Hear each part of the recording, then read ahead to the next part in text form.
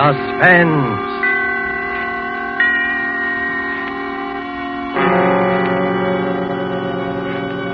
Presented by Roma Wines, made in California for enjoyment throughout the world. Salute. Your health, senor. Roma toasts the world. The wine for your table is Roma, made in California for enjoyment throughout the world. This is the Man in Black, here for the Roma Wine Company of Fresno, California, to introduce this weekly half hour of Suspense. Tonight in Hollywood, Roma brings you as star Mr. Peter Lorre. The suspense play which stars Mr. Lorre and which is produced and directed by William Spear is called Back for Christmas. In this series, Roma brings you tales calculated to intrigue you, to stir your nerves, to offer you a precarious situation and then withhold the solution until the last possible moment. And so, with Back for Christmas and with the performance of Peter Lorre, we again hope to keep you in suspense.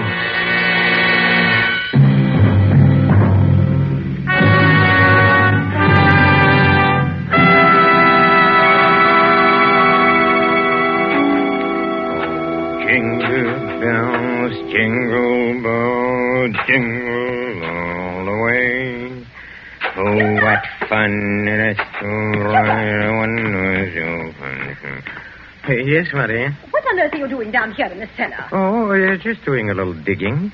And why, may I ask, have you chosen this day of all days to dig up the cellar floor? Oh, I thought because the weather has been so damp, this would be a good time to plant that little devil's garden I told you about. Devil's garden? Whatever nonsense is that? Don't you remember that was my little joke about it?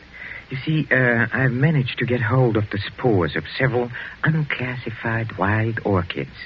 In their wild state, they bloom under damp masses of leaf mold. The South American Indians call them devil flowers because they appear to bloom underground. Well, I'm sure the South American Indians will be very interested if you succeed in growing these ridiculous flowers under the cellar floor. Whom else it will interest, I can't imagine. Oh, what's that terrible smell? Oh, that's the leaf mold, chemically identical with the earth blanket they grow under in their wild state. And I want to get these started before we close the house. Do you realize that we're sailing for America a week from today, and you've made no arrangements whatever? Unless you call digging a hole in the cellar making arrangements. I certainly don't. Devil's garden, indeed. Sometimes I think you're going soft in the head, Hubert. Oh, I suppose it is inconsiderate of me, you see. And I've been wanting to try this experiment for a long time, but with all those lectures and seminars at the university, there never seemed to be enough time. Well, there certainly isn't any time for it now. I suppose you've forgotten I made an appointment for you at the barber's this afternoon. Oh, must I shave my beard off, Hermione? I thought we'd been through all that. Of course you must. They don't wear beards in America. Bad enough you're speaking with that accent. They'll probably think we're Germans as it is. Oh, I should think it would be quite easy just to explain that I'm Swiss. Now, Hubert, don't be argumentative. Oh. Go and get your jacket on and do as I tell you. Yes, Hermione. And don't forget to take your umbrella. It looks like rain. Yes, Hermione. And don't look so put upon, Hubert. Someone has to plan things in this house. Never even get to the university in time for your lectures, much less make arrangements for a trip to America. I know, but what about my specimens? There'll be plenty of time to plant your precious devil's garden when we get home from America.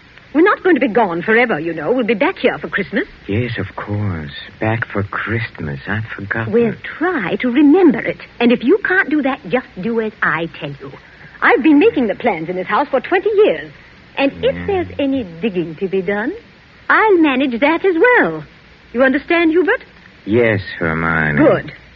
Now, you have just 20 minutes to clean up this mess down here and keep your appointment at the barber's.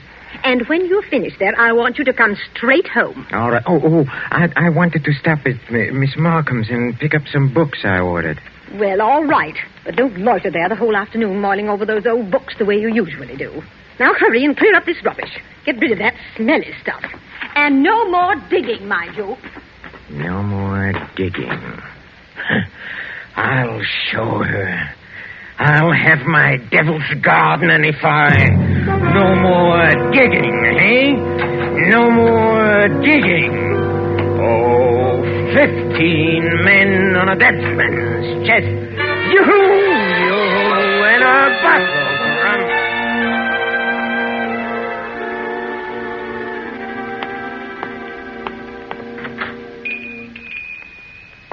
Good evening, sir. Oh, good evening, Miss Morgan. Why, it is Professor Schumacher, isn't it? Do you like me better this way? You look ever so much younger without the beard. 20 years at least. 20 years. Oh, you'll be glad to know those books you ordered have finally arrived. Oh, yes, the books. Let me see. The phytotomy of phalloid gametophytes and coniferous shrubs of North America. Those are the ones you ordered, aren't they? Yes, thank you. You're very kind, Miss Markham. Why kind, Professor Schumacher? Well, not many young ladies in bookshops would go out of their way to look up rare books for an old professor of botany. Why, you're not old, Professor Schumacher. Really, you look... What do I look like? And besides, I adore botany. It's my particular hobby. Oh, really? You've never told me that before, Miss Markham. Well, I was afraid to. You looked so imposing with the beard and all. Miss Markham, forgive me if this sounds foolish, but since talking with you today, I feel that shaving off my beard is the most important thing I've done for 20 years. Oh, it is. I'm sure it is. For 20. I'm so sorry that I've been so distant with you all this time. Oh, there were times when I almost spoke up. Oh, times when you came in here tired after a day with your students at the university. You seemed so alone. The way I'm alone in the world. Alone? I'd like to have asked you to stay a while and talk with me, but some way or other, I always wound up giving you your change and letting you go on your way. Say, you're alone in the world? Since my father died. Oh, Miss Markham, did you never think of marrying? My father was a very remarkable man. I never found anyone who seemed to measure up to what he led me to expect of men. Miss Markham... Oh, it's been so long since anyone called me by my first name. I'd like you to, if you want to. It's Marion. Marion? Oh, how nice. And yours? Well, Hubertus. but in English, Hubert sounds better, huh? How long have you been alone, Hubert? Alone? I knew you were a widower, of course. The first time I saw you. A widower? I can always tell. There's a certain sadness in a man's eyes.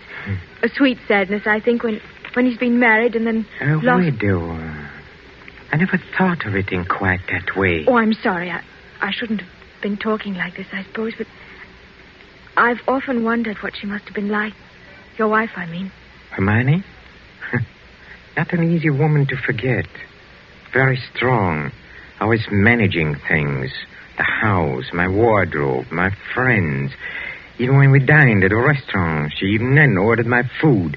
She was always managing things. Her whole life. Managed herself to death. Poor woman. She must have loved you very much. But she needn't have put herself out so. It's plain to see you don't need things managed for you. No. You need companionship, I think. Someone sympathetic with your work. But the last thing on earth you need is a manager. How well you put it. The last thing on earth.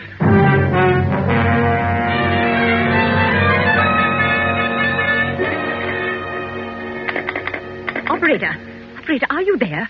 I'm still waiting on that call to Salisbury. Well, put them on quickly. Hello. Is this Paul Holt and Son? It's Mrs. Hubert Schumacher. Did you receive my letter? Good.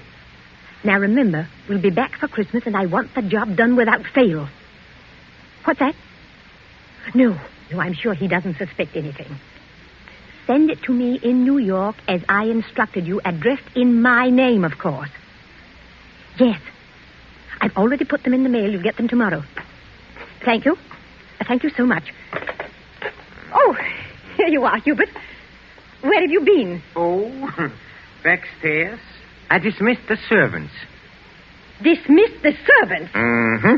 But I've asked some friends of mine into a farewell luncheon. Go and tell them it's a mistake. Well, I'm afraid it's too late now. They've packed and gone. You have messed things up properly. How many times have I told you to leave things to me? I make the plans around here. Yes, Hermione. You'll have to do better than this when I plan the trip home, or we'll never in the world be back for Christmas. Back for Christmas. Back for Christmas. Must you keep saying that? Why not? We are coming back for Christmas, aren't we? Well, supposing I were offered a professorship in one of those wealthy American universities. Nonsense. Americans care nothing for botany. Well, Luther Burbank was an American, wasn't That's different.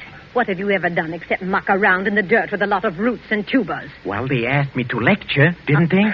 All right. Now, there's no use getting yourself in a state about this, Hubert. No doubt this extra money will come in very handy when we arrive back for Christmas. I know. Precisely. No good to make a joke of it. Heaven knows where you'd be today if I hadn't got a sense of time. Yes, Hermione. And as you've been so foolish as to dismiss the servants, you may empty the ashtrays and straighten up this room while we're waiting for the guests to arrive. I'm going in to have my bath. Call me when they get here.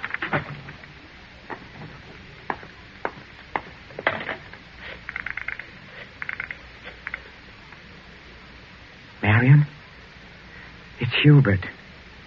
No, darling. No, nothing is wrong. Oh, my plans are the same, unless you have changed. No? Oh, we'll meet in New York then and be married there. Huh? Oh, I'll explain to you why later. You just have to trust me. Yes. Yes, my darling. Hubert? I'm so sorry I can't talk any longer. Yes, I'll meet you in New York without fail. Auf Wiedersehen, mein Liebchen. Hubert, were you talking on the phone just now?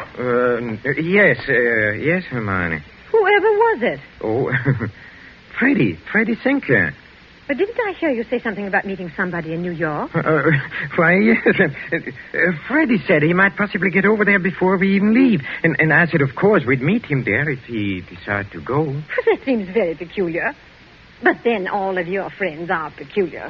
Yes, Hermione. And just look at your jacket. Have you been digging in that cellar again? Yes, Hermione. Well, there's no need for it. You can't possibly get that Devil's Garden thing finished before we sail for America.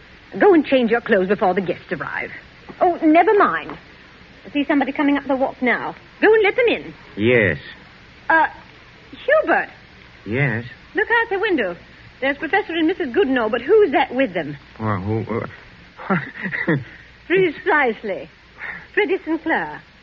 Peculiar you should have been talking to him on the phone not 3 minutes ago, and now here he is. Yes, isn't it? But then, as you say, Hermione, all of my friends are peculiar. Not half so peculiar as you. Digging in the cellar the very day we leave for America. Just look at yourself. And now that I think of it... Yes? Oh, never mind. Go and let them in. Oh, you were going to ask me something, Hermione, about the hole I'm digging in a cellar. Good heavens, stop rolling your eyes about that way. One would think you were digging a grave down there instead of a storage bin. Yes, Hermione. What's that? I said yes, Hermione. Father, open the door and please stop saying yes, Hermione. I think, my dear, I have said it for the last time.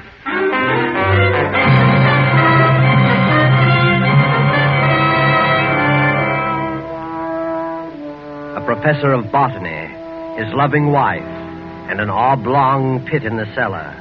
Just the right size for his botanical specimens, his devil's garden.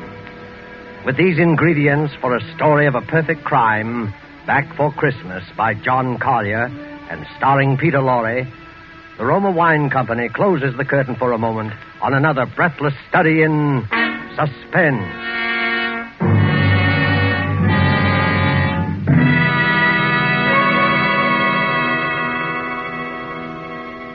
In this brief intermission in the play, it's pleasant to think about the holidays. Not everyone celebrates the holidays against a background of snow and pine trees. Somewhere south of the Gulf and the Caribbean, in a gracious home surrounded by palm trees in the warm sun, you might find holiday dinners ending this way. One moment, please. Our North American guest wishes to propose a toast. Yes, mis amigos. I drink a toast in gratitude to you for your gracious hospitality and the enjoyment you've given me, an American so far from home. It is only a fair exchange, my friend. This wine in which you drink your toast, it brings enjoyment to us from your country, from America. It is Roma wine, made in your own California. Yes, and when you choose the wine for your holiday table, remember this. Only a few wines are so fine that many countries of the world import them. And among these greatly enjoyable wines are the wines of Roma, R-O-M-A, made in California for enjoyment throughout the world. Yet here in America we are truly fortunate, for we may buy Roma wines at a very low cost, since we don't have to pay import duty or costly shipping charges. So serve Roma wine with pride on any and all holiday occasions. Serve Roma, too, for everyday dinners you can afford to. Ask your dealer tomorrow for your favorite Roma wine, America's largest selling wine. But before you buy wine, buy war bonds. And now it is with pleasure that we bring back to our sound stage Mr. Peter Lorre in Act 2 of Back for Christmas. A tale well calculated to keep you in suspense.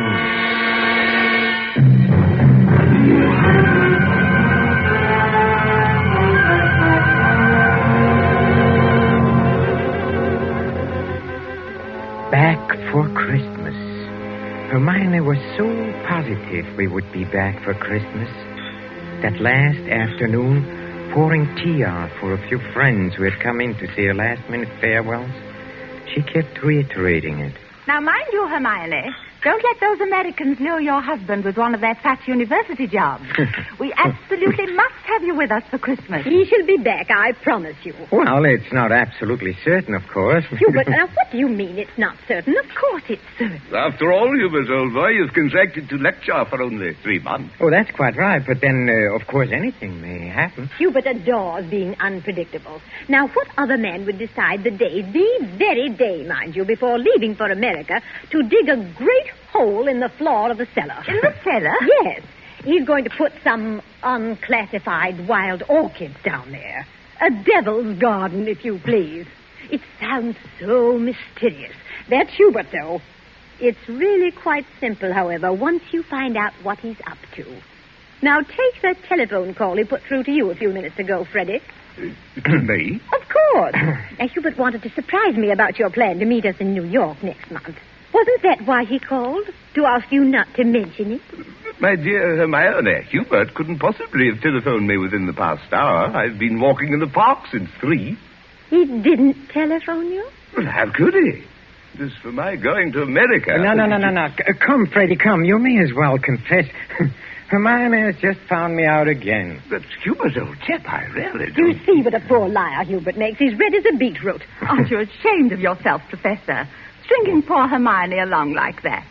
And as for you, Freddie, I'm furious you said nothing to us about going to America. But look here, old girl. I've been trying to tell everyone here that I'm... Stuff and nonsense. The game's gone on long enough. Besides, we must start getting ready. Now, it was marvelous of all of you to come in to say goodbye.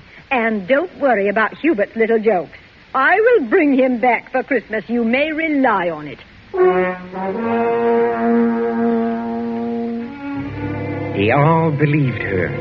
For years, she had been promising me for dinner parties, garden parties, committees, and the promises had always been kept. This time, they would not be. I had seen to that. The servants were gone for good. The farewells all said. I had timed to the minute how long it would take to fill in a hole in a cellar. My devil's garden. Upstairs in a bedroom, I undressed and put on my old bathrobe, and then I opened the door into Hermione's room. Hermione, have you a moment to spare? Of course, dear. I'm just finished. Oh, then, will you come in here for a moment, please? There's something rather extraordinary here. Oh, good heavens, Hubert. What are you lounging about in that filthy old bathrobe for? I told you to put it into the furnace. Oh, I'll do it. I'll do it today. Yes, really, I will. I promise. Well, high time. Now, what is it you want to show me? Oh, here, in the bathroom. Just look. Who in the world do you suppose dropped a gold chain down the bathtub drain? Nobody has, of course. Nobody wears such a thing. Then what is it doing in here? I don't see anything. Well, look. I'll hold this flashlight here for you. If you lean right over, you can see it shining. It's deep down. Oh, such a lot of nonsense. Just as well. Well, I don't see it, Hubert. Go on looking, Hermione, in just a moment. Hubert, I absolutely refuse. Hubert, what are you doing? Take your hands off my neck. I will, Hermione. just as soon as I've finished the arrangements for my trip to America. What are you talking about? You thought you were the only one who could plan things, didn't you? Didn't you, Hermione, huh? Well, I've been making some plans of my own this past week. In exactly 2 minutes and 16 seconds, you'll be dead. You see, I planned it very accurately. You'll never get away with it. Oh, I thought you would say that, Hermione, but I will get away with it. You won't mind the smell of the leaf mold down in the cellar when I take you down there today? Yes, that is where you are going, Hermione. Right into my devil's garden that annoyed you so much. My friends all expect me back for Christmas. They do. If they don't hear from me, they'll start asking questions. No, they won't. Because you'll write them letters, Hermione, on a typewriter, as you always do. They'll be signed H, in that neat, correcting way you always sign your notes to your friends. Here, let me up now. No! It won't work, Hubert. You were never any good at planning. Oh, but I have changed. I've learned from watching you all these years. The lecture people in America, they'll expect you to be traveling with your wife. I will be traveling with my wife, but not my present wife, Hermione. Hubert! It won't work, I tell you. That pit you dug in the cellar... Oh, it will work. It'll serve its purpose well. Hubert! No, I'm sorry, dear. This thing has to be done exactly as planned. You have just 5 seconds to say your prayers. Hubert, you must listen. The cellar, it's... Don't do it, Hubert! Yes, Hermione!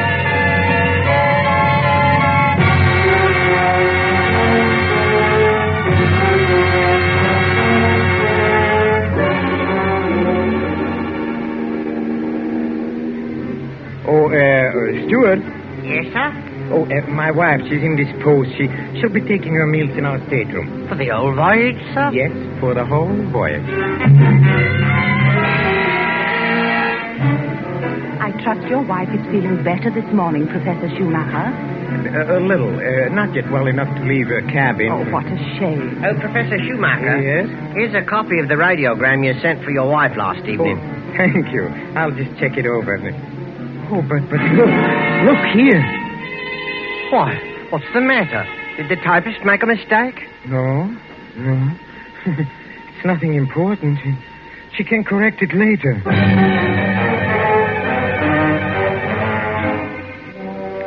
For a moment, I had a feeling that Hermione had been leaning over my shoulder again, correcting what I had written as she always did. I had written a radiogram to Professor Goodenough and his wife.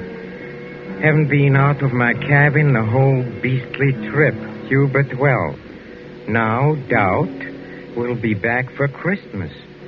But the operator had left out the W, and it read, "No doubt we'll be back for Christmas." Exactly what Hermione would have written. Well, the rest of the trip was uneventful. Marion and I met in New York just as we had planned. Just as we had planned.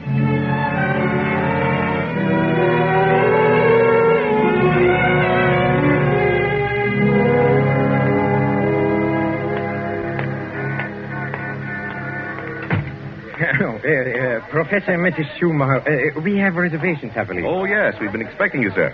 Boy, take Professor and Mrs. Schumacher's luggage up to their suite. You know, Mrs. Schumacher, you're quite a surprise. Oh? Your letter reserving the rooms was so thorough, I was expecting an older, more forbidding sort of person, frankly, ma'am. No. As a matter of fact, we're just married, but my letter reserving the room. Oh, I wrote the letter, my dear, and I signed it Mrs. Hubert Schumacher. Just a joke. What a cunning old fox you are, Hubert. Now that I think of it, I almost forgot. yeah. There's a letter for you, Mrs. Schumacher. That's peculiar. I wonder who on earth... Oh, well, we'll find out in good time. Come along, darling. Oh, we are keeping the boy waiting. Come on.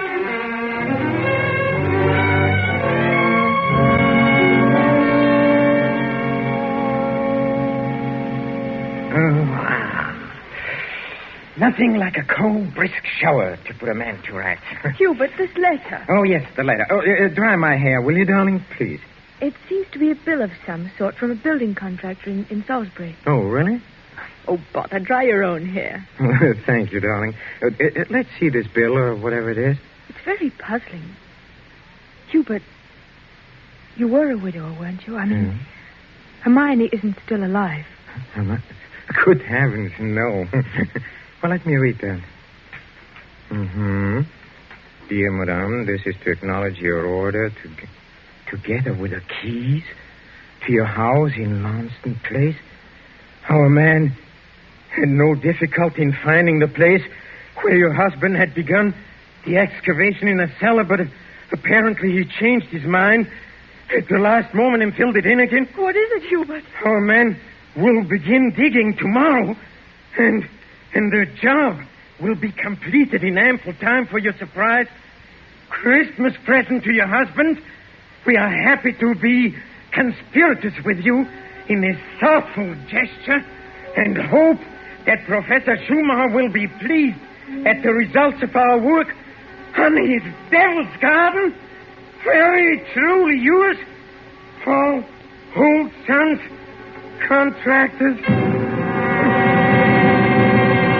What does it mean, Hubert? Means that Hermione was right. I will be back for Christmas. I will be back for Christmas. I will back for Christmas. Back for Christmas. Yes, Hermione.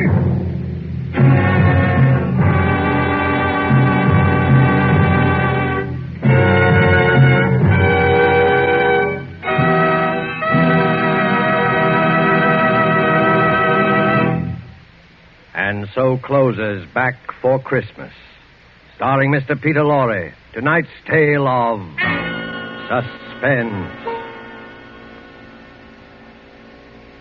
In just a moment, we shall hear again from Mr. Lorre. But first, just a word that seems appropriate. One of the world's oldest customs is the Christmas toast. And traditionally, down through centuries of war and peace, the Christmas toast has been drunk in wine.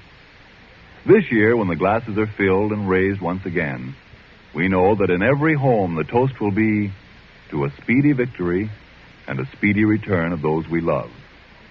And before we set the wine glasses down, let us all resolve to do everything within our power to help make that toast come true. Let us resolve to help supply the weapons of war by buying even more and more war bonds. Let us resolve to face our own inconveniences without complaining.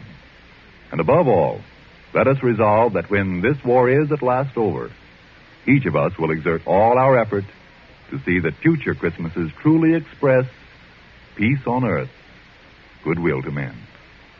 This thought, together with our very best wishes of the season, is the Roma Wine Company's Christmas message for you, its friends, here in America and throughout the world. This is Peter Lorre. Thank you for listening to our suspense play this evening, and I know you're looking forward to next week's show as I am. It is called Finishing School, and its subtitle might be the famous quotation, "The female of the species is more deadly than the male." Don't forget, then, next Thursday, same time, for Margot, Elsa Lanchester, Janet Beecher, and a distinguished all-feminine cast in Suspense. Presented by Roma Wines, R-O-M-A. Made in California for enjoyment throughout the world.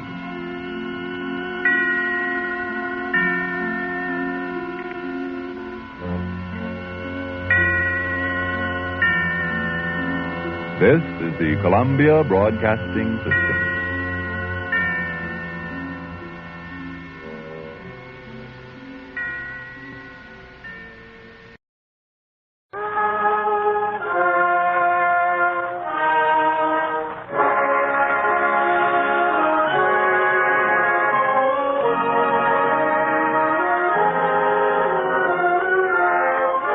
makers of Campbell Soup present The Campbell Playhouse. Orson Welles, producer.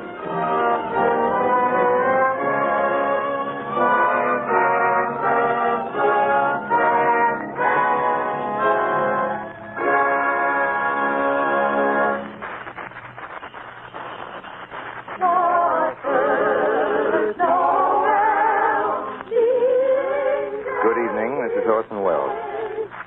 There are clearly a number of ways in which a Christmas carol could be introduced. Myself, I am most struck by the happy fortune that enables us on this Christmas Eve to present Mr. Lionel Barrymore, the best-loved actor of our time, in the world's best-loved Christmas story, A Christmas Carol. When Charles Dickens presented this little story to the world almost 100 years ago, it found an instant response in the hearts of people everywhere who saw in it their favorite fictional chronicle of what Christmas is and what Christmas means to all the simple people of the earth. From the day of its first printing, families have been innumerable in which there has remained unbroken the tradition that the reading of A Christmas Carol was an item indispensable to a proper observance of the most important of days. It is the American way, as we know, to establish traditions quickly where popular instinct and sentiment pronounce them sound. And so it is that today, actually only the 5th anniversary of Mr. Lionel Barrymore's first playing of the part of Ebenezer Scrooge for the Campbell Playhouse, there is, I think, in all America nothing more eagerly awaited, more firmly rooted in the hearts of the radio family that numbers millions than this yearly performance of A Christmas Carol. A Christmas Carol, as Charles Dickens wrote it, has by common consent long been a classic. Mr. Lionel Barrymore's appearance in it is rapidly becoming one. And now, just before A Christmas Carol, Ernest Chappell has a special Christmas greeting from the makers of Campbell Soups. Mr. Chappell? Thank you, Orson Welles. As the old year draws toward its close, we of Campbell's feel a bond of warmth and gratitude toward each of you, our friends. For you see, in homes everywhere throughout the land, Campbell's Soups have been welcomed. Day by day and week by week, you have placed confidence in us and in the foods we make. And there isn't anything we appreciate more deeply than the fact that so many of you have elected to let Campbell's make your soups for you. And so when Christmas comes, we look about to find some way to show our appreciation, some Christmas present by which to say thank you. The gift we chose 5 Christmases ago and have chosen each year since has become a part of Christmas to many and many a family.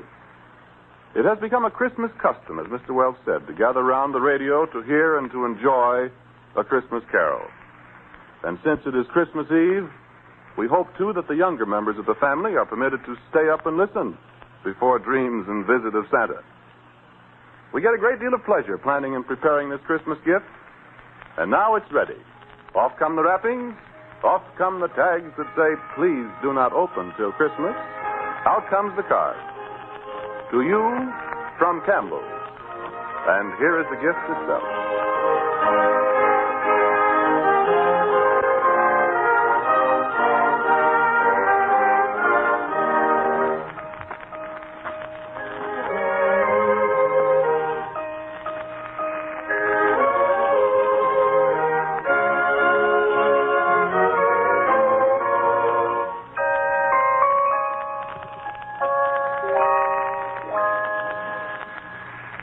Marley was dead to begin with. There's no doubt whatever about that. The register of his burial was signed by the clergyman, the clerk, the undertaker, and the chief mourner. Scrooge signed it. And Scrooge's name was good upon change for anything he chose to put his hand to. Old Marley was as dead as a doornail. Scrooge knew he was dead? Of course he did. Scrooge and Marley were partners for I don't know how many years. But he was a tight-fisted hand at the grindstone, was Scrooge. A squeezing, wrenching, grasping, scraping, clutching, covetous old sinner. And once upon a time, of all the good days in the year, on Christmas Eve, old Scrooge sat busy in his counting house, a grim, cheerless place if ever there was one. The door of Scrooge's counting house was open that he might keep his eye upon his clerk, Bob Cratchit, who in a cold and dismal little cell beyond worked at his ledgers. 20, 21, 22. Sweet gentlemen, let nothing you disturb. 23, 26, 29. 9 carry 2. Christmas Day. 11, 13, 17, 7, and Bob Cratchit. Yes, Mr. Scrooge? Stop that infernal caterwauling. Yes, sir. 9, 15, 17, 29, carry 1.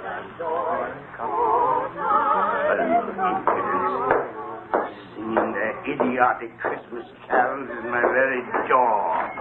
Go on! Get away from my door! Go somewhere else and bellow your blasted carols or I'll give you in charge. Sorry, Governor. It's an old custom at Christmas time, you know. Yes, and I don't want any of your old customs. Take your fellow fools and go away. Christmas. Blah. Right, sir. Merry Christmas anyway, sir. Ah. Now you get that letter from Higgins and Blackthorn, Cratchit, and then I want you to finish posting this ledger. And after that, you can pop over to Fothergill's and tell Ephraim Fothergill you've come after the 17 shillings and 6pence he's owed me since Michaelmas. And tell him I shall have a constable over there if he doesn't pay up at once. Mr. Fothergill's wife has been ill, sir. Oh, what do I care about his wife? I want my 17 and 6. I just thought it being Christmas, sir. Christmas. You mention that word to me once more, Bob Cratchit, and Merry Christmas, Uncle. Merry Christmas, Bob. Merry Christmas, Mr. Fred. God save you, Uncle. Humbug. Christmas a humbug, Uncle? Now, I'm sure you don't mean that. I mean just that. Exactly that. Merry Christmas. What right have you to be merry? What reason have you? You're poor enough. Well, what right have you to be dismal about Christmas, Uncle? You're rich enough. Yeah.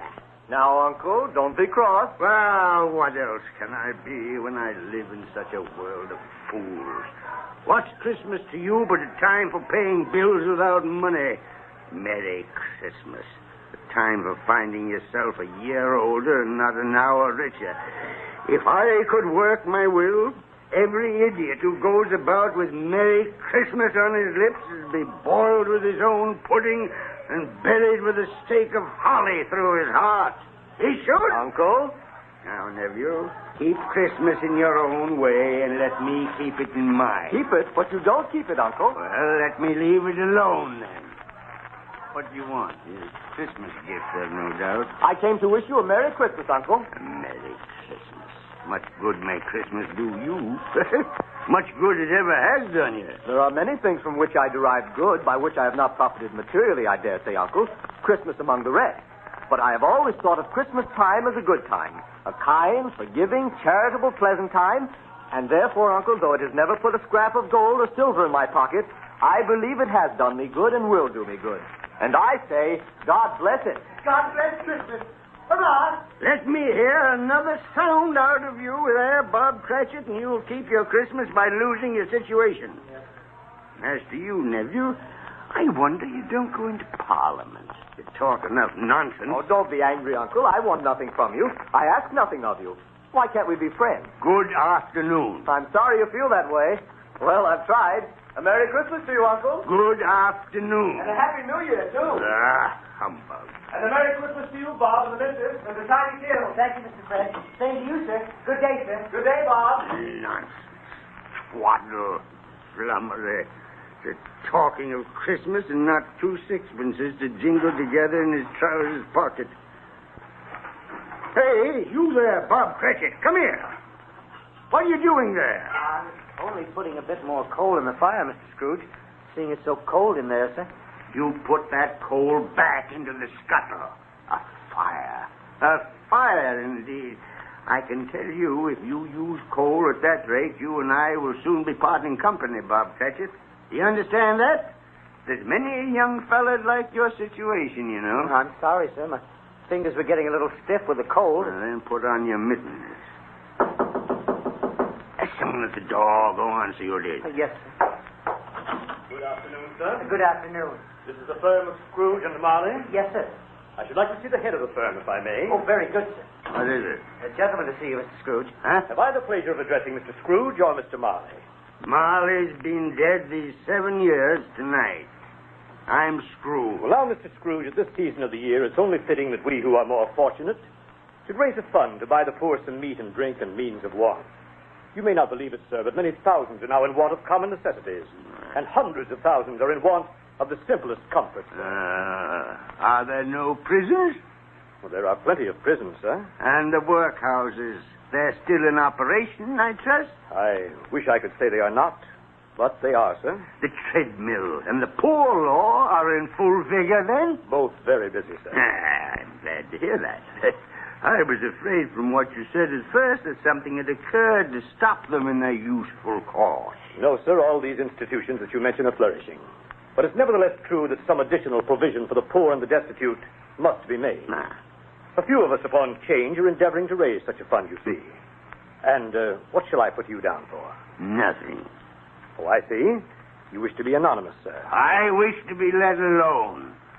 I don't make merry myself at Christmas time, and I can't afford to help make a lot of idle people merry. I help to support the establishments that take care of the poor. They cost enough. Let those who are badly off go there. Many can't go there, sir. And many would rather die. Then my advice to them is to do so and decrease the surplus population. Besides, I've only your word for it that all this is so. It's the truth, Mr. Scrooge. Well, so be it, then. It's not my business. It's enough for a man to understand his own business and not to interfere with other people's. Mine occupies me constantly. Good afternoon, sir. I quite understand, Mr. Scrooge. Good afternoon. Show this gentleman out. Yes, sir. This way, sir, please. I couldn't help overhearing. I should like to contribute something. Thank you. Yes, sir. It isn't much, but it's all I can afford. But there are others in worse situation than I. You're a generous fellow. I wish I might say so of your employer. Thank you. Yes, sir. Good afternoon, sir. Good afternoon. Thank you. Merry Christmas. Merry Christmas. Yes, sir. Close the door. Yes, sir.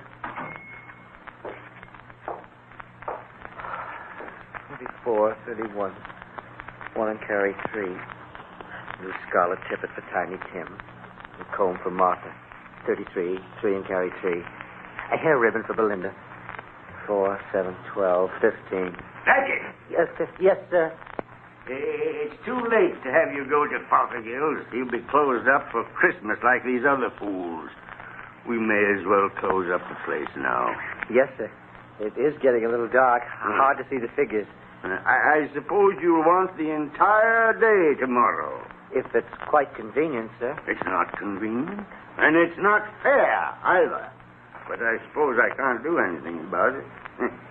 If I was to stop half a crown of your wages, you'd think yourself very ill-used, I'll be bound. Well, sir, Yeah, but you don't think me ill-used when I pay a day's wages for no work. It's only once a year, sir. Once a year. Once a year, indeed. A fine excuse for picking a man's pocket every 25th of December. But I suppose there's no good talking. You must have the whole day. Well, see that you're here all the earlier the next morning. You understand? Oh, I will, sir. I will indeed. Good night, sir, and Merry Christmas. Merry Christmas!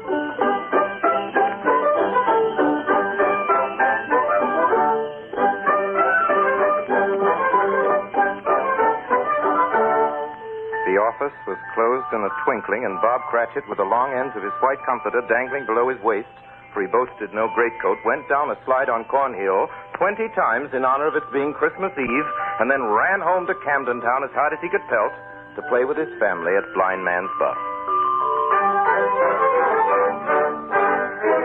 Scrooge, on the other hand, took his melancholy dinner in his usual melancholy tavern. And having read all the newspapers and spent the rest of the evening with his banker's book, went to his dismal house.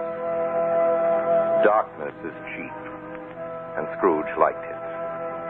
The yard was so dark that even Scrooge, who knew its every stone, had to grope with his hands through the fog and the frost to find the door. Scrooge walked through his rooms to see that all was right. Sitting room, bedroom, lumber room, all as they should be. Nobody under the table, nobody on the sofa, nobody under the bed, nobody in the closet. Closed the door. He locked himself in. He double-locked himself in. and took off his cravat, put on his dressing gown and slippers and his nightcap, and sat down before the fire to take his gruel.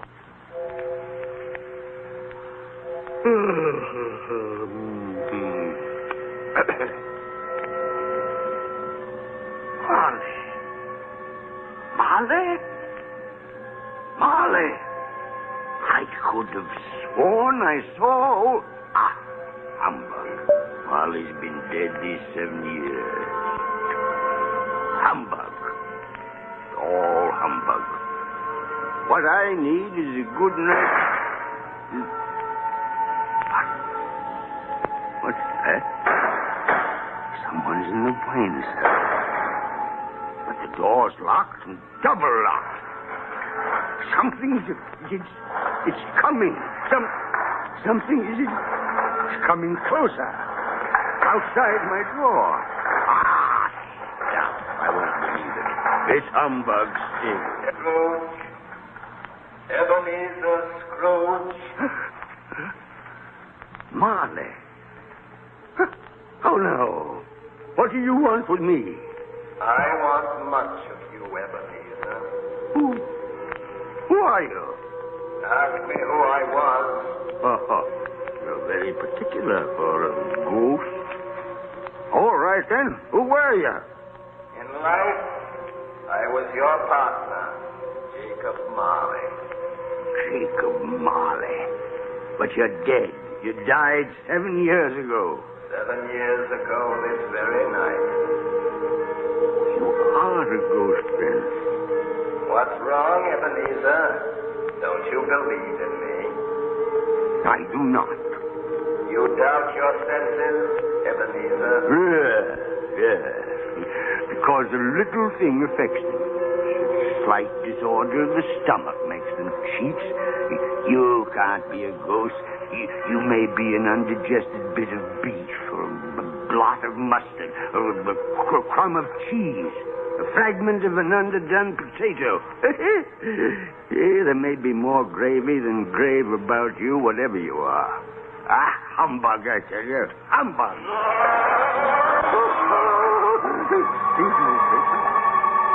Excuse me. I do believe in you. You are a ghost, Jacob. Thank you. Well, why do you walk the earth, Jacob? Why do you come to me? It is required of every man that the spirit within him should walk abroad among his fellow men and travel far and wide to witness what it cannot share, but might have shared on earth and turn to happiness. Well, tell me, Jacob, what is that chain you wear around you? I wear the chain I forged in life. I made it link by link and yard by yard by my own free will. Is its pattern strange to you, Ebenezer? Cash boxes, keys, and padlocks, ledgers, and purses. Yours was as heavy and as long as this 7 years ago. And you have labored on it since, Ebenezer. Oh, Jacob. Speak comfort to me, Jacob. Comfort I have none to give. I cannot rest. I cannot stay. I cannot linger. Weary journeys lie before me. You travel far? Yes, Ebenezer. On the wings of the wind. 7 years dead and traveling all the time? 7 years, Ebenezer. 7 years of remorse. Ebenezer, do you know that no space of regret can make amends for one life's opportunities misused? But you were always a good man of business, Jacob. Business? Mankind was my business. Charity, mercy, benevolence, they were all my business. The dealings of my trade were but a drop of water in the comprehensive ocean of my business. Oh, Jacob, don't take on so now. Jacob. Listen to me, Ebenezer. I listen to you, Jacob. Go on, Jacob, now. Speak to me, but don't be so flowery. Ebenezer, I am here to warn you that you have yet a chance and hope of escaping my fate. You hear that, Ebenezer? Yes, Jacob. Yes, you always were a good friend to me, Jacob. Thanks, Jacob. But go on. How shall I escape? Oh, I'm afraid, Jacob. You will be haunted by three spirits. Is that the only chance and hope, Jacob? It is your only chance and hope. Well, then I think I'd rather not. Without their visits, you cannot hope to shun the path I tread. Expect the first tomorrow, when the bell tolls one. Couldn't I take them all at once and have it over, Jacob? Ebenezer, look that for your own sake you remember what has passed between us. And remember, when the bell tolls one, look for the first spirit. Molly. Jacob, Molly.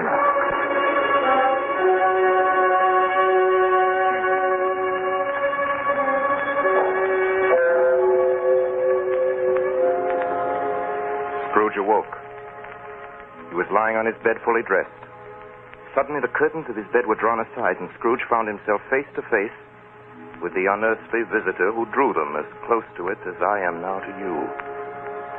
And I am standing in the spirit at your elbow. It was a strange figure, like a child.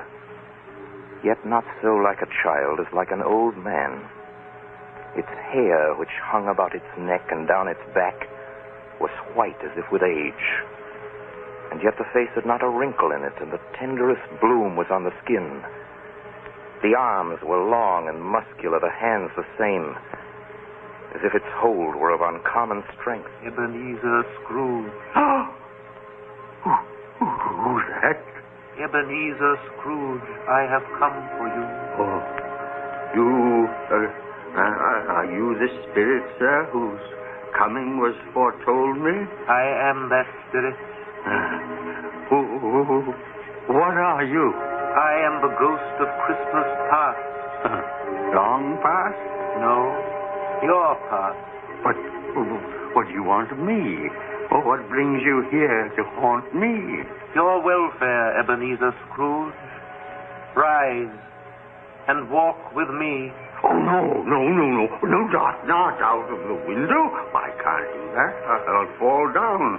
I'm not a spirit. I'm mortal, and I'll fall. Bear but a touch of my hand upon your heart, and you shall be upheld in more than this. Come, follow me.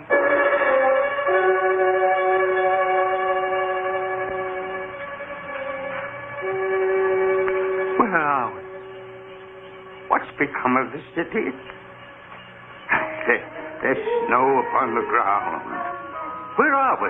These are the shadows of the things that have been. You recognize this countryside? Oh, I know every inch of it. Every rock, every tree. And that bleak building over there? That building. I was a boy there. Yes, I went to school in that horrible place. Do you recollect that path? I could walk it blindfold. Strange you should forget it so many years. Come, let us go closer. Look through the window into that cold, barren room. What do you see, Ebenezer Scrooge? I see a boy. A solitary child, neglected by his family, alone. Yes, I see. I know that boy. Oh, I was so lonely. Poor boy. Your lip is trembling, Scrooge. And what is that on your cheek? It's nothing. Nothing at all. I wish it's too late now. What's the matter? Nothing. The waits came to my door singing Christmas carols last night, and there was a boy like that among them. A poor, pale, thin little boy in a ragged coat. I should like to have given him something, that's all. Is that all? Come, Ebenezer Scrooge. Let us see another Christmas.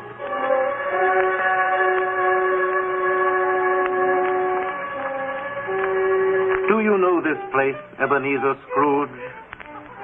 Know it? Why, this is the counting house where I was apprentice. Listen.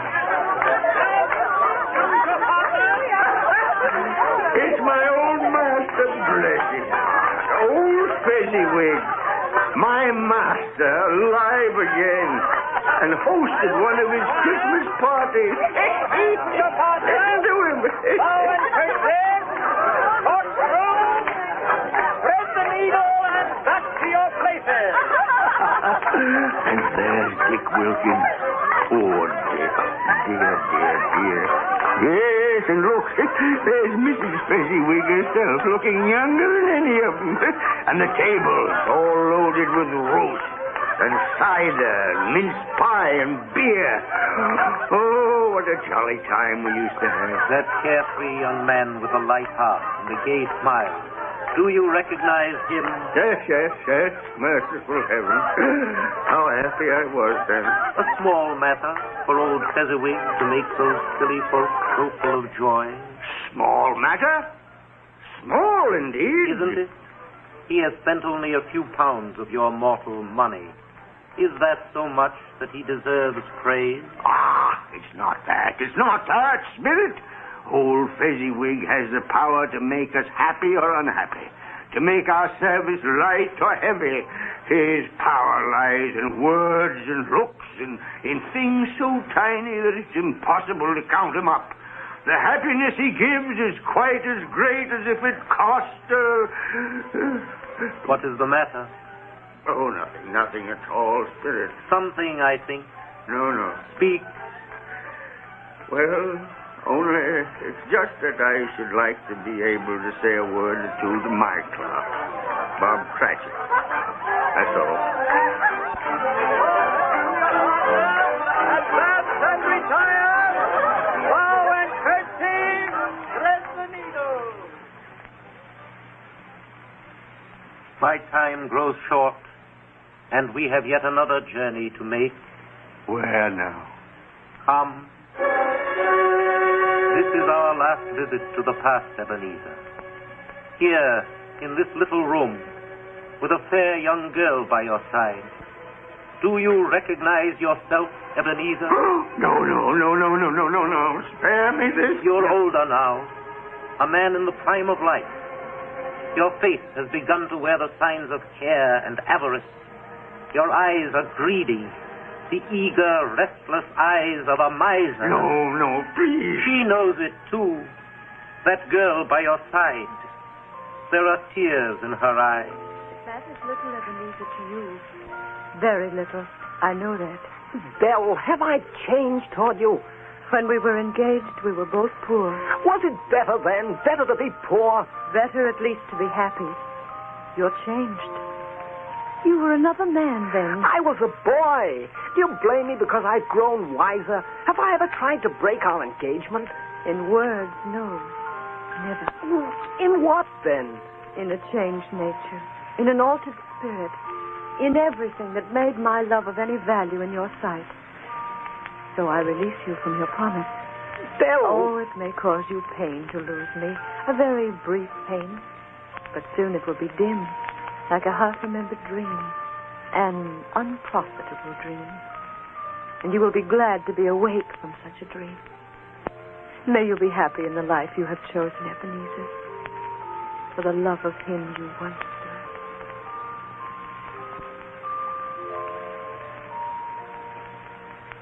Spirit, it's enough.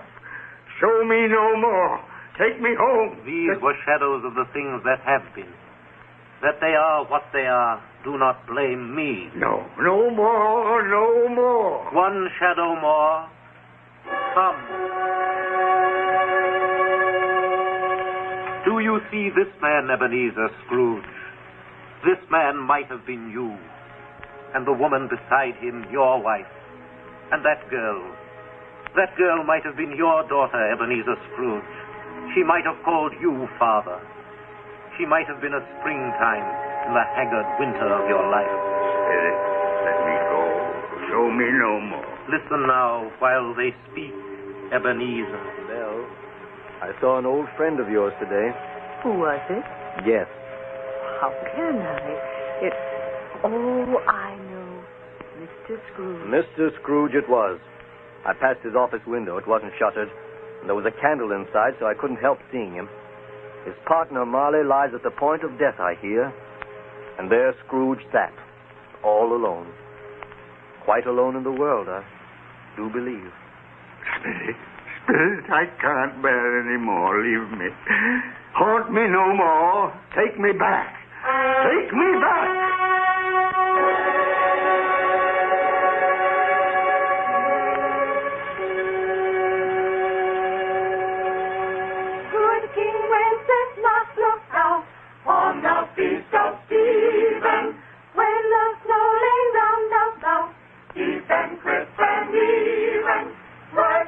You are listening to the Campbell Playhouse, bringing you tonight the 5th annual presentation of Charles Dickens' A Christmas Carol, produced by Orson Welles and starring Lionel Barrymore as Scrooge. This is the Columbia Broadcasting System.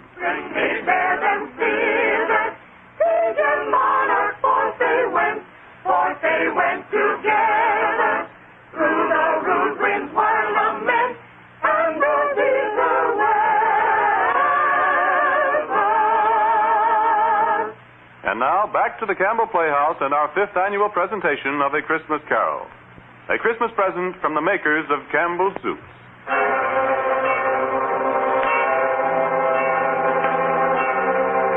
On the stroke of 1, Scrooge awakened suddenly and sat him bolt upright in his own bed. You remember the words of Marley's ghost and wondered from which direction the second specter would appear.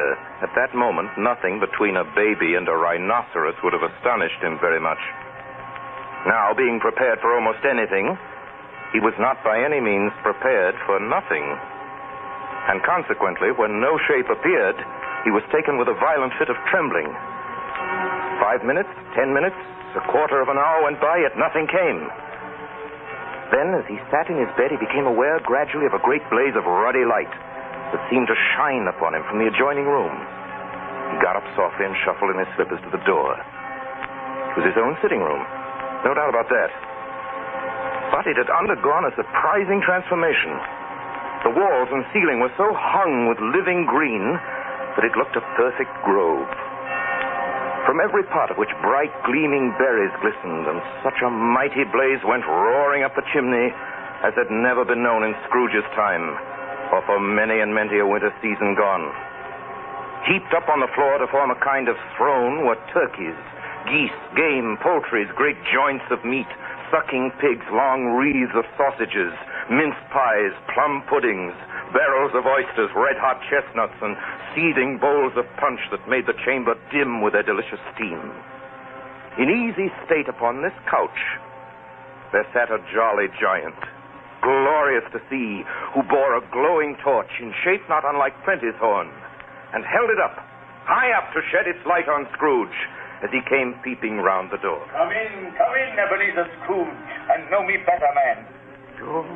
I am the ghost of Christmas present. Look upon me. You've never seen the like of me before. You're different from the other spirit. You're tall, almost a giant. And that great torch you carry. Its light falls into the homes of rich and poor alike. Spirit, take me where you will.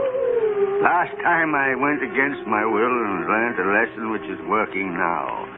If you have anything to teach me, let me profit by it. Touch my robe, Ebenezer Scrooge. Touch my robe. You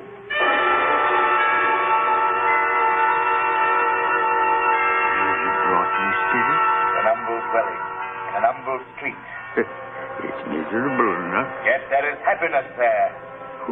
Who are these people? Who's that woman and the children? These are the family of your clerk, Bob Cratchit. He is wife, dressed in a twice-turned gown, but brave in ribbons, laying the table for their Christmas dinner. And there, assisting her, is their daughter Belinda, and the young man with a fork in the stuffing. That's Master Peter Cratchit, and the two little Cratchits. Listen, Scrooge. Here's Martha, Mother. Bless your heart alive, Martha, my dear. Merry Christmas to you. Merry Christmas, Mother. Merry Christmas. How late you are, my dear. Oh, we'd a deal of work to finish up last night, and we had to clear away this morning. Well, never mind so long as you're here now. Sit you down before the fire and have a warm. Lord bless you. Where's Father? He's been to church with Tiny Tim. They'll be along directly. How is Tiny Tim, Mother? Any better at all? Sometimes I think he is. And sometimes I think Oh, dear God, if anything should happen to Tiny Tim. Mother, you mustn't even think of such a thing. Tiny Tim. Merry Christmas, everybody. Martha, welcome, my dear. Merry Christmas, Father. And Tim. Come here, Merry Tim. Christmas, Martha. Oh, Tim, you darling. Oh, Father, I'm so glad to be home. And we're so glad to have you, Martha. And how did little Tim behave in church, Bob? Oh, as good as gold and better. I like church, Mother.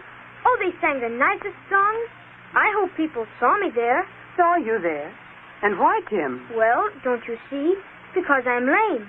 And if they saw my crutch, it might be pleasant for them to remember on Christmas who it was made lame beggars walk and blind men see. Oh, bless you, my son. Are we ready to eat, Mother? Come on, let's eat. Yes, children, we're all ready.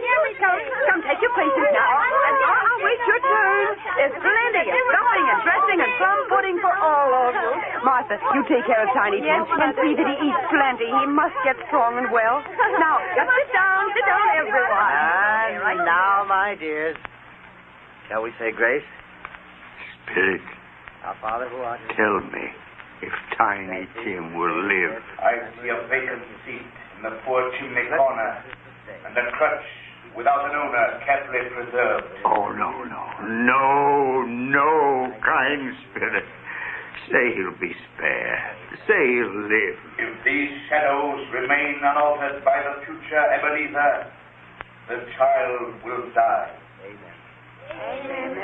And now, my dears, with such a dinner, a toast. A Merry Christmas to us all, and God bless us. God bless us, everyone. And now to Mr. Scrooge. I'll give you a toast to Mr. Scrooge, the founder of the feast. The founder of the feast, indeed, who pays you all of 15 shillings a week. I wish I had him here. I'd give him a piece of my mind to feast on, and I hope he'd have a good appetite for it. My dear, the children, Christmas Day. It should be Christmas Day, I'm sure, on which one drinks the health of such an odious, stingy, unfeeling man as Mr. Scrooge.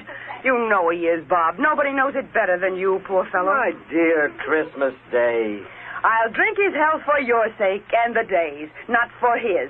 Long life to him. A Merry Christmas and a Happy New Year. He'll be very merry and very happy, I have no doubt. And I say God bless him too, Mother, and everyone. God bless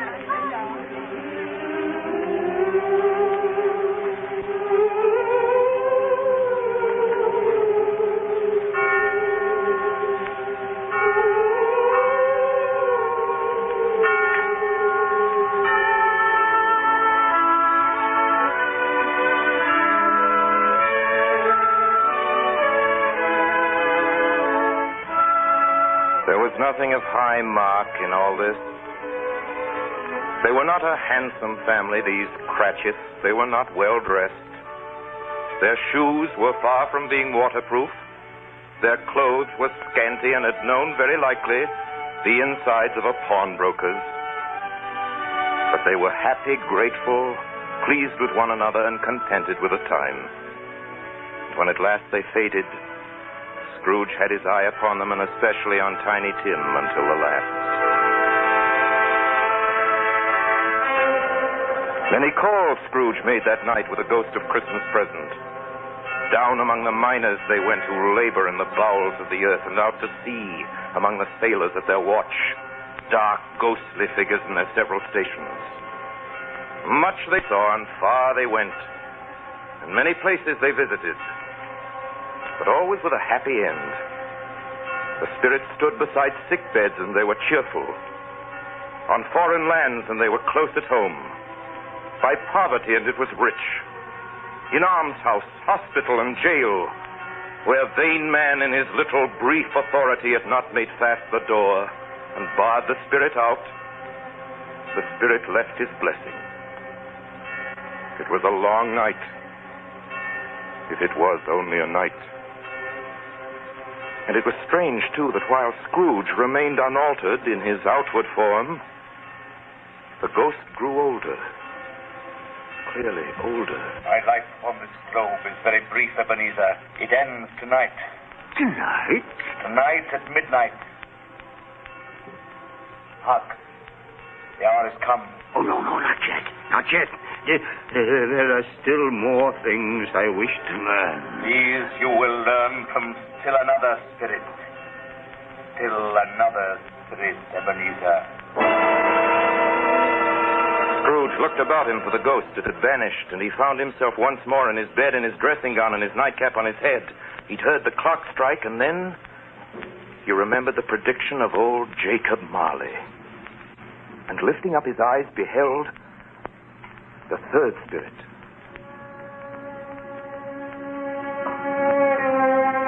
A solemn phantom, shrouded in black, draped and hooded, coming towards him slowly and silently like a mist along the ground. I know you. You are the ghost of Christmas yet to come. You'll show me the shadows of things that have not happened but will happen in the time before us. Answer me, spirit. Ghost of the future, I fear you more than any specter I've seen. Yet I know your purpose is to do me good, and as I hope to live to be another man from what I was, lead on. Lead on. Night's waning fast. Time's precious.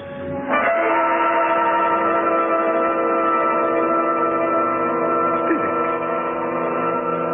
Why, have you brought me here again? Here to Bob Cratchit's home? But it's not the same. Why is it so quiet? So very quiet here. Mother. Mother, please.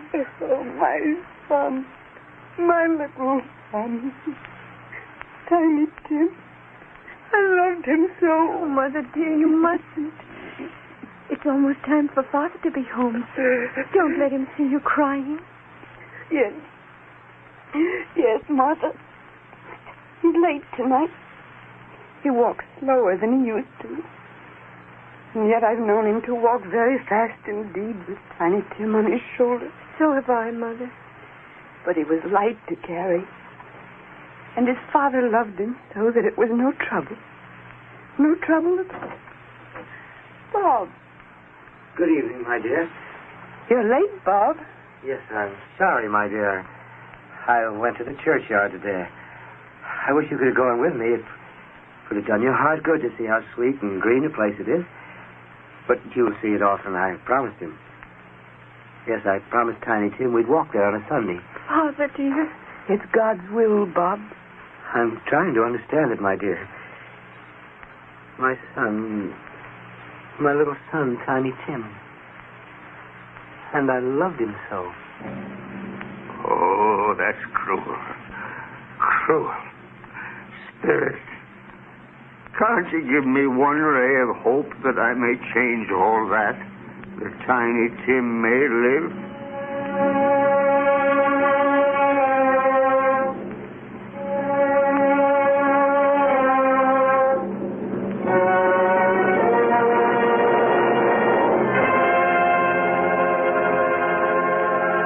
Where are you taking me now? Here, on a common street, Spirit? What is there for me to learn here? Who are those men? I don't know much about it either way. I only know he's dead. When did he die? Last night, I believe. It's likely to be a very cheap funeral, for upon my life, I don't know anybody to go to it. Suppose we make up a party and volunteer. I don't mind going if a lunch is provided. Come to think of it, I'll wager I was his best friend. What? We used to nod to each other when we met in the street. Spirit, tell me, who is this man that died? Is there no one to mourn the poor creature? No one to follow him to the grave? Perhaps they'll give him a green grave at least, like poor Tiny Tim. Perhaps... Spirit, where are we now? Merciful heaven, a churchyard. Overrun by grass and choked with too much burying. Desolate, lonely, crumbling gravestones. Spirit, before I draw nearer to answer me one question. Are these shadows of things that will be, or are they shadows of things that may be only? Huh? Will you not speak to me, Spirit? What is that grave to which you point?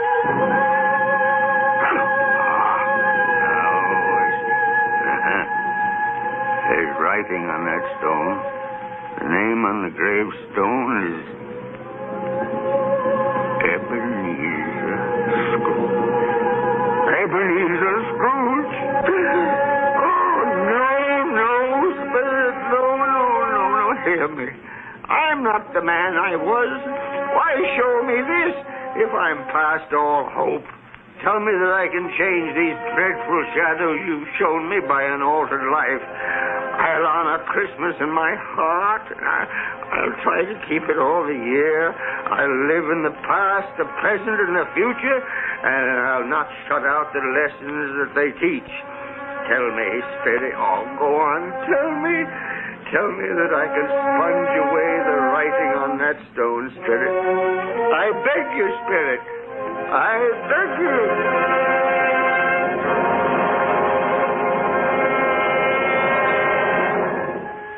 Spirit, I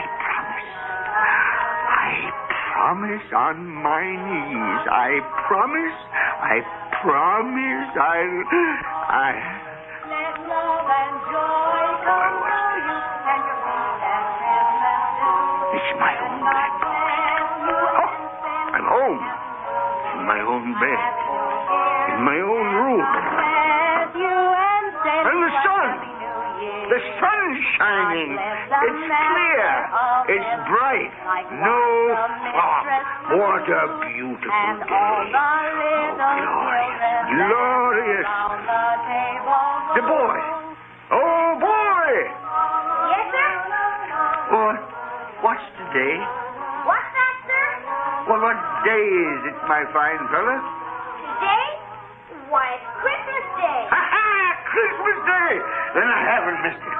The spirits have done it all in one night. All in one night. Heaven be praised.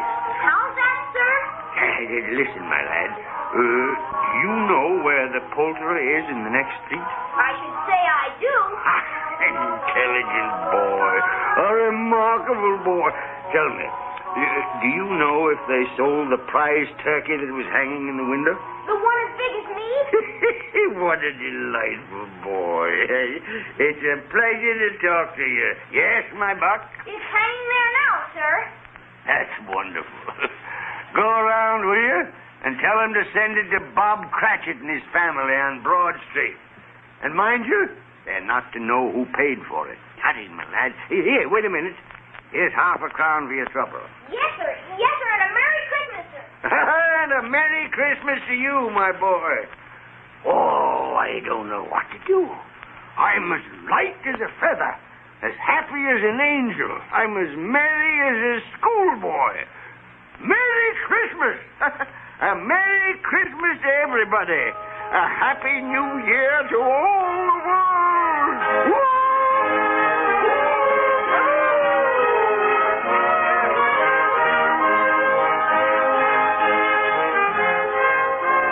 My dear sir, how do you do? I beg your pardon? Well, you, sir. Aren't you the gentleman who came to my office in regard to that charity? Why, yes, sir. A Merry Christmas to you. Yes, sir. Allow me to ask your pardon, sir. And will you have the goodness to accept? I prefer to whisper this. What, Lord, bless me. My dear Mr. Scrooge, are you serious? If you please. Now, not a farthing less.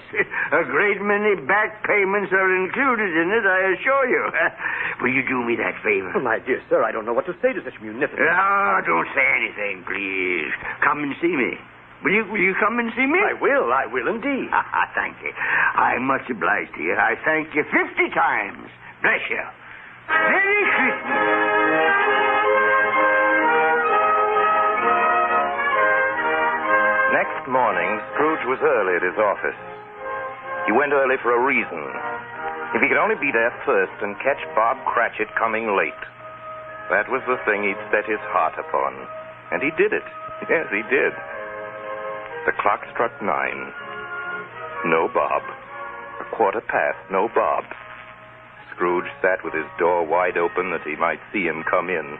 At last he came. His hat was off before he opened the door. His comforter, too. He's on his stool in a jiffy, driving away with his pen as if he were trying to overtake 9 o'clock. 15 at 21 and 6 and carry the 1 and 24 and carry the 2 and 31 and 8 and 9. Hello, you Cratchit. Yes, sir. Step this way, Cratchit, if you please. Cratchit, what do you mean by coming in at this time of day? Oh, I'm very sorry, sir. I am behind my time. You are. Yes, I think you are. Oh, it's only once a year, Mr. Scrooge. It should not be repeated. I was making rather merry yesterday, sir. I'll tell you what, my friend. I'll not stand this sort of thing any longer. And therefore, Bob Cratchit, I'm about to raise your salary. Mr. Scrooge, are you quite yourself, sir? No, thank heaven, I'm not quite myself. Merry Christmas, Bob. Merry Christmas, my good fellow. A merrier Christmas than I've given you in many a year. I shall raise your salary, and we'll see what we can do for Tiny Tim and the rest of your family. Huh? We'll discuss it this very afternoon over a Christmas bowl of smoking bishop. Bob, make a fire. Make it up, and buy another coal scuttle before you dot another I, Bob Cratchit.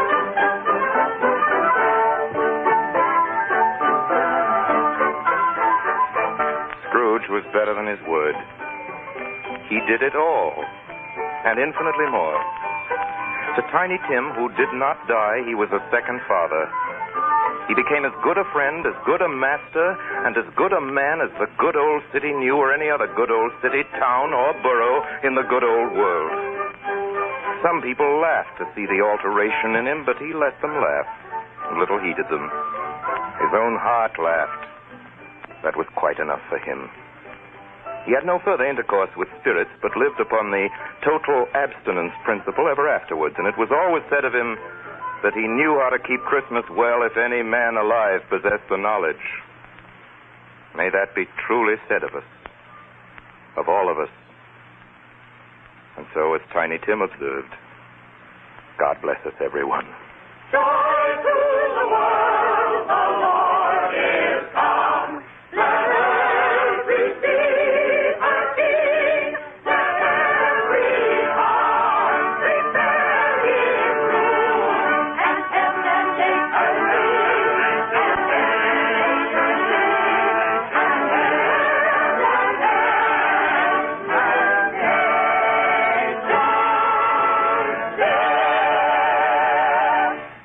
You have just heard our annual presentation of Charles Dickens' A Christmas Carol, starring Lionel Barrymore, brought to you by the makers of Campbell's Soups.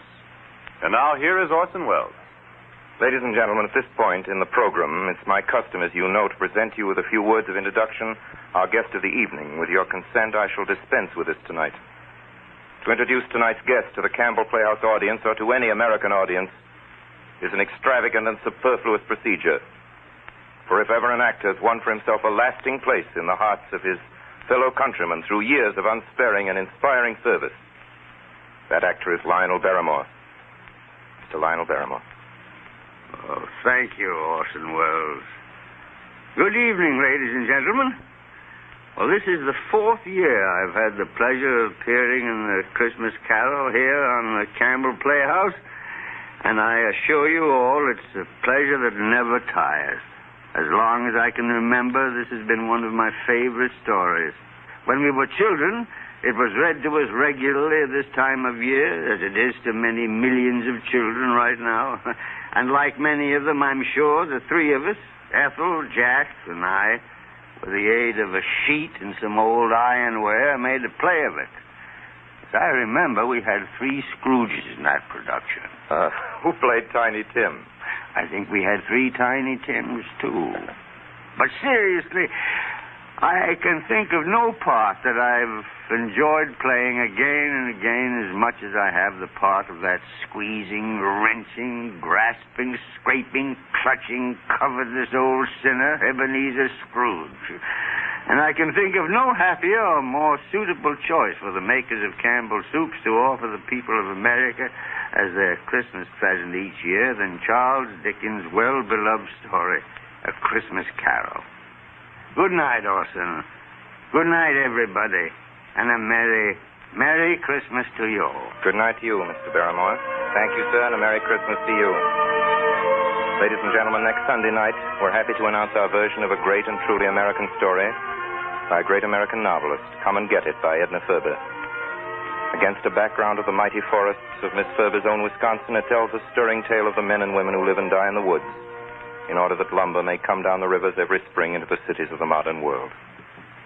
Like so many of Miss Ferber's epic romances of American life, it was made from a best-selling novel into a highly successful motion picture. Now we bring it to you on the air. The story of a man and his son and the girl they both loved, Lotta. Lotta, played for us by one of the loveliest and most accomplished of Hollywood's younger dramatic actresses, Miss Frances D. And so until next week, until Come and Get It, my sponsors, the makers of Campbell Soups, and all of us in the Campbell Playhouse remain, as always, obediently yours. But just one moment, please, Benny. Excuse me, ladies and gentlemen, it's the night before Christmas. And all through the Campbell Playhouse, not a creature is stirring that doesn't join Lionel Barrymore in wishing you a Merry, Merry Christmas. This goes for all of us, from my sponsor, myself, or for all of us, from Don McBain, who runs the machinery in the control room, to Miss Helgren, who types the Campbell Playhouse scripts. A Merry Christmas. From Benny Herman and his band of Merry Melodians. Merry Christmas. From Max Tears, canary-throated chorister. Very Merry Christmas. And from Harry Essman and Cliff Thorson and his crew of sound effect technicians. A Merry Christmas. And from Orson Welles and his considerable aggregation of dramatic talent, who include, among others, Mr. Everett Sloan, Mr. Frank Reddick, Mr. Erskine Sanford, Mr. George Couloris, Mr. Ray Collins, Miss Georgia Backus, Miss T. Benaderet, and many, many others. A Merry Christmas. How about it, everybody? A Merry Christmas. That's right. And now, as Tiny Tim says, God bless us, everyone.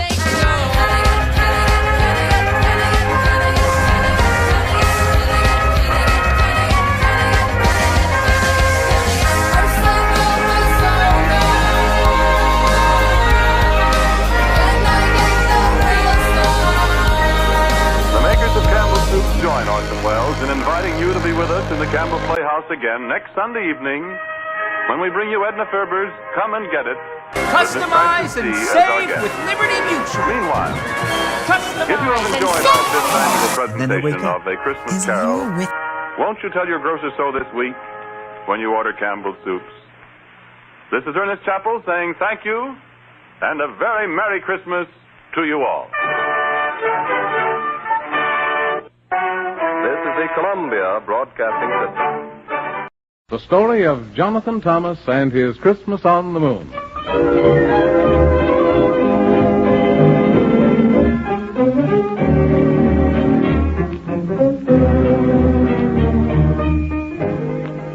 This is the story of a wee little boy who has just turned 6, and his name is Jonathan Thomas. And what happened to him is not just fiddlesticks. For right here's where we make the promise. It could have happened to you if you were not you, but instead were Jonathan Thomas, who said his prayers every night upstairs and jumped into bed clear up to his head and snuggled and juggled and ruggled and juggled because Christmas was not very far off and was as good as he could, as all other boys would if Christmas were coming so soon. For if he was bad and not merry and glad, his dad would not like such a lad, and be sad, and even a bit mad, and not read fairy tales in his room, where the moon disgustingly listened to his weepings and wails. But here is the story, and it's true, don't you worry, 'cause remember, I made you the promise. It's as true blue, and could have happened to you, if it hadn't happened to Jonathan Thomas.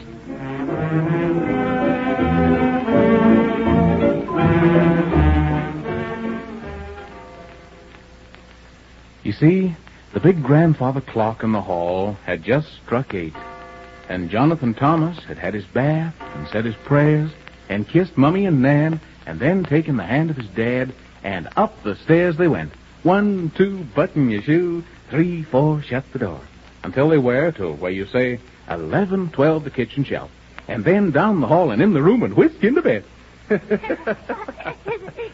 Now. Now, pull the covers up so you won't catch the sneezels. Daddy. What is it? Mommy said if I was to brush my teeth 4 times, you was to speak a story. Well, now, and did you brush your teeth that many times? Uh-huh. Then what shall the story be about? About Jonathan Thomas and Gus. Jonathan Thomas and Gus? Uh-huh. Well, once upon a time, there was a little boy. Wait, Daddy. Hmm? Gus has got to hear, too. He can't if he's under the covers. Oh, well then, by all means, we must haul him out from under the covers. But Gus would be as angry if he didn't hear the story. And he'd probably cry until his sawdust got wet. There now. Let's sit him up on the pillow, and we'll twist one ear a little further forward, so he'll have no difficulty in hearing. Now, are we ready? Well, once upon a time, there was a wee little boy who had just turned 6, and his name was Jonathan Thomas. And he had a beautiful stuffed teddy bear named Gus. And one night, when Jonathan Thomas went to bed away upstairs, after he'd brushed his teeth, and when he was tucked in with Gus by his side, and when he was asleep, a long, slender moonbeam made of pure silver came through the window, like that. And down the moonbeam came sliding 2 of the queerest creatures you ever did see, like that. And there they were, laughing and chuckling and giggling and poking their fingers at Jonathan Thomas, who was sound asleep as he could ever be. But right away, quick as 46 tigers, Gus opened his left eye, and then his right eye, and he saw the creatures, and then he opened his mouth and went. And he jumped from the bed right after those creatures. And those creatures ran up the moonbeam, and Gus ran after them, barking like everything, or whooping, or whatever koala bears do. And all this noise woke up Jonathan Thomas. And he saw Gus running up the moonbeam, and he jumped right out of bed, and right up the moonbeam after Gus, shouting as loud as ever he could. Gus, come back, Gus.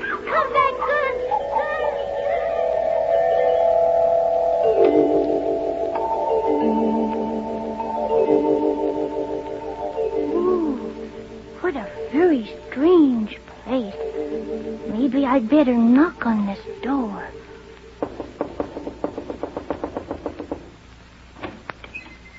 Oh, hello. Well, goodness gracious, my land and Jiminy Crickets.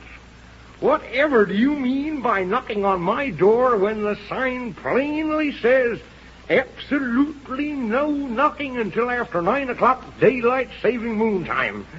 Where are you? I mean, who are you? I don't see your name written on you anywhere. Well, speak up. Or if the cat got your tongue. If he has, we'll write him a letter and tell him to bring it back straight away quicker than you could say Jack Robinson. Isn't that silly of me? If the cat really got your tongue, you couldn't say Jack Robinson, could you? My name is Jonathan Thomas. Oh, what a silly name. Thomerson Jonas. Oh, then, never mind. We can't all have beautiful names like Swamboozle or Flimfuddle, can we? I had a grandfather once. Have you seen Gus? Don't change the subject. Who's Gus? He's my teddy bear, and he ran away. Well, then why don't you go there and look for him instead of pestering me? Don't stand there in the doorway. Either come in or stay out. Yes, you'll have to do one or the other, you know. You can't do both at the same time. It's against the law. If you please, sir, I'll come in. What a silly thing to say, young man. It's not if I please, but if you please. Yeah. Have you had your breakfast? Oh, no, sir, Well, then who did have it if you didn't? No one, I don't think. You mean no one you do think. For if no one did have it instead of you, you'd know it. And if I were you, I shouldn't let no one have it again. Mr. No One's getting entirely too many breakfasts lately. Yep. Will you have breakfast with me? Oh, I should like that very much if you don't mind. Of course, I don't mind, except for old King Cole. Yeah, and I have to mind him or he'll throw me in jail for 1,000,000,000,000,000 years. And then, what would you like for breakfast? Oh, I'd like just anything. Well, I haven't got any of that. You shouldn't go around wanting things that people haven't got. Yep. Well, I can give you oatmeal porridge and cream and some squaffles and baconate. Oh, thank you very much. That sounds the bestest of anything. Well, of course it does. Yep. I don't think I like anything very well myself much, unless it's cooked just right. Well, now, come along. It'll be too late for breakfast, and you'll have to eat lunch instead. That would be...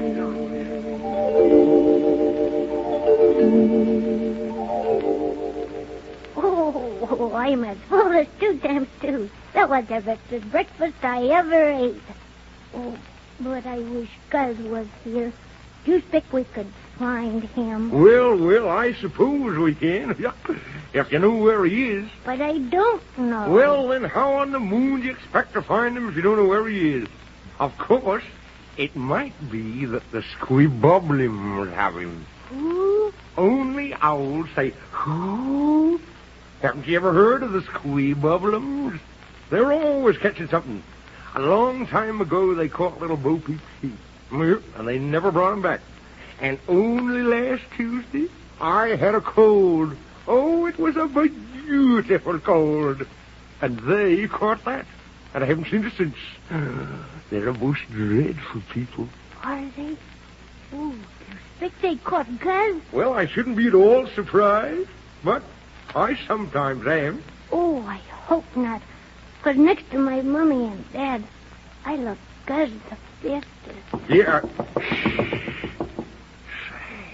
Do you hear anything? Of course I do. There's somebody at the door. Oh, my goodness, I thought so. Now I'll have to say come in, for I can't say stay out, for whoever it is already out. So I'll have to say come in. Well, can't you just say nothing at all? I don't know. I've never tried. What does it mean? Oh, dear. I'll just have to say come in. Yes, I will. Come in. Oh, so it's you, is it? Yep. Well, what do you wish? And you can't have more than 3 wishes. If you please, Mr. Man in the Moon, I have brought great news. Well, let me see it. I have come to tell you that you had better hide, because the wretched squibbobles are coming. And now I have to go and tell everybody else. Goodbye. Oh, my goodness, the squibbobles are coming. Oh, this is terrible. Come quickly, Jonathan Thomas. We must hide ever so fast or they'll catch us. Where will we hide? Well, right here, of course. Where do you suppose? If the squibbobles come into this room, just shut your eyes and don't make a sound. Don't we have to hide somewhere? No, because somewhere is too far to go and we haven't time. Just shut your eyes. Can't they see us if we shut our eyes? Of course they can. Who ever heard of such a thing? You can't see them, can you, with your eyes shut? No. Well, then how can they see us if we can't see them? I'd like to know... Uh-oh. My goodness. Here they come. Now, don't forget. Shut your eyes and don't make a sound. All right.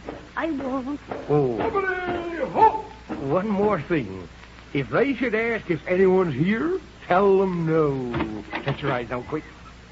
Can you see anyone in here, General? Oh, I can't see a soul. They must all be hiding. Well, you'd better ask and see. Yes, sir. Is anyone in here? No. We haven't seen him all day. Oh, well, thank you very much. You're extremely welcome. There's no one here, General. You might as well leave. Oh, goodbye. Yeah, goodbye. Oh, my goodness. That was a narrow escape. So narrow I could hardly squeeze through it. Well, you can open your eyes now, Jonathan Thomas. Didn't they see us? Of course not. How could they? You had your eyes shut all the time, didn't you? Oh, my goodness. There's more of it. Come in. Quick. Away. The squibbobliums have kidnapped Santa Claus. Kidnapped Santa Claus? And we must watch to rescue him right away. Quick, away! Oh, my goodness. Hurry, Jonathan Thomas. We must rush to the rescue. Santa Claus has been kidnapped. Oh, and there won't be any Christmas unless we rescue him. Come on, Jonathan Thomas. We must hurry like everything, only faster.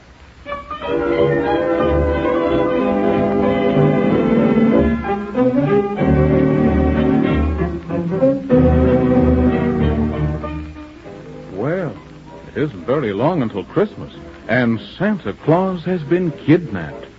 Will Jonathan Thomas and the Man in the Moon be able to find him in time? And what about Gus? Where is he? Don't forget to listen to the next adventure of Jonathan Thomas.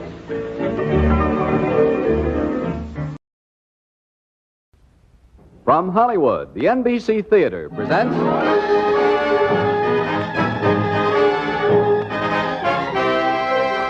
Screen Director's Assignment. Production, It's a Wonderful Life. Director, Frank Capra. Star, Jimmy Stewart.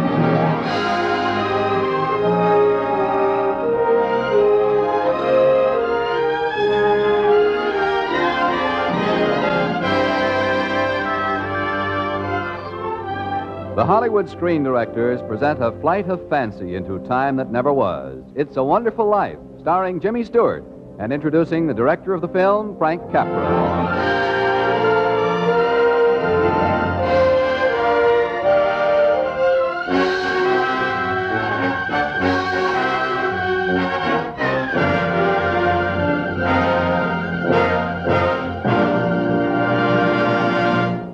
For a motion picture audience, there can be only one measure of a truly great director. His name by itself must be a badge of excellence upon the screen. Such is the name of our guest screen director tonight, for it has become a synonym for unforgettable motion picture entertainment. The NBC Theater is proud to present the distinguished director of such brilliant films as It Happened One Night, Lost Horizon, You Can't Take It With You, and tonight's story, It's a Wonderful Life. Ladies and gentlemen, Mr. Frank Capra.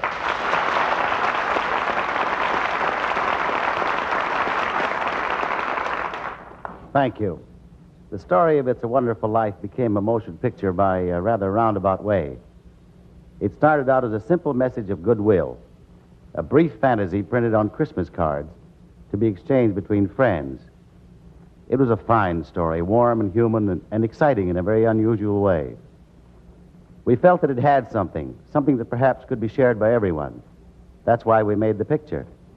And now tonight we hope to share it with you again as a radio play. It's a Wonderful Life, starring Jimmy Stewart in his original role of George Bailey.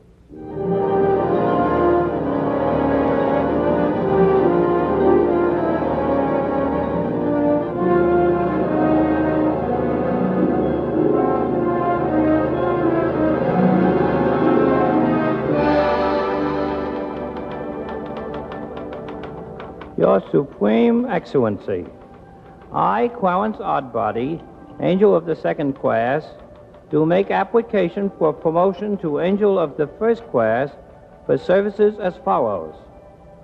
On Christmas Eve of 1948, one George Bailey of Bedford Falls was on the point of committing suicide, an act abhorrent both to his maker and to the Hemisphere Federation Mutual Life Insurance Company.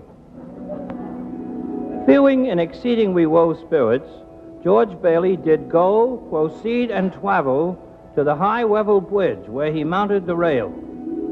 Before George Bailey could leap into the icy current, I, Clarence Oddbody, did hurl, project, and fling myself past the great Magellanic Cloud, through the constellation Lyra, into the Earth's atmosphere and the Bedford River, executing, if I do say so myself, a perfect swan dive.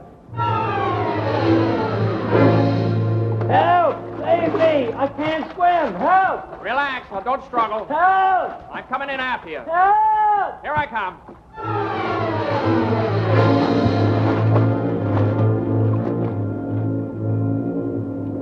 It's a good thing this old toll house on the bridge was unlocked. Yeah, well, we can both dry off in here without freezing. Yeah. How'd you happen to fall into the river? I didn't fall in. Huh? Well, I knew if you thought I was drowning, you'd jump in to save me. So I jumped in. You jumped in? To save you. You see, you didn't go through with it. Go through with what? Suicide. How'd you know I was going to... Hey, who are you? I'm an angel. A what? An angel. Clarence Oddbody, AS2. Oh. AS2. What's the AS2? Angel Second Class. Oh, I see. What are you, crazy? Well, I'll confess I've been rather distracted for the past few centuries due to my failure to acquire my first-class wings. But crazy? If I do a good job on you, I'll get my wings. Brother, you haven't even got your buttons. Why don't you tell me your troubles? Oh, you're balmy, that's why. Well, then humor me. Do you good to talk. Yeah. Well, that's about all I have left in life. Just talk about it.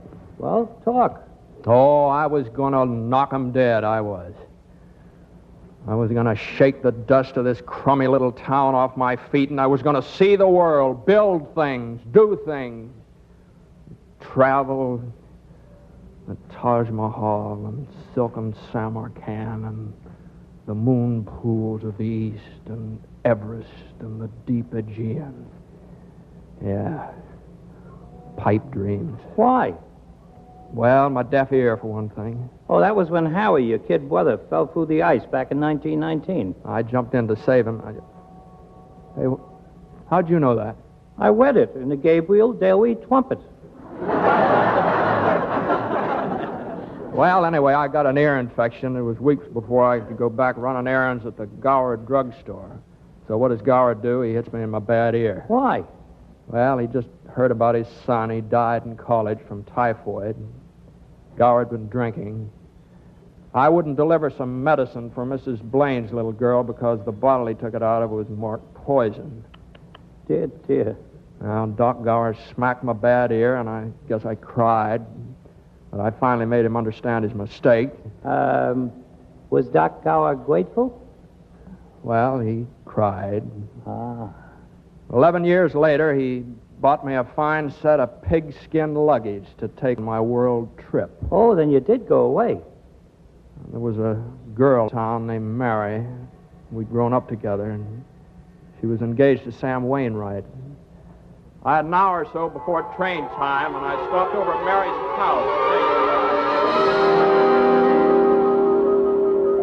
Well, George, just think. After all these years and all your planning and saving and wishing, you're going to realize your great ambition. This is the most exciting day of my life, Mary. We'll miss you terribly in Bedford Falls. Well, I'll only be away a year. You'll write, won't you? I'll send you a golden apple from the Garden of the East for your wedding present. Thanks. I'll make golden applesauce out of it. What's the matter? What, did I say something wrong? Hey, the doorbell's ringing. I know the doorbell's ringing. Don't you sneak away, George Bailey. I want to talk to you. Mary, I'm looking for George. Uncle Billy, what brings you over here to Mary's? George, your father's just had a bad stroke. Oh, no. Dad, what, is he? No, but I don't think you'd better start on your trip, George. Not just now, anyhow.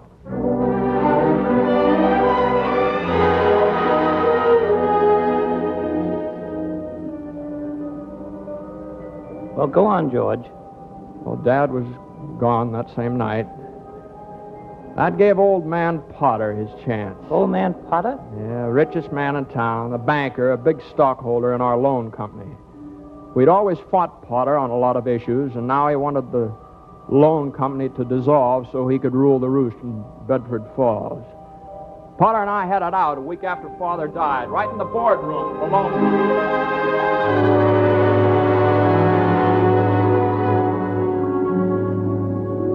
Now, just a minute there, Potter. Now, just hold on here just a minute. I admit that in the 25 years since Father and Uncle Billy here started this loan company, we didn't make any money. I admit that.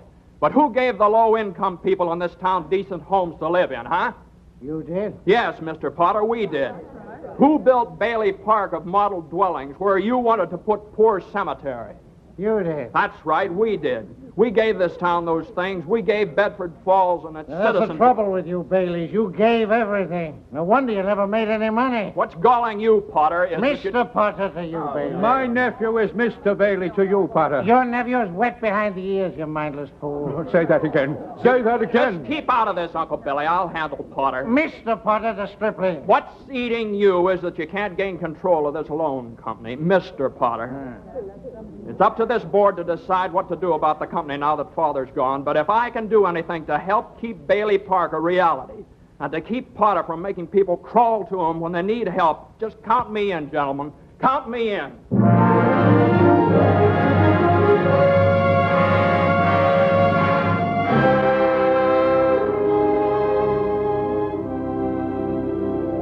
result of that speech, the board voted to continue the loan company if I'd remain as vice president. Goodbye, trip around the world, huh? Yeah. At least until Brother Harry came home from college to take over for me. Only Harry came home with a wife. Well, that's co-education for you. Yeah. But did his wife's father have to give Harry a big job out of town? Oh, I see. Leaving you holding the bag with the loan company. Yeah. Hey, what's that music? That's a church hymn. Old 100. Seems to me Mary sang it that day long ago. Remember? In the church choir. After church, you walked Mary home. Remember, George? Remember? Come in for a minute, George. Well, just for a minute, Mary. Here, let me take your hat and coat. Mary? Who sat down there with you? It's George Bailey, Mother. What do you want? Well, I don't know. What do you want, George? Me? Well, not a thing. I just came in to get warm. He's making violent love to me, Mother. Well, tell him to stop. It's Sunday. Hey, now, look here, Mary. I didn't come here to... What did you come here for? Well, I just walked you home, that's all. Lots of girls ogling you at church. Why pick on me? Well, now, listen, Mary, Why don't you go home? Well, I will. Thanks. Where's my hat? You got it on. Thanks. You're entirely welcome. Goodbye. Deaf in one ear and blind in both eyes. That's you, George Bailey. Now what's the matter? You ought to see a specialist. You can't even tell when the girl you've walked to school with all your life. Oh, go see a big eye, ear, nose, and throat man. Why, Mary. Hey, Mary. Hey, let's go and see a specialist together. Reverend McAllister, big hymn, sermon, and wedding ceremony man, huh?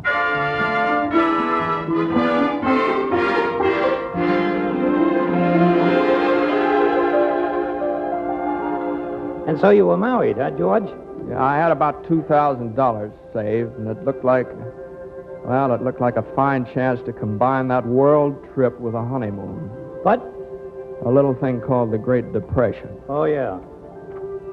Yeah, there was a run on the loan company started by some false rumors of Potters. At the last minute, Mary threw in the $2,000. It was just enough to reassure our investors, and we didn't have to close up. And you didn't have a honeymoon either. No, but Potter was licked again.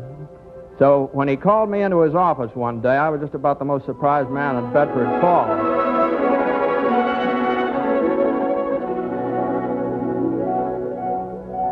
Well, I want to tell you, George, my lad, that during the Depression, you and I have been about the only ones kept our heads in this town. Thanks, Mr. Potter. Yeah.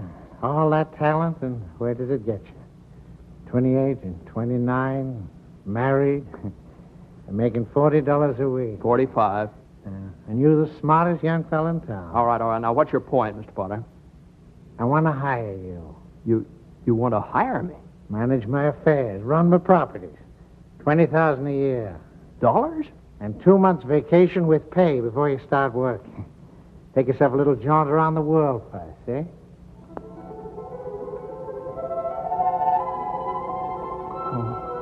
Everest, the Vale of Kashmir, and the moon pools of the east, and the deep Aegean, and the whispering Aurora. Well, George? Well, but what about the loan company? Well, what about it? We'll dissolve it. Oh, no. I don't want your dirty job. What? You sit here and you think the whole world revolves around you and your money. Well, it doesn't. You're out of your mind. I won't let you buy me away from the people who depend on me. Rubbish. And I've made my decision, Potter. And may it stick in your craw to regret as long as you live, George Bailey. May it stick in your fool craw.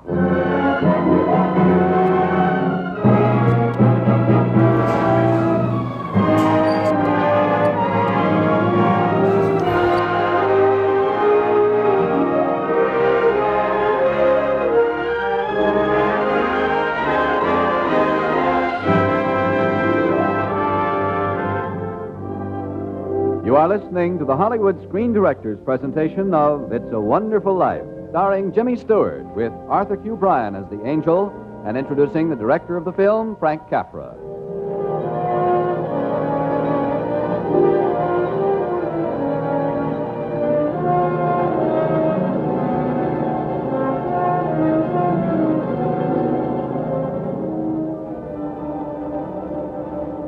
George, after your marriage to Mary Chase and your very spunky rejection of Potter's offer to manage his affairs, what happened? How'd it go? Oh, I stuck it out a few more years with the loan company. Then the war. Doc Gower and Uncle Billy sold war bonds. And Harry. My kid brother Harry shot down 2 Jap suicide planes just as they were about to crash on a transport full of U.S. troops. Well, what about you? Oh, it's 4F. The bad ear? Well, it just wasn't in the books for me to get out of Bedford Falls, that's all. Well, it brings us to tonight, Christmas Eve. What made you want to jump off the bridge into the river? I can give it to you fast. The bank examiner came to check our books, and we were $8,000 short. Next question. Where did the $8,000 go? Well, if I knew, I wouldn't be here on the bridge, would I? No. All I know is that I sent Uncle Billy to deposit $8,000 to our account over at Potter's bank. Uncle Billy talked to Potter for a while in Potter's office, and then he went over to the teller's window to deposit the money, only it was gone. Well, where? How do I know where? I was almost insane. I questioned Uncle Billy half the night trying to locate that missing $8,000, but it was no use.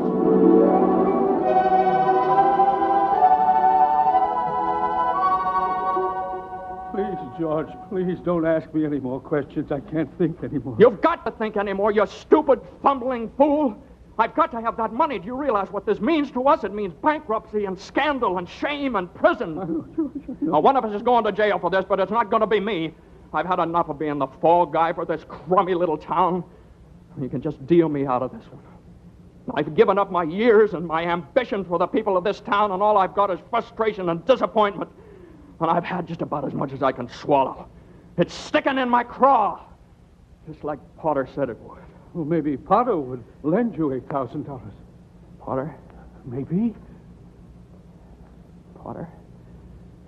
Well, yeah, it's our only chance.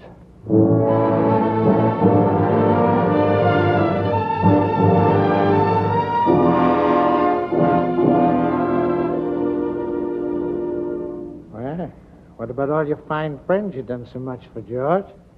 Why don't they lend you the money, Well, they don't have that kind of money, Mr. Potter. You know that. Now, please help me.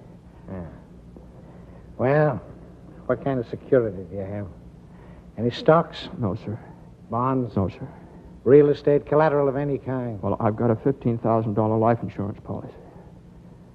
What's its loan value? $500. $500. Look at you. You were going out and lick the world once. What are you now? You're a miserable clerk crawling in here on your hands and knees and begging for help. $500. Now, you're worth more dead than alive. Oh, it's very true. So you want me to help you, huh? Well, I'll tell you what I'm going to do. I'm going to swear out a warrant for your arrest. Arrest? Misappropriation of funds. Arrest, but Mr. Potter... Merry Christmas, George.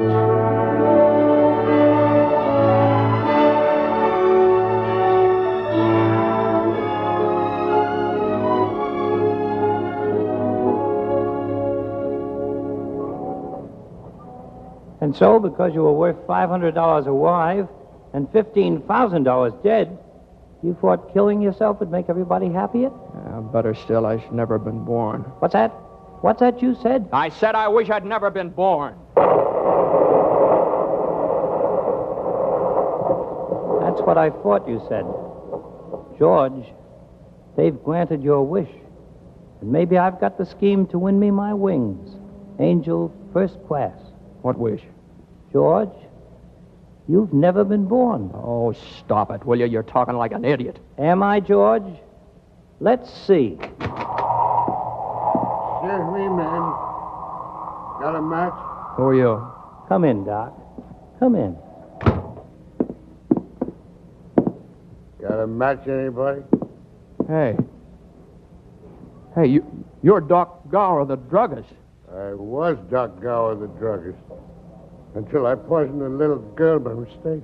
Oh, no, wait a minute, Been Doc. drunk ever since. Now, Doc, don't you remember? I discovered your mistake, and I warned you just in time.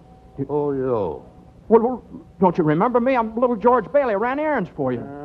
Nobody named George Bailey ever worked for me. Match? Here you are, Mr. Gower. Now, all I need is a cigar. Here you are, Mr. Gower. Reply. God rest you, merry gentlemen. May none of you is... Oh, wait, Doc. Let him go, George. Let him go. That broken old derelict, Doc Gower. Well, you weren't born, George, so you couldn't prevent that broken old derelict. Hey, wait a minute. Hey, I'm going home. Home? What home? You never lived. Oh, shut up now. Cut it out. You're crazy. Let's see if I am. We'll go to your home. Ride the bleak wind, George Bailey. Let's see where you live. Let's see.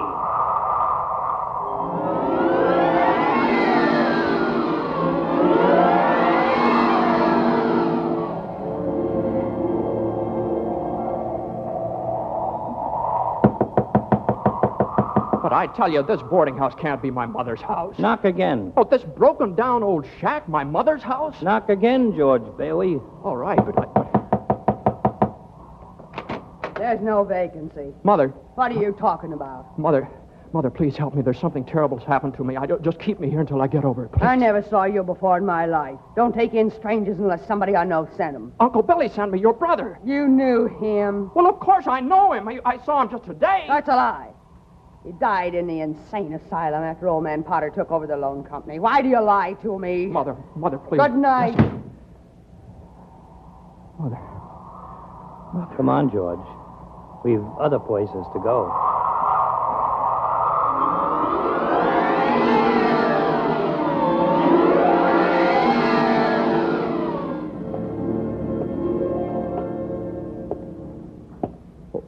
Why are we in the public library on Christmas Eve? Some people work late if they're lonely and have no Christmas to go home to. Like that pinched-looking woman at that desk there. Mary. Yes? Mary. The library's closed, you know. Mary, you're my wife. You must be quite out of your senses. Now, look at me. Look at me, Mary. I'm George. I'm your husband. We're married. I never married. Man I'd marry never was born, if you must know. I hate them. Mary, now look at me. I'm George Bailey. You're Mrs. George Bailey. I'll call the police. Mary, you must listen to me. Hello. Please, Hello. Mary, listen to me. Give me the police and hurry.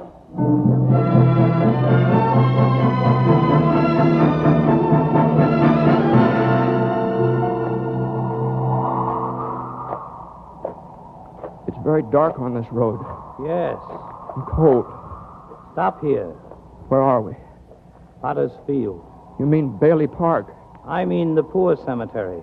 You mean my low-cost home development? Look where you stand. Gravestones. Here dwell in final squalor and humility the nameless, the vagrant, the very poor, the disinherited. You put them here. I tell you, no, I built Bailey Park on this ground. Read that tilting gravestone at your feet. Read.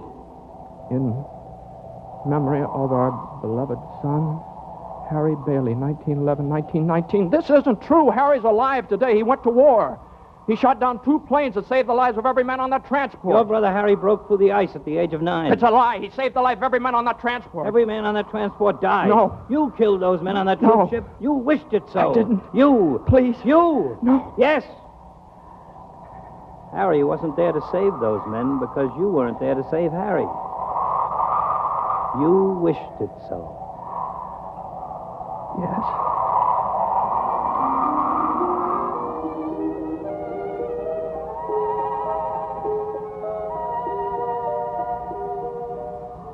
Forgive me, Clarence. You see, George, you'd have lived a pretty wonderful life if you'd only been born a strong and useful life. I know now.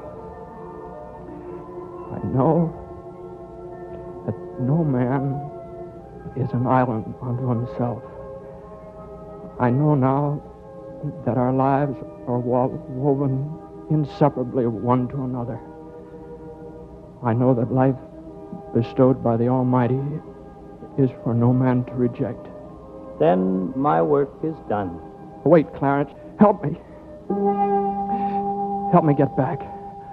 I want to live again. I'm glad I was born. I want to live again. When you hear the musical chimes, I will have won my wings.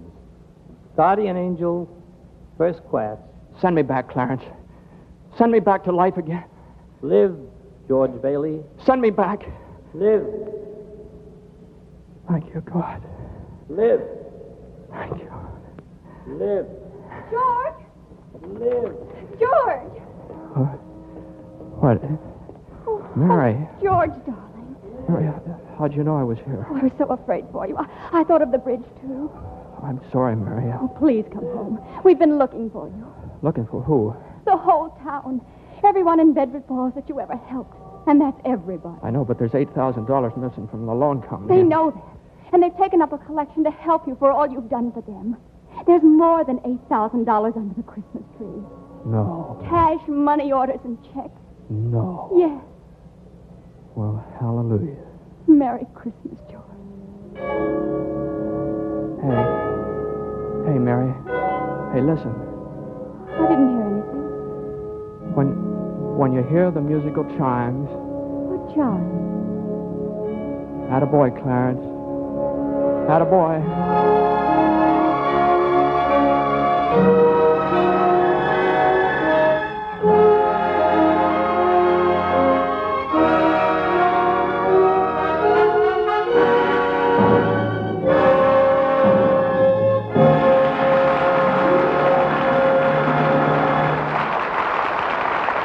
Our guests will return in just a moment.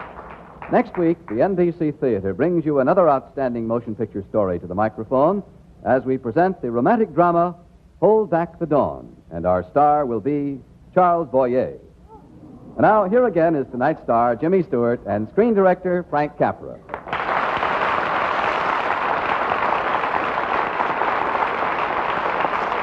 Say, Frank, do you mind if I ask you a professional question? Not at all, Jimmy. How do you turn out so many wonderful pictures? What's the secret, anyway? You really want to know? Yeah, I really do. Clarence. Huh? Clarence, the angel. What do you... Well, you mean the character in the story? Oh, sure. He's been around for years. Stands behind my right shoulder and tells me what to do when I'm in trouble. He practically directs all my pictures. Clarence, huh? On a movie set? Yeah, well, it was a little difficult at first. Yeah, I can imagine. He didn't have a Screen Directors Guild card. Oh, yeah. Well, tell me, Frank, if Clarence was so smart, how come we had to shoot the last scene of It's a Wonderful Life 5 times? Oh, that. Well, you see, Jimmy, Yeah. that... Hey, Capra, better quit while you're even. Say goodnight. Let's get out of here. Okay, Clarence. See how he keeps me out of trouble? Good night, everyone. Good night, folks. And good night to you, Jimmy Stewart and Frank Capra. It's a Wonderful Life is presented the courtesy of Paramount Pictures, whose current release is Bride of Vengeance, starring Paulette Goddard, John Lund, and MacDonald Carey. Jimmy Stewart can currently be seen in the Metro-Goldwyn-Mayer production, The Stratton Story. Frank Capra is currently producing and directing the Paramount picture Riding High, starring Bing Crosby. Included in tonight's cast were Arthur Q. Bryan, Joseph Granby, Hans Conried, Irene Tedrow, Georgia Backus, Herb Butterfield, and Barbara Eiler. It's a Wonderful Life was adapted for radio by Milton Geiger, and original music was composed and conducted by Henry Russell. Production was under the supervision of Howard Wiley, associate producer Bill Karn. Your announcer has been Frank Barton. Listen again next week when the NBC Theater presents Screen Director's Assignment. Production, Hold Back the Dawn. Director, Mitchell Lyson. Star, Charles Boyer.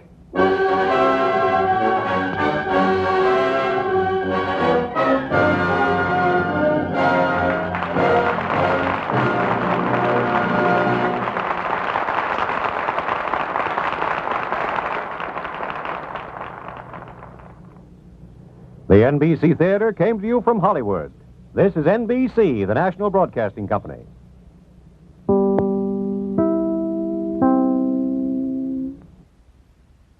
Lux presents Hollywood.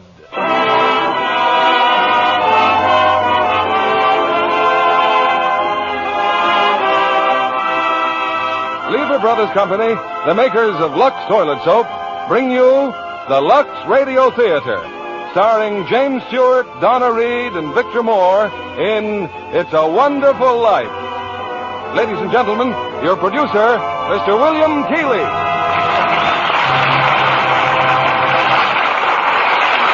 Greetings from Hollywood, ladies and gentlemen.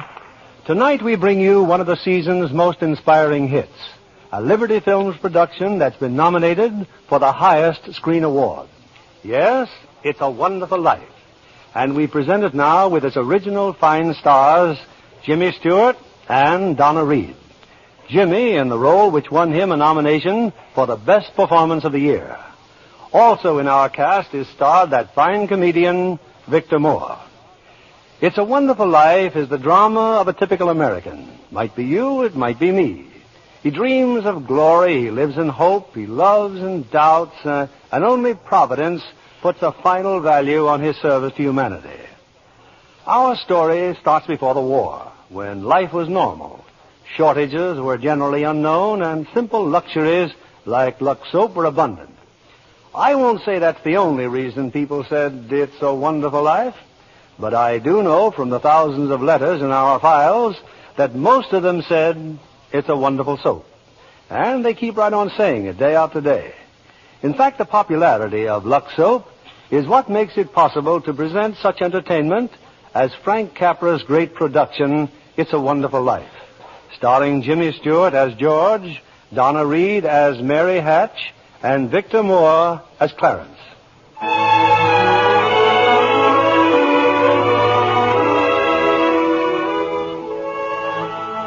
This is the story of George Bailey, citizen of Bedford Falls, New York. George Bailey, who more than anything under the sun wanted to see the world. The wonderful, exciting world that lay somewhere beyond the limits of his hometown. Oddly enough, this story does not begin in Bedford Falls. In fact, it doesn't begin anywhere in the world. It begins in heaven, where the superintendent of angels has just summoned an apprentice angel named Clarence. Oh, I'm really going down to earth, sir? Oh, how splendid. Yes.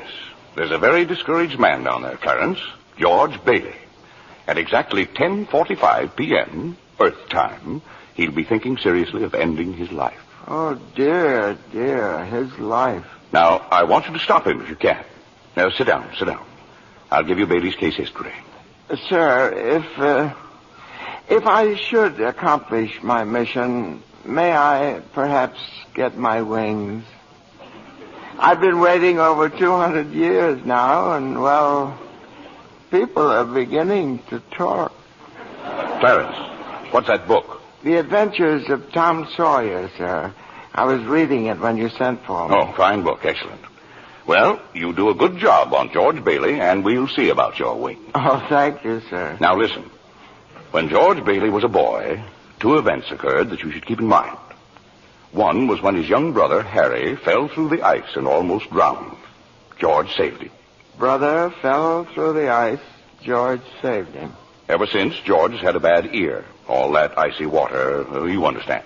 Yeah, bad ear. Yes, sir. The other event came a few months later. George used to work after school in Mr. Gower's drugstore. One day, Mr. Gower's only son died of influenza. It was a terrible blow, and poor Mr. Gower tried to lose his grief in whiskey.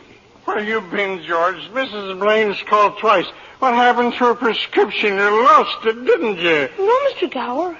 Here it is. Well, you good for nothing. Don't you know that Blaine girl's very sick? Mr. Gower, my ear. You're hurting my sore ear. Teach you to loaf, you lazy brat. Mr. Gower, you don't know what you're doing. You put something wrong in those capsules. Shut up. Oh, I know you feel bad, but look, Mr. Gower, look. This bottle, you used this bottle to make up the capsules. It's poison. Poison? Don't hurt my sore ear again, Mr. Gower. Oh, George. That's what is the liver, Mr. Gower. All I wanted was to make sure. George.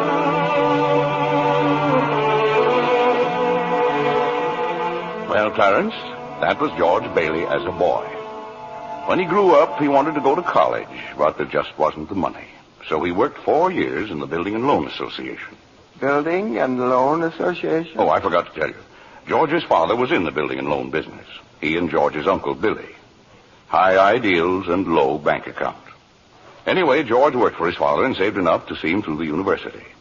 That summer, though, he was going to Europe. Got a job on a cattle boat. Do a little traveling before college. Boy, oh boy, it's hard to realize it. My last night in the Bailey boarding house. We're sure going to miss you, George. Oh, I'm going to miss you, too, Pop. Hey, what's the matter? You look tired. Oh, I had another tussle with old Henry Potter today. I thought when you put him on the board of directors, he'd ease up. Oh, so did I. I just can't understand a man like Mr. Potter. He can't begin to spend all the money he I has. guess Potter owns about everything he wants in Bedford Falls except our building and loan. That's why he hates us. Hey, George, can I borrow your tuxedo studs? Yeah, help yourself, Harry. Well, where are they? In your suitcase? I'm not taking a tuxedo on a cattle boat, you know. Say, where'd you get that suitcase anyway? Oh, Mr. Gower, going away present. And one of these days you're going to see that bag all covered with travel labels. Italy, Baghdad, Samarkand. Gonna have a pretty full summer, eh? I'm going to have a pretty full life. Hey, why don't you come to the dance tonight? What, I'd be bored to death? Well, you couldn't want a better death. Lots of pretty girls. Hey, I got to hurry. I wish we could send Harry to college with you, George. No, we've got that all figured out now, Pop. He'll take over my job at the building and loan and work 4 years like I did, and then he'll go. Well, he's pretty young for that job. Well, no younger than I was. Maybe you were born older, George. Huh?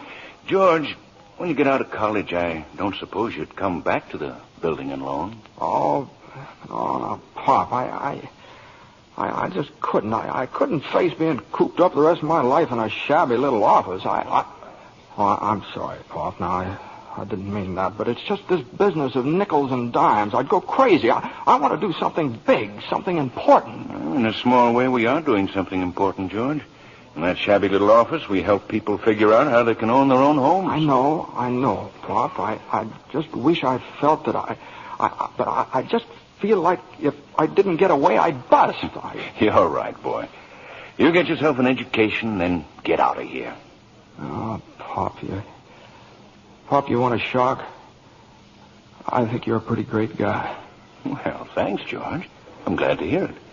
Look, why don't you go on over to Harry's dance? You'd have a good time. Well, I don't know. Maybe it will drop in. Yeah, maybe it will at that. So, George Bailey went to a dance. Is that important, Joseph? Why, it was at the dance he met Mary Hatch. Oh. And 3 hours later, he was walking her home. George and Mary were feeling pretty good, Clarence. As a matter of fact, wonderful. Buffalo girls, can't you come out tonight? Can't you come out tonight? Can't you come out tonight? Buffalo girls, can't you come out tonight?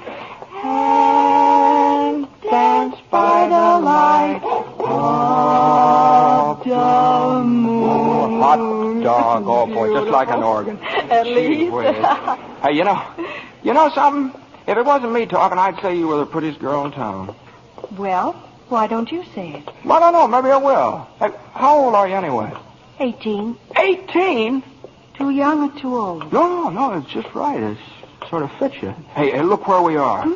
Oh, the old Granville house. Yeah, I got to throw a rock. Oh, no, don't. I love that old house. Well, no, don't you know about deserted houses? You make a wish and then throw a rock. George, but it was such a lovely old place. I wish I lived there. In there? I wouldn't live in it as a ghost. Oh, watch. What's this? Here we go. How about it, huh? Pretty good shot, huh? Broke a window, huh? What'd you wish, George? Oh, I don't know. Not just one wish, a whole hatful. Mary, I'm shaking the dust of this crummy little town off my feet, and I'm going to see the world. Italy, Greece, the Parthenon, the Colosseum. And then I'm coming back here and go to college and see what they know. And then I'm going to build things. I'm going to build airfields and skyscrapers 100 stories high and bridges a mile long. And then I'm going to... Hey, Mary. What is it you want? What do you want, huh? You want the moon? All you got to do is just say the word now. Okay. The moon, I'll take it. Then what? Then what? Well, then you could swallow it. And it'd dissolve like an aspirin, you know. And the moonbeams would shoot out of your fingers and the ends of your hair. And you think I'm talking too much? Yes, why don't you kiss her instead of talking her to death? How's that? Youth is wasted on the wrong people. Why, hey, just a minute, mister. Hey, you come back here, I'll show you some kissing if you want to. George! Hey, Uncle Billy, look here. I'm going to kiss Mary. Watch. George, get in the car quick. Your father's had a stroke. What? George, get in, hurry.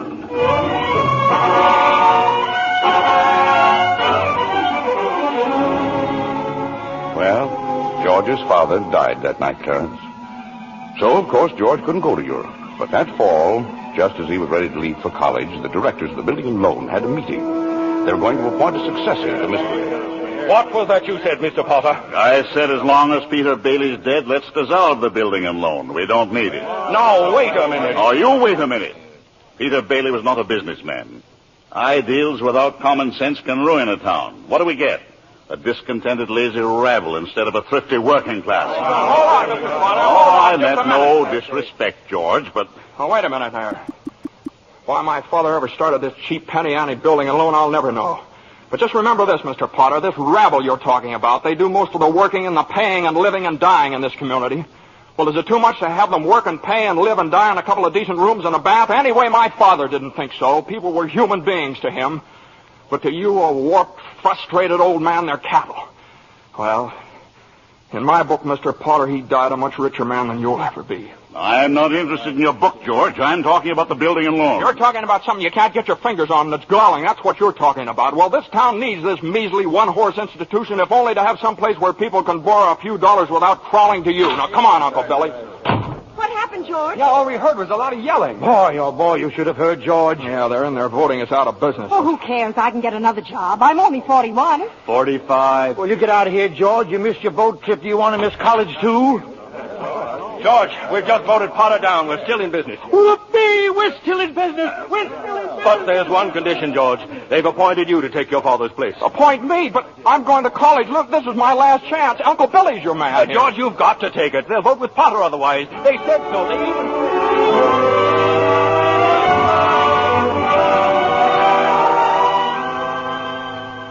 I know George Bailey didn't go to college. That's right, Terence.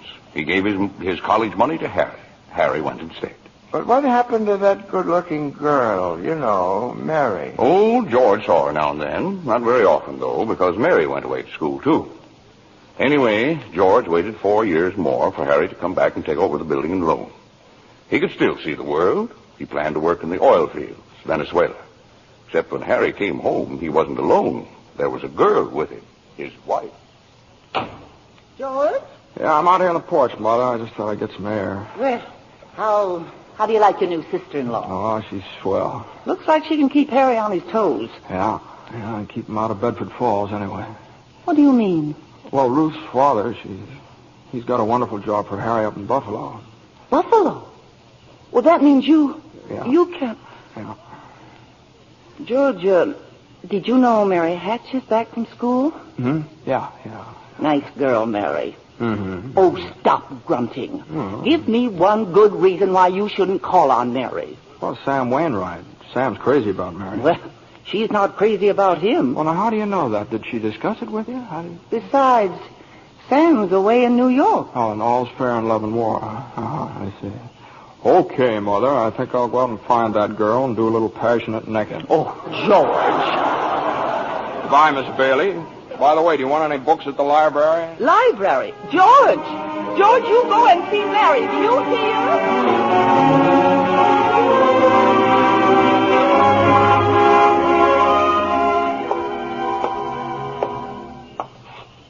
George, is that you out there? Oh, hello, Mary. Well, are you coming in? I just happened to be passing by here. Oh, I thought you were picketing. Have you made up your mind? How's that? Have you made up your mind? About what? About coming in. Your mother just phoned. She said you were coming over. My mother just phoned. What does she mean, Carla? I just happened to be passing by, that's all. I didn't... Well? All right, I'll come in for a minute, but I didn't tell anybody I was coming here. You fella can't go out for a walk nowadays without you. When'd you get back? Tuesday. Where'd you get that dress? Do you like it? It's all right. Well, no point standing here on the porch. Come on in. I still can't understand it. I didn't tell anybody I was coming here, you know. Would you rather leave? Well, no, I don't want to be rude. Sit down for a while. It's nice about your brother and Ruth, isn't it? Yeah. That's all right. Don't you like her? Well, of course I like her. She's a peach. Oh, just marriage in general you're not enthusiastic about, hmm? No. Marriage is all right for a lot of people. It's all right for Harry, and Sam Wainwright, and you. For Sam? Harry? It's George Bailey, Mother. What's he want? I don't know. What do you want? Me? Not a thing. Not a thing, and I just came in to get warm. He's making violent love to me, Mother. You just tell him to go right back home. Sam said he'd... Greetings from Washington, ladies and gentlemen. Once again, I wish I could be with you in person. But we've been busy all this past week filming scenes here at the FBI headquarters. Meanwhile, I know you're in capable hands with the cast of tonight's great screenplay, Miracle on 34th Street, from my home studio, 20th Century Fox. We're particularly gratified to have the original stars of the picture, Maureen O'Hara, John Payne, Edmund Gwenn, and Natalie Wood. Miracle on 34th Street takes up a question as old as the spirit of Christmas itself. Is there a Santa Claus? And answers that question very happily. This Christmas week, when most of us think of Lux Flakes as a friendly gift, I'm in the position of thanking Lux Flakes for a friendly gift. The opportunity to be with you at this Christmas presentation through the magic medium of radio. But I imagine many of you housewives feel grateful also, if for different reasons.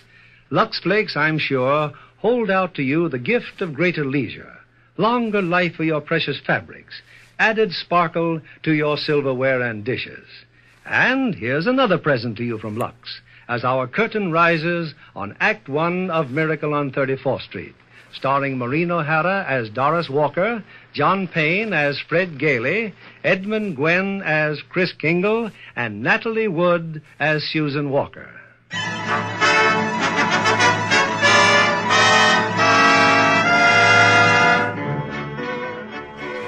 It's Thanksgiving Day in New York City. On Fifth Avenue, adjoining Central Park, an annual event is being joyfully awaited. The spectacular parade presented by Macy's Department Store to herald in the Christmas season. A little away from the crowd are two of Macy's public relations experts. He's simply wonderful, Mrs. Walker. Just look at him on that float. The most realistic Santa Claus we've ever had. Why, he didn't even need any padding, did he? Padding? Well, didn't you notice his tummy? So round, so firm, so fully packed. Well, now that everything's under control, where on earth did you find him? I don't know. I just turned around and there he was. And to think that the man whose place he took was intoxicated. With a breath that would knock over a reindeer. Oh, what if Mr. Macy had seen him? What if Mr. Gimble had seen him? Competition between our stores is tough enough as it is. Well, the parade's starting. Let's stand at the curb. Not I, Mr. Shellhammer. I'm going home and relax. Anyway, I can see it from there. I live just around the corner. Oh, so you do. Well, see you tomorrow, Mrs. Walker. And congratulations on finding the best Santa Claus in Macy's history.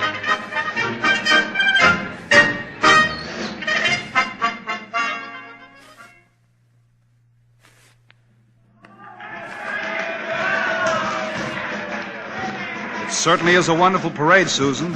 Just look at that clown. Gosh, what a giant. Giant, Mr. Gailey? There are no such things as giants.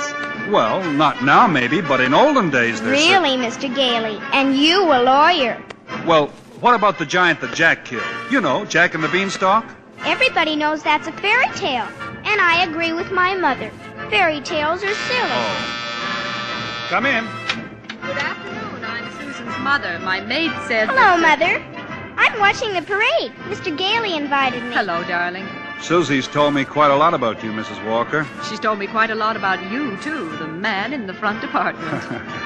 This is all part of a plot, Mrs. Walker. I'm very fond of Susie, but I also wanted to meet you. At least you're frank. Don't even mention the name. Why not, Mother? That Santa Claus you see is a last-minute substitute. But why? Well, remember the way the janitor was last New Year's? Oh, my. Tight as an owl. I see Susie doesn't believe in Santa Claus either. That's right. She never has. Well, that's the end of the parade. Mother, I've been thinking. It's Thanksgiving, and there are only two of us. Couldn't we invite Mr. Gailey? Well, Oh, please don't bother. I'll just have a sandwich or something. But we have such a big turkey. Please, Mother, please. Well, Did I ask all right, Mr. Gailey? Susie, shh. You asked fine, Susan. Dinner's at 3, Mr. Gailey.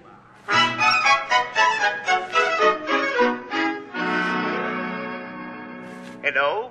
Mrs. Walker? Yes, Mr. Shellhammer? Your maid said you were at Thanksgiving dinner, but I just had to tell you, your Santa Claus was stupendous. Well, thank you. Mr. Macy himself wants him to be our toy department Santa Claus. Fine. Can you hire him? Well, I already have. Oh, he's a born salesman. I just feel it. Good. We'll talk about it in the morning. Thanks for calling, Mr. Shellhammer.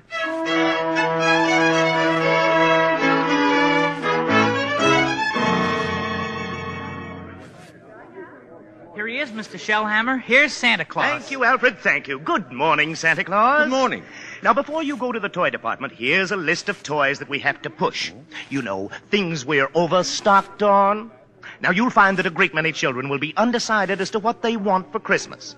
Now, when that happens, you immediately suggest one of these items. You understand? I certainly do. Fine. Now, take the list, and Alfred here will show you to your throne in the toy department. And don't forget, you're working for Macy.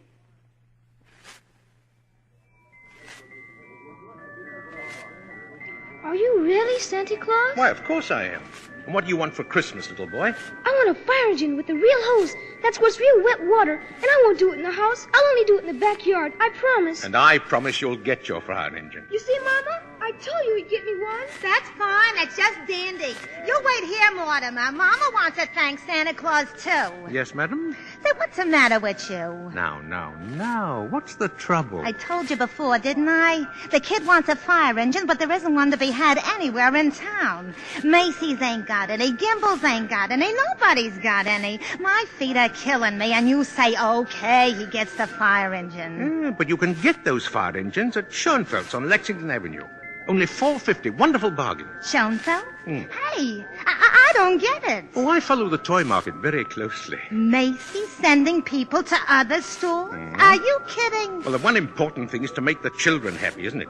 Whether Macy's or somebody else sells the toy doesn't matter. Don't you feel that way? Who, me? Yeah. Oh, yeah, sure. Only I didn't know Macy's did. I don't get it. I just don't get Who's it. next, please? Right this way to see Santa Claus. All right, little girl. You're next. Well, of course, little girl. You want some roller skates? Well, you shall have them, too. Oh, Mama, he's going to bring me some roller skates. Yes, and he had some fine skates here at Macy's, haven't you, Santa Claus? Oh, they're good skates, all right, but not quite good enough. Now, I left some really wonderful roller skates at Gimbel's. I'm sure Gimbel's have just what this good little girl wants. Mr. Shellhammer. Are you Mr. Shellhammer? Gimbel's. Gimbel's? That's just what he did say. Gimbel's. The sales lady said I should speak to you. Gimbel's. I just wanted to congratulate you and Macy's on this wonderful new stunt you're pulling.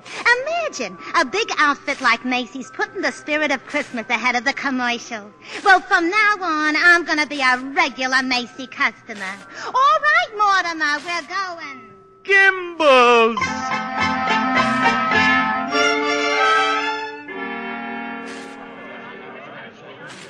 There's the toy department over there, Mr. Gailey. You certainly know all about Macy's store, don't you, Susie? Well, that's because my mother works here.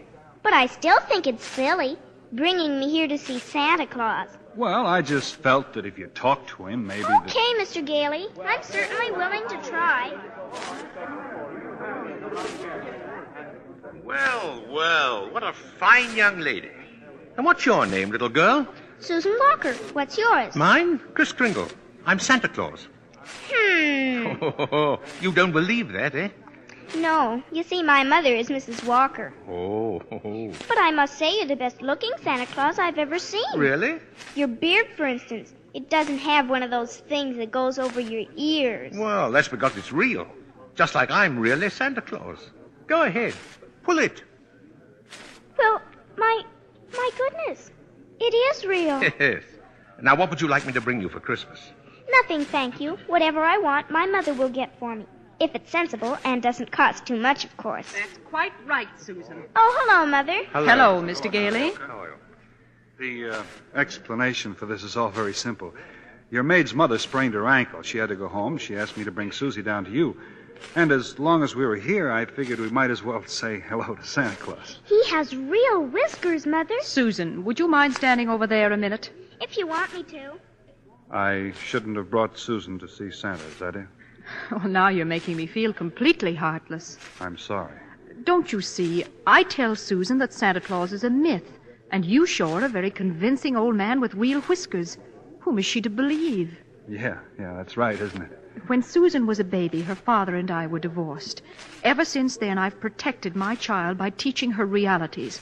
If you don't believe in fairy tales and fantasy, you can never be hurt or disillusioned. We were talking about Susie, Mrs. Walker. And I must ask you to let me raise her as I see fit. All right, dear, we'll run along to my office now.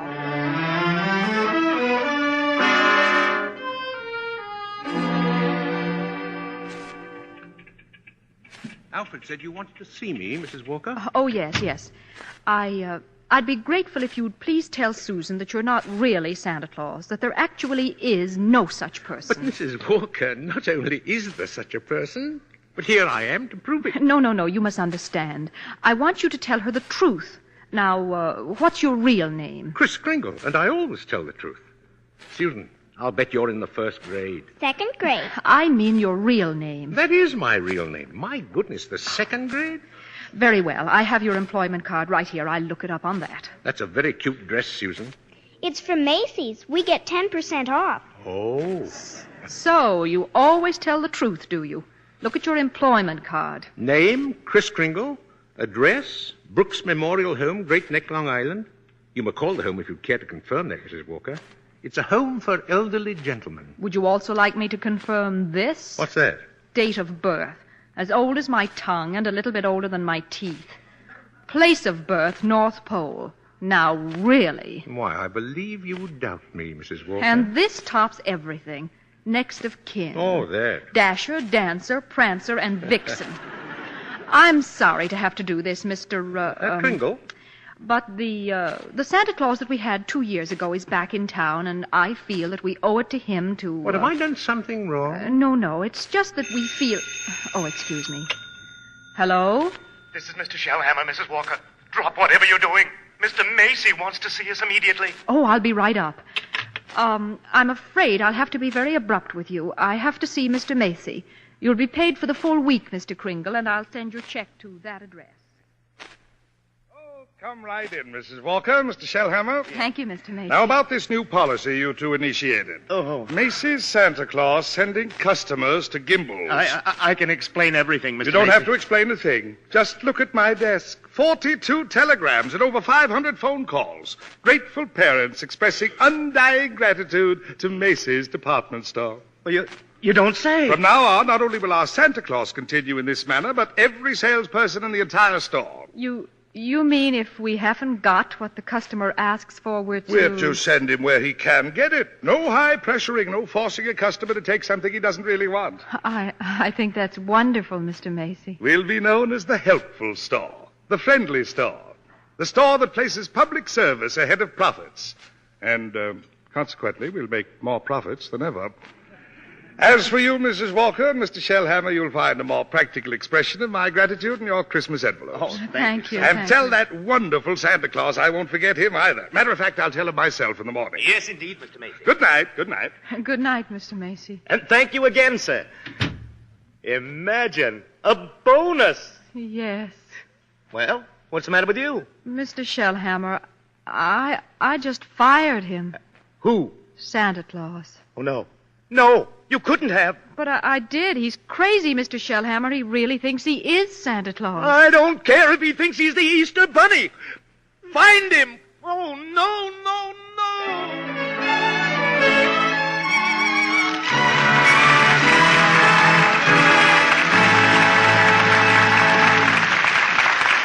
In a moment, we'll continue with Miracle on 34th Street.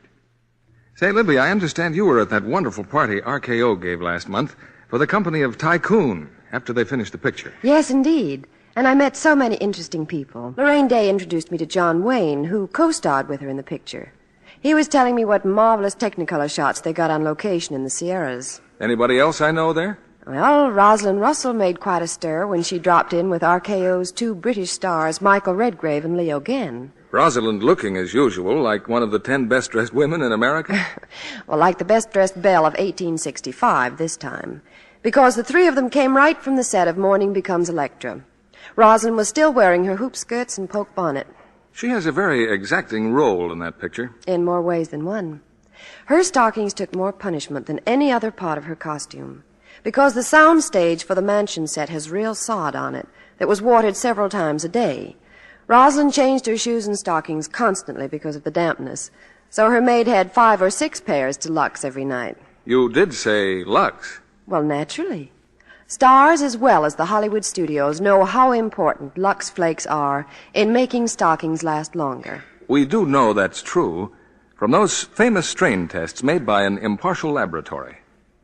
When they washed stockings with a strong soap or rubbed them with cake soap, pop went runs in a surprisingly short time. But the very same kinds of stockings, washed with Lux Flakes, lasted twice as long.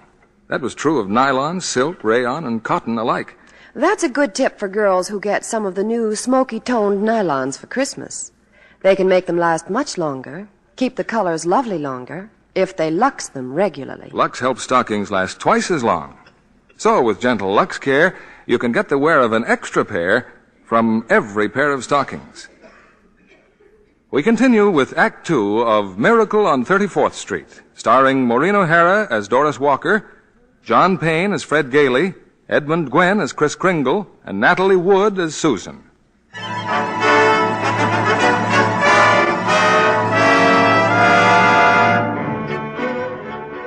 It was a frantic few hours that Doris spent last night, rushing out to the Brooks Memorial Home in Long Island and assuring Kris Kringle that Macy's wanted him back as Santa Claus. So Kris is again presiding over the crowded toy department. While in her office, Doris and Mr. Shellhammer... Don't you understand, Mr. Shellhammer? That old man with the nice white whiskers insists that he is Santa Claus. He's out of his mind. What if he should have a fit or something? Oh, no, I've got to tell Mr. Macy. But maybe he's only a little crazy. Anyway, you can't be sure till he's examined. We'll send him to Mr. Sawyer. Sawyer? In personnel. He's paid to examine employees, isn't he?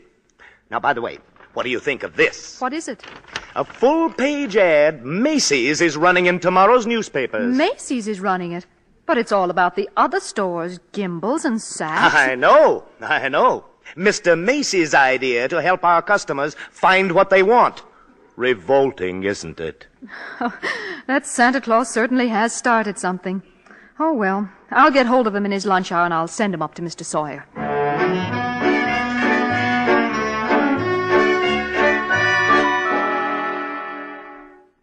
Changed my clothes, Mr. Sawyer, and came right up. Oh, then that's your own beard, huh? Oh, yes. Interesting complex in back of that. Why do you carry a cane? Always carry a cane, Mr. Sawyer. Well, that is when I wear street clothes. I carved this cane out of a runner from one of my old sleighs. What's that? What's that? With a fine, solid silver top. Who was the first president of the United States? Oh, give me a difficult one. Like who was vice president under John Quincy Adams? I'm conducting this examination. The answer is Daniel D. Tompkins. You're a rather nervous man, aren't you? Do you get enough sleep? My personal habits are no concern of yours. Now, what hand am I holding up? Right hand? How many fingers do you see? 3? Oh, dear, and you bite your nails, what? too. Oh. Stand up now. Feet together, arms extended. Muscular coordination test? I've taken dozens of these tests. Mr. Sawyer, are you happy at home? That will be all, Mr. Kringle. The examination's over. Thank you. And it may interest you to know that I've been happily married, very happily, for 22 years, very happily married. Delighted to hear it. Bye, Mr. Sawyer. Bye. Miss Prawn. Yes, sir. Get Mrs. Walker on the phone. Yes, sir. But your wife, Mr. Sawyer, she's called 4 times already. Tell my big fat wife to shut up and mind her own business. Here's Mrs. Walker, sir. Hello? I was just going to call you, Mr. Sawyer. There's a Dr. Pierce stopping by this afternoon at 3. Who's Dr. Pierce? He's the physician at the Brooks home. I thought we might discuss Mr. Kringle's case with him. Well, there's hardly any point in discussing it, Mrs. Walker. Obviously, the old man should be discharged.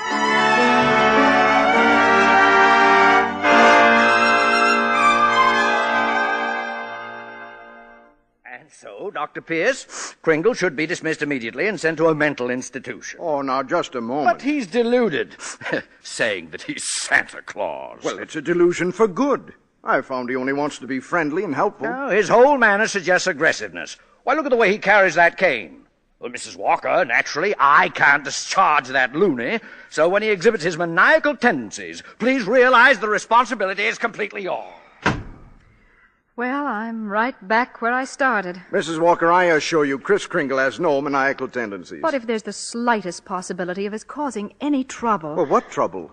All that need happen is that a policeman asks him his name, Kris Kringle, clang, clang, and Macy's Santa Claus lands up in the psychopathic ward. Well, you can prevent that very simply. There must be someone here at the store who could rent him a room. Then they could both come to work together. I'd just as soon he avoided that long train ride to Long Island anyway. You mean sort of take custody of him? Yeah. Do you think Mr. Kringle would agree to that? Well, I'm sure he'll agree. Well, in that case... Now, let's see. Who do I know who could rent him a room?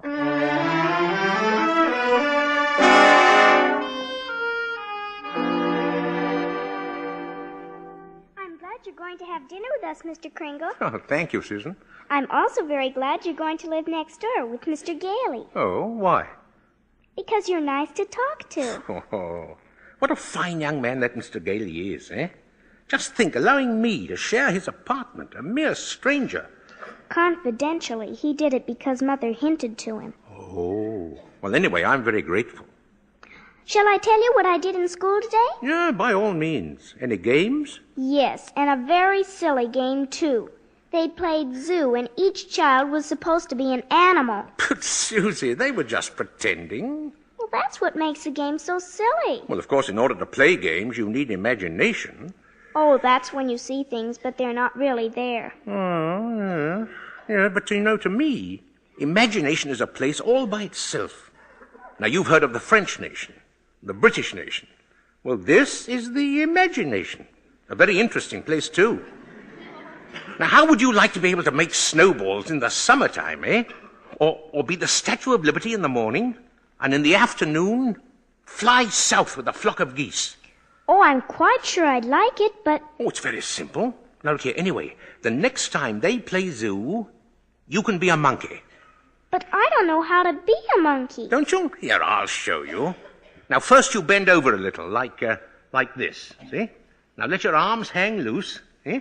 Like this? Yeah, that's fine. Now put your hand over here and start scratching, see? That's excellent, Susan, excellent. That's as fine a bit of scratching as I've ever seen. Well, now start chattering. Chattering? Yes, chattering. Listen, now. See? And keep on scratching. Now then, we'll do it together, see? Chatter and scratch and chatter. Huh? Well, that's fine, Susan. Fine, you're doing beautifully.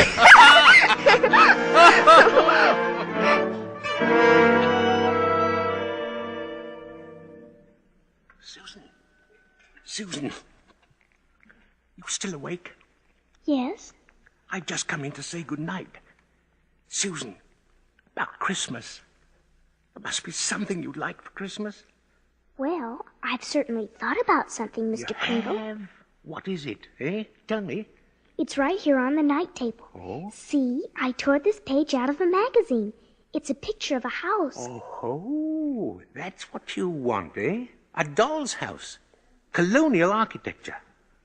Oh, no, not a doll's house. A real house. A real house? Yes, and if you're really Santa Claus, you can get it for me. Oh, now, wait a minute, Susie. What could you possibly do with a big house? Live in it with my mother. And I want a great big backyard with a great big tree to put a swing on, and a garden, and a... Oh, well, why even discuss it?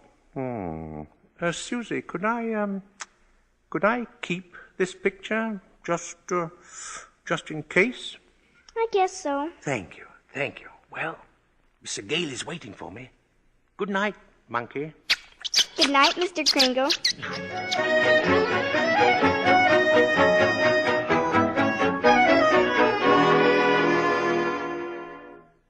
Take whichever bed you want, Mr. Kringle. Oh, you're very kind, really.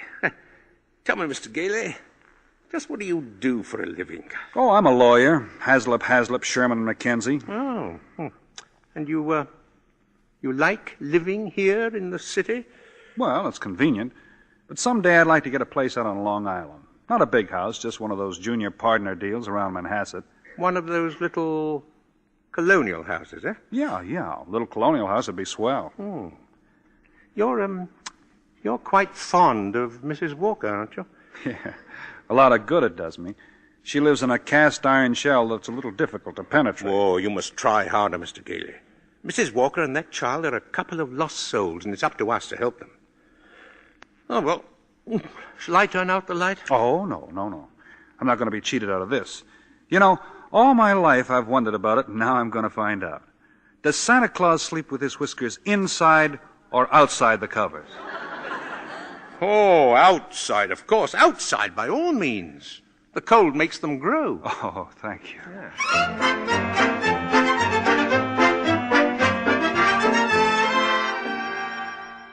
Oh, come in, Mrs. Walker. Come in. Thank you, Mr. Macy. I've just heard something very exciting. You have? Well, let me tell you something very exciting.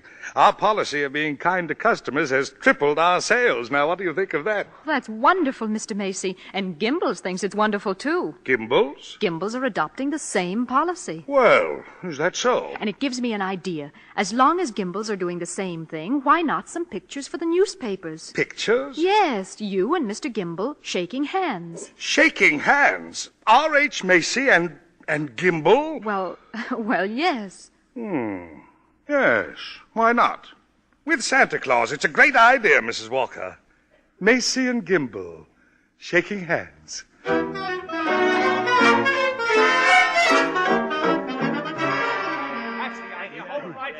That's enough pictures, gentlemen. Thank you very much. Well, Mr. Gimbel? Come on, R.H. Now we'll go over to my store and get some really good pictures. Just a minute. I have something here for Santa Claus. Here you are, Mr. Kringle, a check in appreciation of all you've done. Macy, why, that's most kind of you. I didn't think you were that generous, R.H. Well, that's quite a check. What are you going to do with it, Mr. Kringle? Well, I have a friend, Dr. Pierce. He needs a new X-ray machine. Buy the machine through the store. 10% discount. Nonsense! Come over to Gimbel's and we'll furnish it at cost. Keep it up, gentlemen. Keep it up. At this rate, my friend will have a whole new hospital.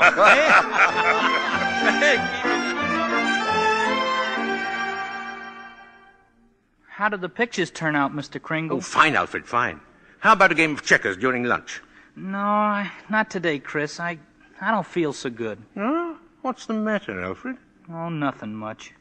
You remember I was telling you how I like to play Santa Claus over at the Y and give out packages to the kids? Yeah? Well, I was telling Mr. Sawyer about it, and he says that's very bad, that psychologically it's all wrong. Wrong? To be nice to children? Well, he says guys who play Santa Claus do it because when they was young, they must have done something bad. Now they do something they think is good to make up for it, see? It's what he calls a guilt complex. Alfred, what else has he found wrong with you? Oh, nothing much. Just that I hate my father. I didn't know it, but he says I do. Excuse me. Hey, ain't you going to lunch? Later. Right now I have an appointment with Mr. Sawyer.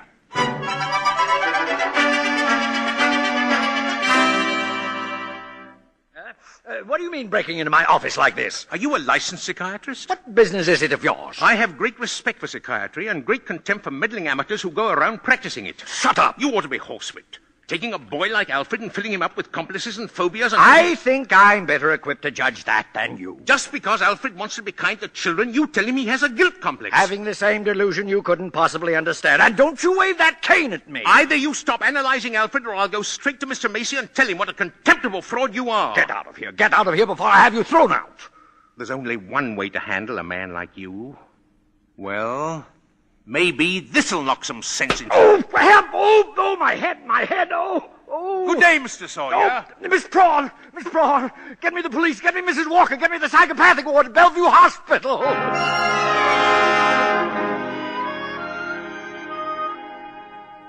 You can see Mr. Kringle now, Mr. Gailey. Thank you, nurse.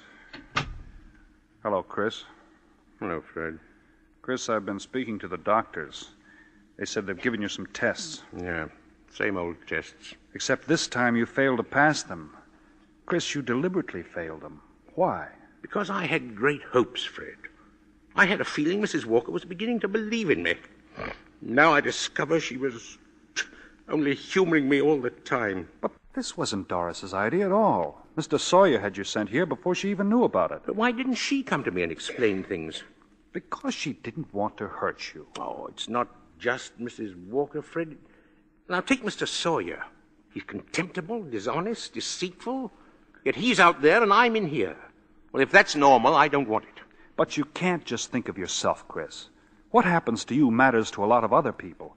People like me who believe in what you stand for, and people like Susie who are just beginning to. Chris, you're letting us down. No, maybe you're right, Fred. You... Of course you're right. I ought to be ashamed of myself. Let's get out of here. Now, wait a minute. You flunked your mental examination, but good. Oh, yes. Yes, so I did. You're a lawyer. You fix it. Hey, now look, I won't let you down, and you won't let me down. Chris, take it easy, will you? Look, there'll have to be a hearing. If you're going to be committed, it's got to go before a judge. Well? Well, if I can do anything at all, it'll have to be in that courtroom.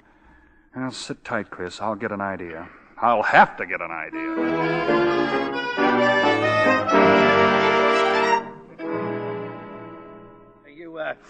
Sent for me, Mr. Macy. I certainly did, Mr. Sawyer. I brought my family to the toy department to see our Santa Claus. And our Santa Claus isn't there. He's in Bellevue. Yes, Mr. Macy. Because he's a lunatic. Yes, sir. Lunatic. Lunatic, my foot. You listen to me, Sawyer. You get that case dropped right away, you'll have another lump to match the one he gave you. But it's out of my hands. Mr. Kringle goes to court in the morning. Well, just see that he's back in the toy department by afternoon. Now get out of here.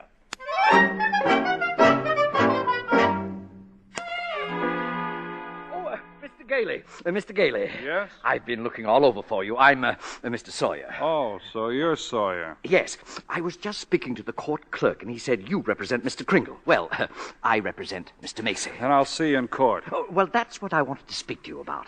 Now, Mr. Macy would like to drop the whole case right now. You see, we're most anxious to avoid any publicity. No publicity, huh? That's very interesting. Ah, then you'll cooperate? You know something, Sawyer? You've just given me the idea I've been searching for. Oh, good, good. If I'm going to win this case, I'm going to have public opinion and plenty of it. And publicity's just the way to do it. Thanks, and so long, Sawyer. Mr. Gailey! But Mr. Gailey!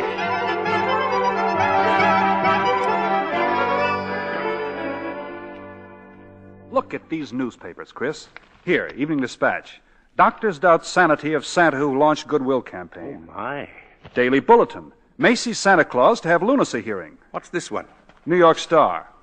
Is Kris Kringle crazy? Court case coming? Kiddies cry calamity? You've driven the United Nations clear back to page 5. Get a good night's sleep, Chris. We go before Judge Harper at 10 tomorrow morning. Okay.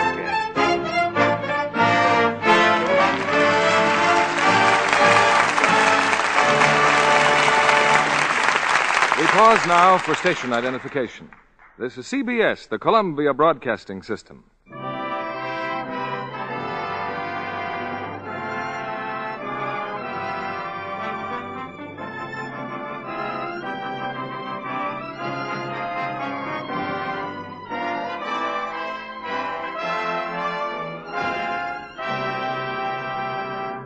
We'll return with Miracle on 34th Street in a moment. If it's possible to be born an actress, our guest tonight was. For Barbara Beebe Lyon is the daughter of two famous parents, Beebe Daniels and Ben Lyon, the well-known screen stars who are now on the executive end of motion pictures. You know, Barbara, you resemble your mother very much. Thank you, Mr. Kennedy. That's a great compliment. But I know I'll have to work hard and make a place for myself. Right now I'm studying dramatics. And visiting the studios to study techniques? That's right. I spent a lot of time at 20th Century Fox, watching them make Gentleman's Agreement. Dorothy McGuire is so natural. She's marvelous. And Gregory Peck turns in one of his finest performances in that story of present-day intolerance. Yes, and I was interested in Celeste Holm, too, because she plays her first straight dramatic role in Gentleman's Agreement. Afterwards, she asked me to tea in her dressing room. But an uninvited guest almost spoiled the party. Who was that? Gregory's dog, Perry. He's such a pet. He thought he was invited, too, and in his enthusiasm bumped Celeste's elbow, and she spilled cream over her lovely negligee. But, and this is why I'm telling you the story, Mr. Kennedy, Celeste wasn't a bit disturbed. She just handed the robe to her maid and told her to lux it right away. She couldn't give it safer treatment. Studio wardrobe departments specify Lux Care for everything safe in water alone. So do Mother and I. Since she's been back from England, where Mother and Dad spent the war years, we've been splurging on lingerie. But it really doesn't seem extravagant because nice things last so long with Lux Care. Lux Care actually does keep underthings lovely 3 times as long. So any girl who gives her underthings Lux Care can have 3 times as many without spending a bit more. Instead of just replacing underthings that have grown faded and old-looking from wrong washing, she can buy extra new ones, soon have 3 times as many, because they stay lovely 3 times as long. Thank you for coming tonight, Barbara Lyon. Now, here's Act 3 of Miracle on 34th Street, starring Maureen O'Hara as Doris Walker, John Payne as Fred Gailey, Edmund Gwen as Chris, and Natalie Wood as Susan.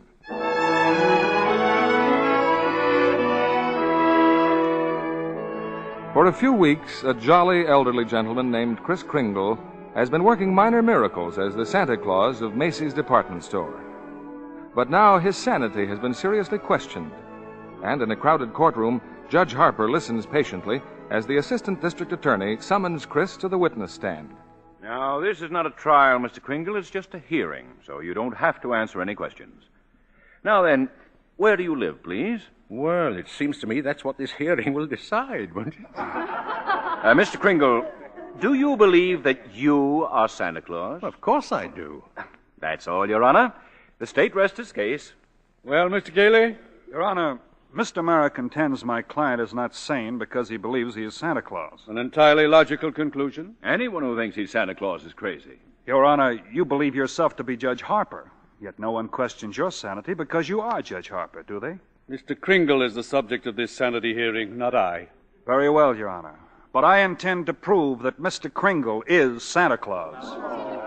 Mr. Mara, I thought you said this was a cut-and-dried sanity hearing. I thought it was, Your Honor. In the view of Mr. Gailey's statement, I'll have to review the entire background of this case. Court's adjourned till tomorrow morning.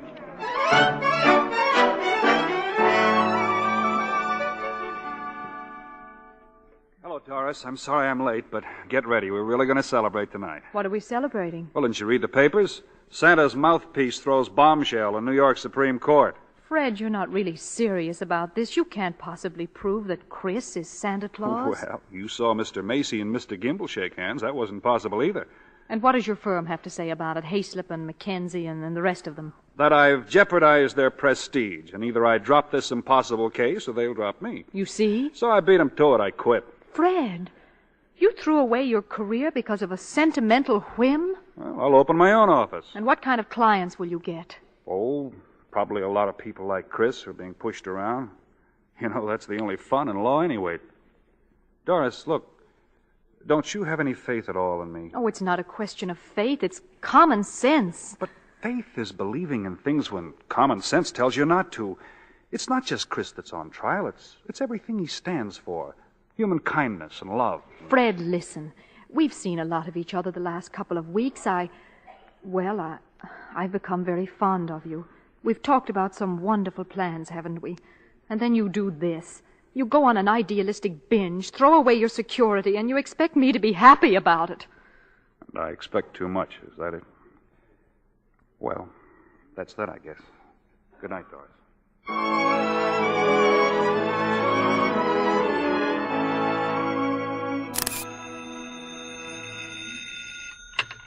Hello. Yes, this is Mr. Mara. Well, can't I wait till tomorrow? I'm eating Who's been subpoenaed? Well, how do you think I feel about it? I'll see you tomorrow. Who's that, dear? R.H. Macy's been subpoenaed. Oh, my. Oh, those reporters. They make me look like a sadistic monster who likes nothing better than to drown pussycats and tear wings off of butterflies. Quiet, dear, quiet. Tommy's still awake. Oh, yeah. It'd just break his heart if he knew what his daddy's doing. I'm doing my job as assistant district attorney. Well, I'm not so sure, but that I agree with him.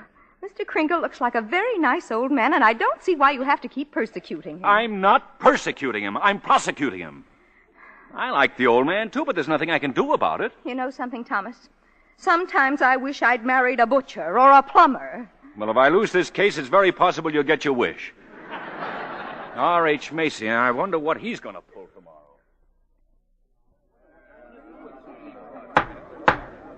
Proceed with the witness, Mr. Gailey. Now then, Mr. Macy, if you recognize the defendant, please tell us who he is. Kris Kringle, of course. Do you believe him to be of sound mind? Sound mind? I wish I had a dozen like him. Mr. Macy, you're under oath. Do you believe that man is Santa Claus? Well, now, that's rather delicate. Careful, R.H. Just think of those headlines tomorrow. Macy admits his Santa Claus is fraud. You keep out of this, Gimble. What did you say? Nothing, Mr. Mara. I wish you would. Is that man Santa Claus? Yes. In my opinion, he most certainly is. Your Honor, there is no such person as Santa Claus, and everybody knows it. Can you prove there isn't any? I won't even try. I'll not waste the court's time with such childish nonsense. Your Honor, the prosecution requests an immediate ruling from this court. Is there or is there not a Santa Claus? Well, now, the court will take a short recess to consider the question.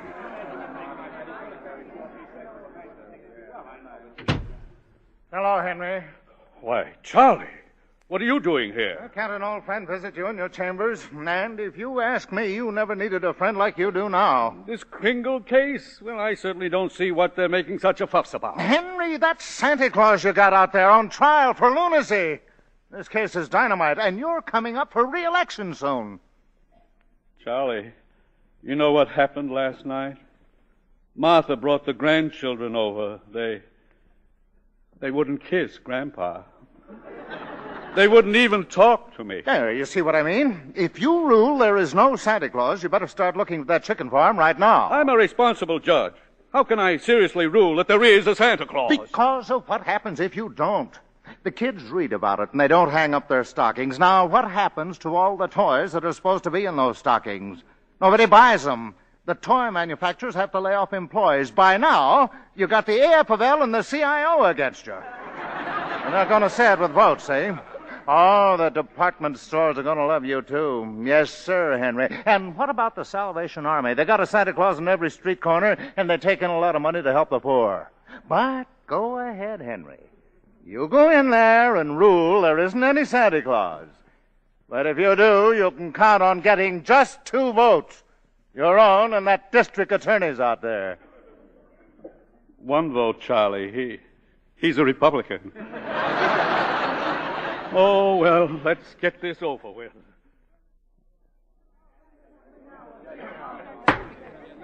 The question of Santa Claus seems to be largely a matter of opinion. The tradition of American justice demands a broad and unprejudiced view of such a controversial matter. But, Your Honor... This court, therefore, intends to keep its mind open. We shall ask for evidence on either side. But the burden of proof clearly rests with my opponent. Can he produce any evidence to support his views? If Your Honor please, I can. Will Thomas Mara please take the stand? Who? Me? No, Thomas Mara, Jr. I believe he and his mother are both in court today. Hi, Papa. Hi. Tommy, do you believe in Santa Claus? I sure do. He gave me a brand new sled last year. And, what does Santa Claus look like, Tommy? Well, there he is, sitting right over there. Your Honor, I Overruled! Tell me, Tommy, why are you so sure there's a Santa Claus? Because my Papa told me so. Didn't you, Papa? Thank you, Tommy. You can go back to your mother now. See you later, Papa. You certainly will. Your Honor! Don't forget, Santa Claus. This year I want a football helmet. Now, don't worry, Tommy. You'll get it. Mr. Kringle, if you don't mind. I'm sorry, sir. Your Honor, the state of New York concedes the existence of a Santa Claus. But in so conceding, we demand that Mr. Gailey stop presenting personal opinion as evidence. I insist he submit authoritative proof that Mr. Kringle here is the one and only Santa Claus. Well, Mr. Gailey, are you prepared to show that Mr. Kringle is Santa Claus on the basis of unprejudiced authority? Well, no, not now. I need a little time. Why not now? Tomorrow, Your Honor. Very well. Court's adjourned till tomorrow morning. Phew.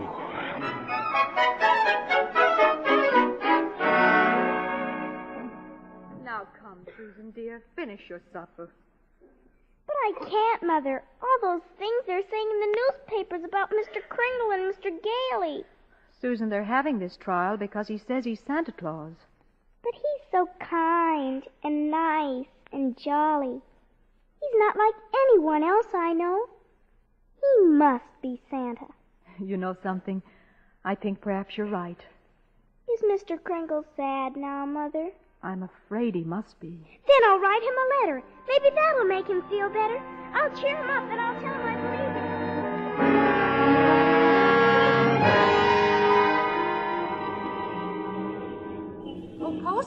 Postman. Yeah, lady? Would you mind taking this letter? Oh, sure, lady. We're going straight down to the post office now. Okay, Louie, take it away. What do you know, Louie? Another letter for Santa Claus. Hey, here's a new one. Instead of North Pole, this kid's got it addressed to Chris Kringle, New York County Courthouse. Well, the kid's right. Huh? Oh, yeah, sure. They got him on trial down there. He claims he's Santa Claus, and the DA claims he's nuts. Hey, Frankie, I got an idea. Yeah? How many Santa Claus letters do you think we got down there in the dead letter office? Oh, who knows? Must be 50,000. Bags and bags all over the joint. You mean? But, Frankie, why not? Wouldn't it be nice to get rid of them all? Wouldn't it? Boy, oh boy. Look, Louie, soon as we get to the post office, we go see the supervisor. You know something? I bet we both get promoted!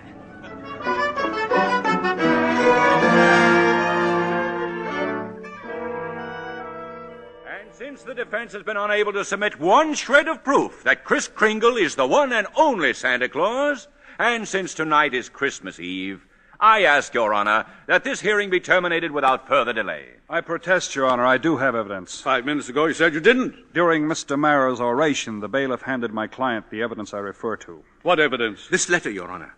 Yes, Mr. Kringle? It's from Susan Walker. She believes in me. This letter means more to me than anything in the world. That letter, Your Honor, was delivered by the United States Post Office, an official agency of the federal government. The Post Office Department is one of the largest business concerns in the world. Last year, it did a gross volume of over $1 billion, and Your Honor, I'm sure we're all gratified that the Post Office is getting along so well.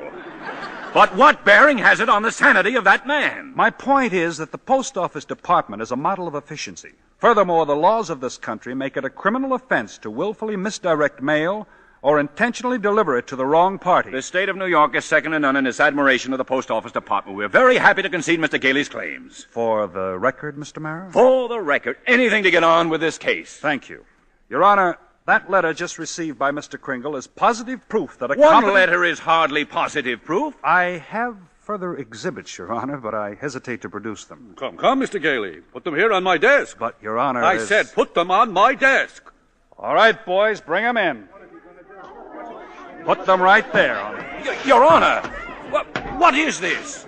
Empty those mail sacks on Judge Harper's desk. But we got 6 truckloads out there. Bring them in or be fined for contempt of court. Now, just a second here. We'll do it, Your Honor. We'll do it. True rain, true sleet, true courtrooms, anything. We deliver. Mr. Gailey. Your Honor, every one of those letters and every one of those mail sacks is addressed to Santa Claus. The Post Office Department has delivered them. Therefore, the Post Office Department recognizes Kris Kringle to be the one and only Santa Claus.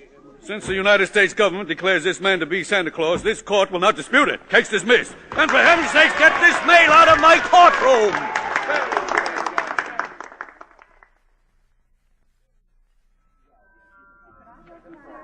So as soon as I got out of court, I came straight to Mace's to see you, Doris. Oh, Chris, I'm so glad you won. Well, we're having a big Christmas party at the Brooks home tomorrow morning. I'd like so much to see you and Susie there. We'll be there, Chris. Oh, couldn't you just come home now and have dinner with us? Now? Tonight? Me? My goodness, Doris, it's Christmas Eve.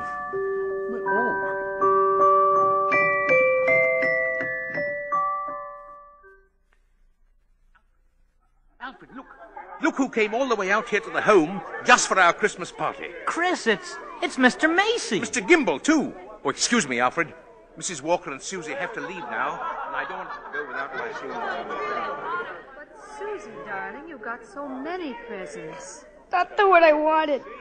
That's the one Mr. Kringle was going to get for me. Well, what was it? It doesn't matter.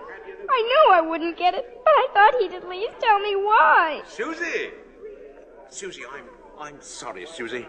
I tried my best, You couldn't get it because you're not Santa Claus. Susan! Just a nice old man, like Mother said. But I was wrong when I told you that. You must believe in Mr. Kringle and keep right on doing it. You must have faith in him. But that doesn't make sense, Mother. Faith is believing in things when common sense tells you not to. Huh? I mean, just because things don't turn out the way you want them to the first time, you've still got to believe in people. I found that Hello, out. Doris. Oh, Fred. Mr. Gailey! Oh, Mr. Gailey! Merry Christmas, Susie. Gosh, you just got here and we're just ready to leave. Oh, I've been here, and if you're ready to leave, I'll drive you home. Well, before you go, here's a map I've made for you. Now, you'll miss a lot of traffic. About 4 miles south, you will see Ashley Avenue. That's the street you want. Ashley Avenue. Thanks, Chris. And a Merry Christmas to you. Merry Christmas to you, Fred. And to you, my dear. And to you, Susie. I believe, Mr. Kringle. I do. It's silly, I suppose. But I believe.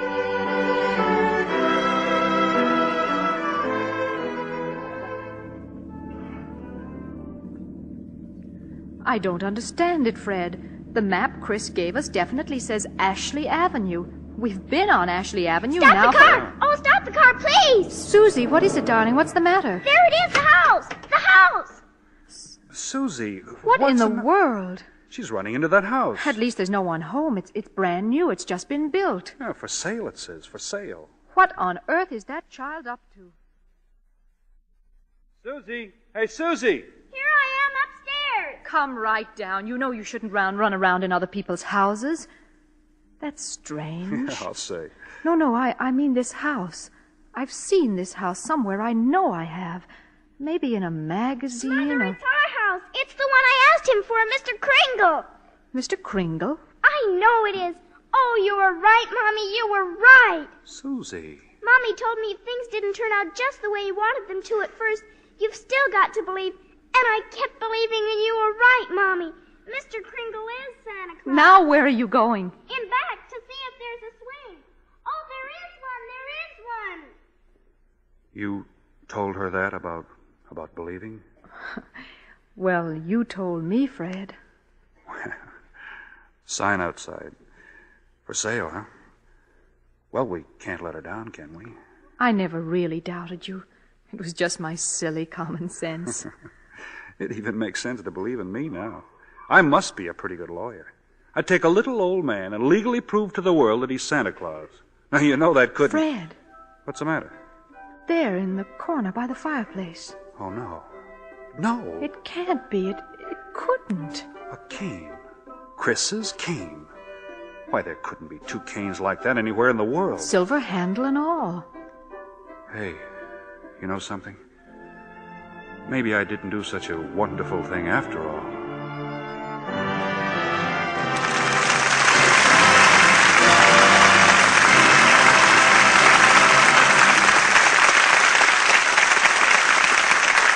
Our stars will return for their curtain calls in a moment. Let's look in for a moment on the Smiths. In a rash moment, Bill has offered to wash the dishes. Here's the Lux. Just shake a little in the dishpan. Hey there, that's enough. Oh, why be stingy? I like lots of suds. Well, so do I. But you'll get plenty with a little Lux. Hey. It looks just like a bubble bath. Dishcloth is there under the sink.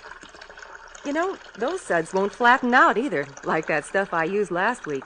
You watch. Well, at least you used that other box up fast. I'll say. That's another reason I'm back to Lux Flakes. Why, I'll bet Lux does most twice as many dishes, because a little goes such a long way. Well, don't just admire those suds all night.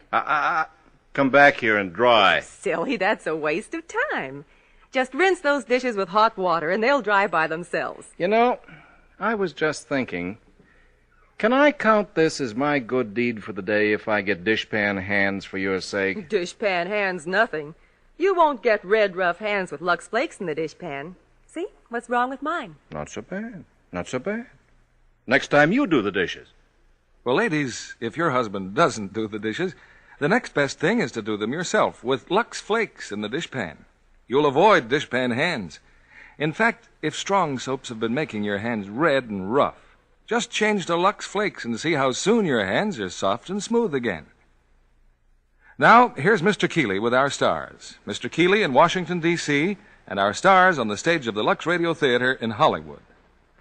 For a most delightful holiday performance, all our thanks to Maureen O'Hara, John Payne, Edmund Gwen, and Natalie Wood, who return to the spotlight for a curtain call.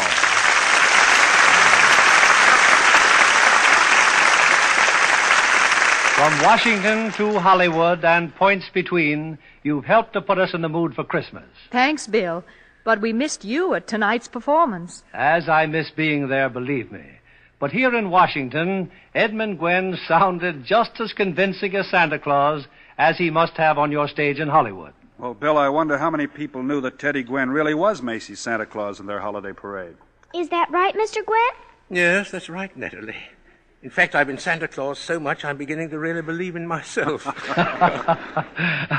I don't wonder, Teddy. I'm certainly going to leave the latchkey in the mailbox for you Christmas Eve. No, just put a windsock in the chimney, Bill. You really plan to make the rounds on Christmas Eve, eh, Teddy? Well, you can't let millions of children down. You know, Mr. Gwen, you sound as if you did believe in Santa Claus. And he's right, too. Didn't I just prove it? Well, why don't we leave it to the Lux Radio Theater audience? Yes. How about it, folks? Do you believe in Santa Claus? Well, that's ought to reassure the children in the audience tonight. Tell us, Bill, how's the picture going down in Washington? Splendidly. In fact, if all's well, I'm happy to say I'll be back for our big New Year's show next Monday night. Something special, Mr. Keeley? Very special, Natalie. A musical hit to warm the hearts of every member of the family. Well, let's hear what gives, Bill. Sounds exciting. Exciting it is. A play and cast that's topped our list of listeners' requests. And our stars are the one and only Frank Sinatra, the lovely and talented singing star Katherine Grayson, and the ever-popular Gene Kelly. In Metro-Goldwyn-Mayer's great hit, Anchors Aweigh. I hope you have Frank singing the wonderful tunes from that picture, Bill. Yes, indeed. And Katherine and Gene, too. Sounds like a great way to finish out the old year, Bill. Congratulations. Good night. Good night. Good night, and Merry Christmas to all four of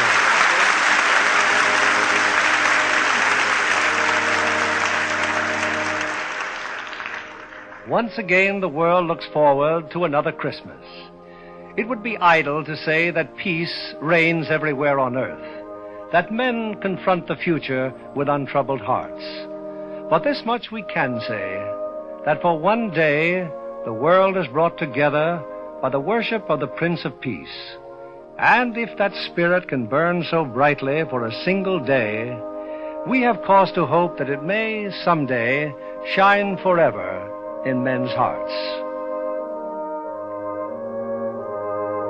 On behalf of Lever Brothers Company and of us at the Lux Radio Theater, may I wish all of you the happiest of holidays.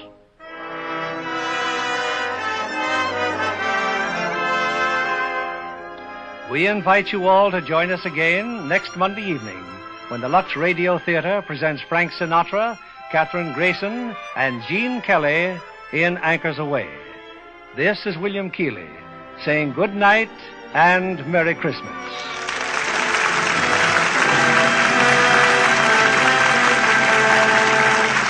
Maureen O'Hara and Natalie Wood appeared through the courtesy of 20th Century Fox, producers of Captain from Castile and Daisy Kenyon. Edmund Gwenn appeared by arrangement with Metro-Goldwyn-Mayer, producers of Cass Timberlane, starring Spencer Tracy and Lana Turner. Heard in our cast tonight were Joseph Kearns as Sawyer, Alan Reed as Macy, Bill Johnstone as Mara, and Herbert Butterfield as Judge Harper. Our music was directed by Louis Silvers. And this is your announcer, John Milton Kennedy, reminding you to join us again next Monday night to hear Anchors Aweigh with Frank Sinatra, Katherine Grayson, and Gene Kelly. Pepsodent won by 3-1. Yes, in a recent survey, families throughout America compared new Pepsodent toothpaste with the brands they'd been using at home. By an overwhelming average of 3-1, they preferred new Pepsodent with Irium over any other brand they tried. They said new Pepsodent toothpaste tastes better, makes breath cleaner, makes teeth brighter.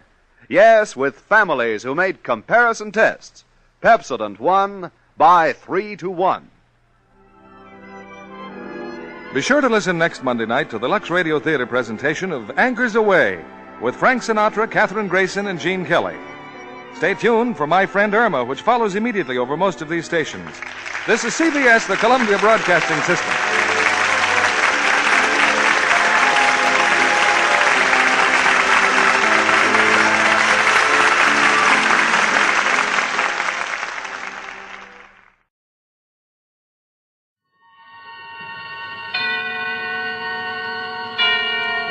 Suspense. And the producer of radio's outstanding theater of thrills, the master of mystery and adventure, William N. Robeson. We who are in the business of keeping you in suspense find ourselves in a quandary at this time of the year. The elements of suspense, murder, mayhem, and macabre mischief are awkwardly out of place at this festival of peace and love.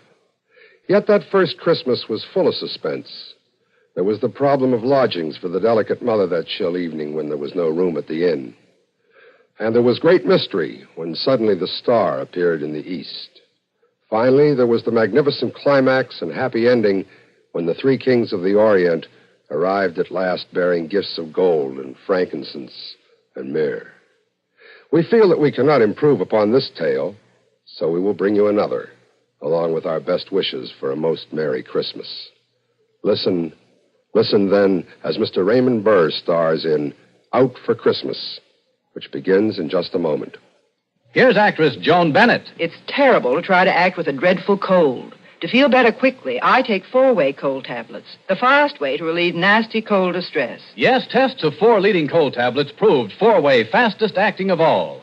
Amazing 4-way starts in minutes to relieve aches, pains, headache, reduce fever, calm upset stomach, also overcomes irregularity. When you catch cold, try my way. Take 4-way cold tablets, the fast way to relieve cold distress. 4-way, 29 and 59 cents. Here's a word about another fine product of Grove Laboratories. Had dandruff for years? Now get rid of it in 3 minutes with Fitch Dandruff Remover Shampoo. 3 minutes with Fitch regularly is guaranteed to keep unsightly dandruff away forever. Apply Fitch before wetting hair. Rub in 1 minute. Add water. Lather 1 minute. Then rinse 1 minute. Every trace of dandruff goes down the drain.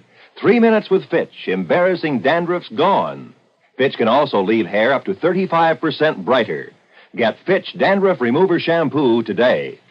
And now, Out for Christmas, starring Mr. Raymond Burr. A tale well calculated to keep you in suspense. I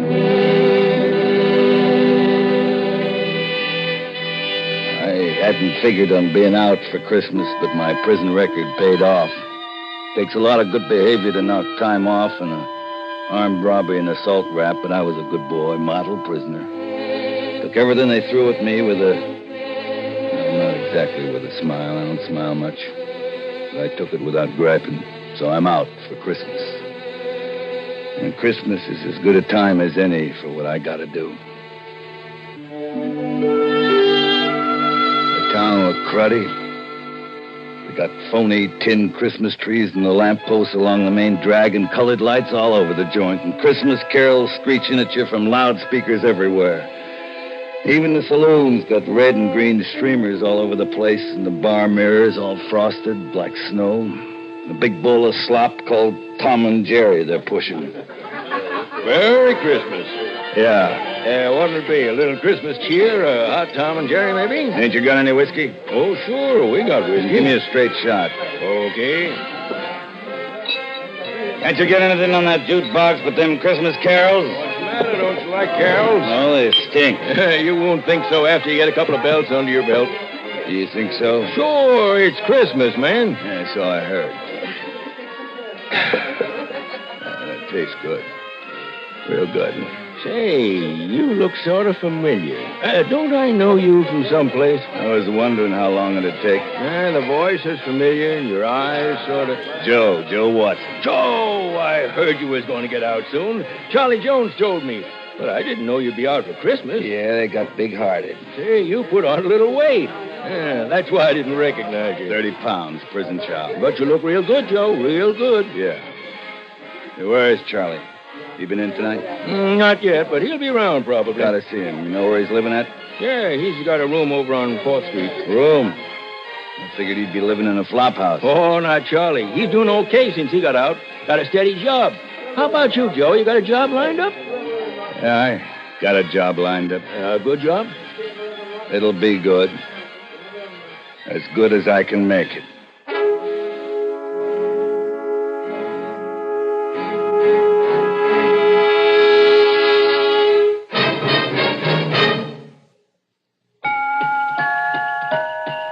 Has the last-minute shopping really got you down? Are you dashing and prancing all over the town? You bought a lot of presents and you still have lots to go? Well, Go, get a Scripto. you don't have to know a size. You don't worry about the fit. A new Scripto pen or pencil always makes a hit.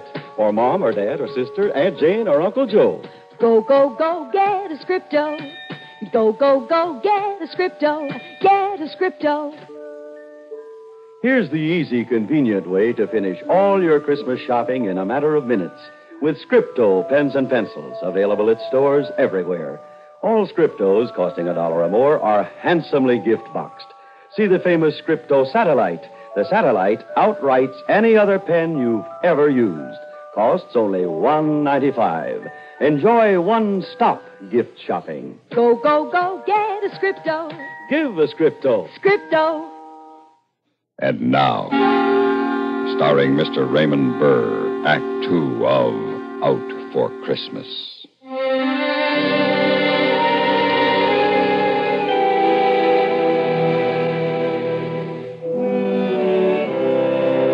They even had this rooming house where Charlie was staying, loused up for Christmas. There was a moth-eating poinsettia wreath in the door and red and green lights in the landlady's window. Charlie's room was on the 4th floor at the back. Joe! Yeah, Oh, so they let you out for Christmas. yeah. Well, come on in. Gee, it's good to see you, Joe. Good to see you, Charlie. Say, what you got there? Oh, that's an electric train. Just a minute, I'll turn it off. Electric train, what for? Oh, my sister's kid. That's all he talks about for Christmas, an electric train. So I got him one at a discount at the place where I work, but I wanted to see if it works okay. You know how it is. Yeah. So what's the idea of the Christmas tree? Well, living by myself and all, I thought I'd have my own tree. It's just a little one. You lost your marbles? Well, it's Christmas, Joe. Guys in cell block 4 ought to see you now playing with electric trains into your own Christmas tree. And I bet they'd like to be doing the same thing. Not me. Did you check up on Malloy like I asked you to? Yeah? Yes, he's still on the police force. Good. You got a gun? No, I don't have no use for guns anymore. Know where I can get one? Well, sure, I guess I could locate one. Well, I told you to. In my last letter, I told you.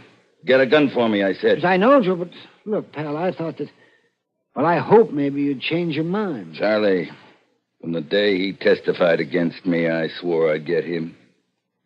His testimony did it, you know. That's what convicted me.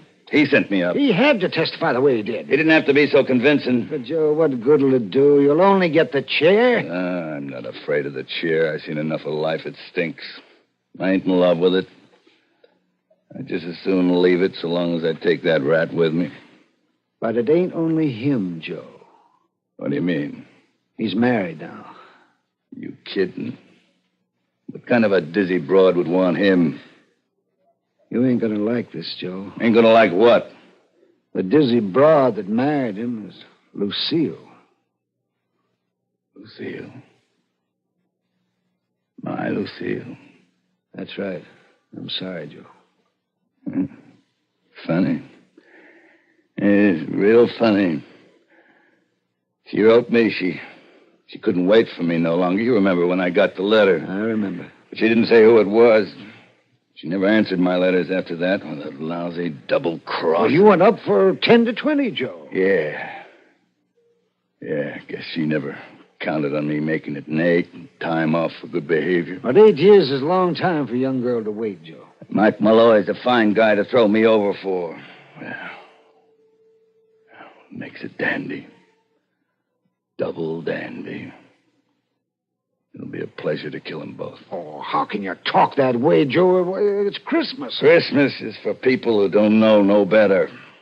Kids and idiots. Oh, Joe, listen to me now. Forget all about Malloy and Lucille. You got a chance to make a new life for yourself, like I'm doing. I can get you a job where I'm working. I'm sure I can. What are you doing? I'm Santa Claus in the toy department at Brighton's department store. Ain't no future in that. You're going to be out of work day after tomorrow. No, I'm not. They promised to keep me on. Doing what? Minding the reindeer? Well, Mr. Brighton believes in giving guys like us a chance. Now, that's why I'm sure that you can get a job there. You come down tomorrow and talk to him. I'll talk to him after Christmas. Hey, good. Oh, say, How about coming over to my sister's house for Christmas dinner day after tomorrow? Yeah. Yeah, I might even do that. Good. You see, Joe, there ain't no sense in carrying around hatred in your heart, especially at Christmas time. So let Malloy and Lucille have their Christmas in peace. They'll have their Christmas all right. Their last Christmas. But then it'll be your last one, too. I just got it figured different. Never mind the gun. I'll get my own gun tomorrow. But there is one thing I want from you. What's that, Joe? Tomorrow night, I want to borrow your Santa Claus suit.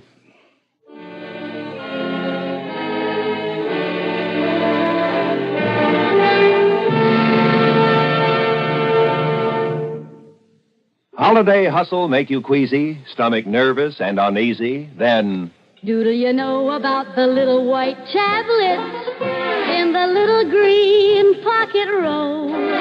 Just a-waiting for the moment when you need 'em to bring your acid indigestion under control. Tums are the little white tablets in the little green pocket roll. Tums for the tummy, Tums. Bring relief quicker than you'd ever guess. Best for any kind of acid distress. Keep 'em handy in the pocket roll. Keep your tummy under Tums control. yes, during the busy, bustling season, get quick relief from annoying acid indigestion. Always carry Tums, 10 cents. 3-roll pack, a quarter. Or get the new 6-roll pack with free metal carrier, 49 cents. And now, starring Mr. Raymond Burr, Act 3 of Out for Christmas.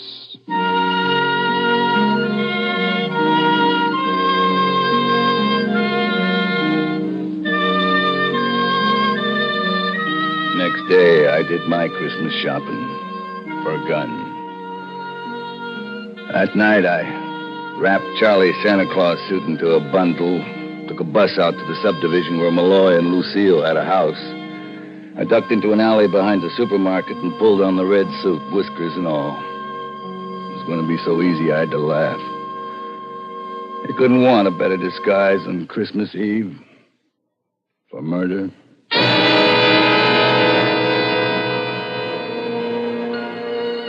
I didn't have any trouble finding the house, little box of a house like all the others in the street and decorated with colored lights like all the others. Nobody saw me, even if they had. Who has a better right than Santa Claus to be on the streets Christmas Eve? The gun felt cold in my pocket as I closed my fist around it and pushed the bell. Even it was wired for Christmas. Yes? Merry Christmas. Why, it's Santa Claus. Aren't you going to ask me in? Well, my husband isn't home yet. That's all right. I'll come in and wait for him. I don't understand. You don't believe in Santa Claus anymore, Lucille? You ought to. Who are you? Don't you recognize my voice? You sound like... Joe? Oh, no. Good old Joe. He was going to wait for me, no matter how long it took. Joe, I thought you were... In the cooler for keeps? I told you I'd come back for you. Here I am. Well, you're too late, Joe. Yeah, so I hear. How come you didn't wait, Lucille? I fell in love. With the guy who sent me to prison? With a no-good cop? He didn't send you to prison, Joe. You were guilty. I'd have beat the rap if he hadn't testified the way he did. He had to testify that way. He was only telling the truth. Yeah, so you could get me out of the way and steal my girl. Joe, you've got things all twisted.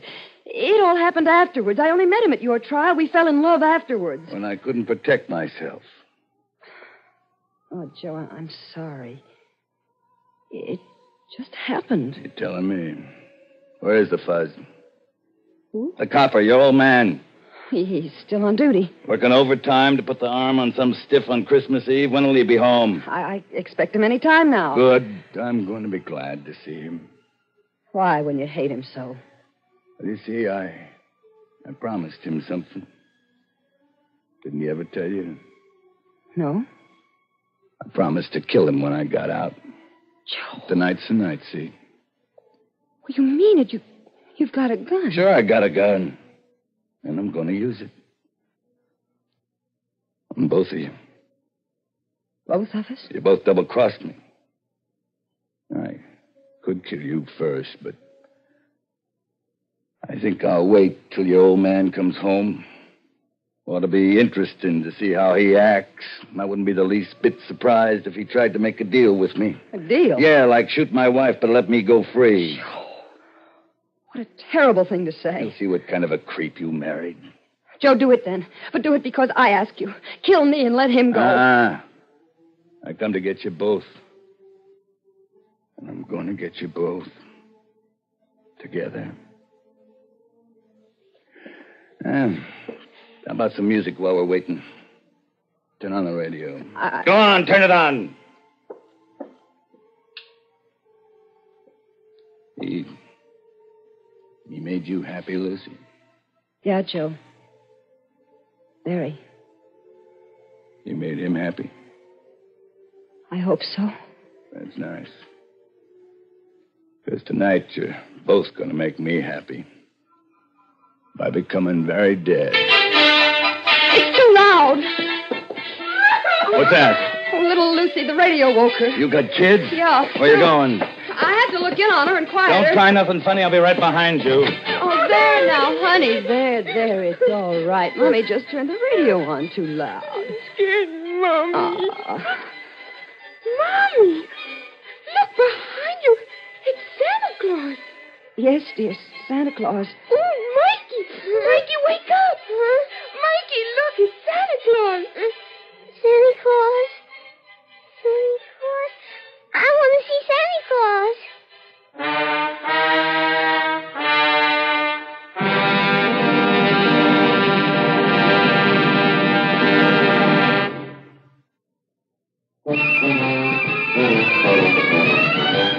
Of all leading filters, cigarettes, Kent Filter's best. Kent Filter's best.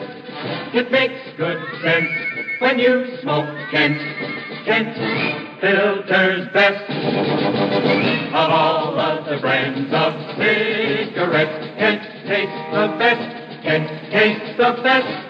A richer taste than all the rest. Kent Filter's best.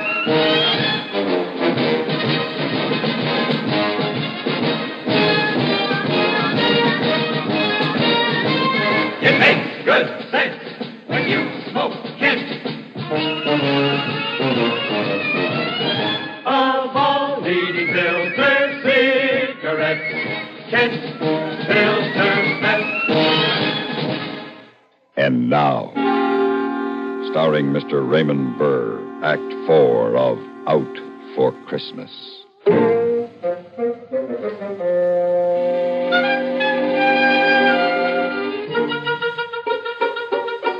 Just had time to jam the gun back into my pocket before those two kids were wide awake and all over me, grabbing at my red suit, pulling at my phony whiskers, pushing me into a chair. Did you bring me your present, Santa Claus? Did you? Where are your reindeer, Santa? Sit down, Mikey. I don't want to sit on his lap. You'll get rid of these chicks. Where's my present, Santa? Well, what did you do with the reindeers? What did you do with the reindeers? Well, they're parked outside, Mikey, on the roof. Did you come down the chimney? Oh, yeah, sure. Why aren't you close to me? Didn't the fire burn you? Well, no, you see, it's an asbestos suit. Now, listen, you kids ought to go back to bed. Oh, no, Santa, please, we want our presents. I want to see the reindeer. See, you got to get them off me. They're so excited, Joe. They've never entertained Santa Claus before. I ain't no Santa Claus. To them you are. Yeah. Santa Claus, Well, what? I want to kiss you. Me too. All right, you kids. Now, listen to me. Yes, Santa Claus, I'm listening. Me too. You gotta go back to bed now. Well, I want my presents. Me too. You'll get your presents in the morning when you wake up. They'll be under the tree. You promise? I promise. Now, you run off to bed. On account, I gotta get going. Now, you wouldn't want the other boys and girls to miss their presents because I've been goofing off with you, would you? Oh, no, that wouldn't be fair. All right, then. Off to bed you go. All right. Come on, Mikey. Merry Christmas, Santa Claus. Me too. Yeah. Merry Christmas, kids. And good night. Good night. Come on, Mikey. Oh, Joe. They'll never forget that. Yeah. Neither will I. Merry Christmas, honey. I'm sorry I'm late. Hey, what's this? It's Joe Watson, Mike. Joe Watson? What the devil are you doing here? He came to kill us. What? Take it easy, Mike. Here's my gun. You changed your mind? Your kids changed my mind. They thought he was really Santa Claus, darling. They were so excited. Now, Mike, you can send me up again. Better to go back for parole violation, I guess, than for murder. Well, wait a minute. We gotta have a complaining witness. You want to make a complaint, Lucille? No, Mike. I want to thank Joe for giving the kids the best Christmas of their lives. Well, I haven't any complaint then. Merry Christmas, Joe. I still say Christmas is for people who don't know no better. Like kids and idiots. Yeah. Merry Christmas.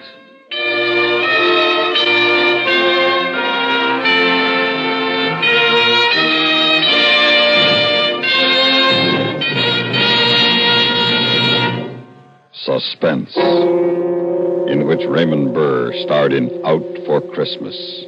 Written, produced, and directed by William N. Robeson. In just a moment, the names of the supporting players and a word about next week's story of suspense. Christmas Eve on CBS Radio, Bing Crosby invites you to celebrate Christmas with the world on our 4th annual Christmas Sing with Bing. With Bing as your guide and CBS Radio as your magic carpet, you'll visit Rome to hear the Vatican Choir. There, too, you'll hear the sound of the bells of St. Peter's as they ring for the holiday Mass. On our Christmas Sing with Bing, you'll visit New York and Salt Lake City, Canada, Australia, Holland, France, even places like Hawaii, Alaska, and the Fiji Islands, where carolers and choirs will be waiting to sing the traditional Christmas songs with you. To add to the excitement this year, Mrs. Bing Crosby, Catherine Grant, will be at her husband's side. Whether you spend Christmas Eve at home or out on the highway heading for a holiday destination, join us right here on CBS Radio, as most of these same stations present our 4th annual Christmas Sing with Bing. Supporting Raymond Burr in Out for Christmas were Joan Banks, Lillian Baeff, Charles Seal, Carl Swenson, Howard McNear, and Dick Beals. Listen. Listen again next week when we return with Mr. Frank Lovejoy, starring in The 32nd of December. Another tale well calculated to keep you in suspense. This is the CBS Radio Network.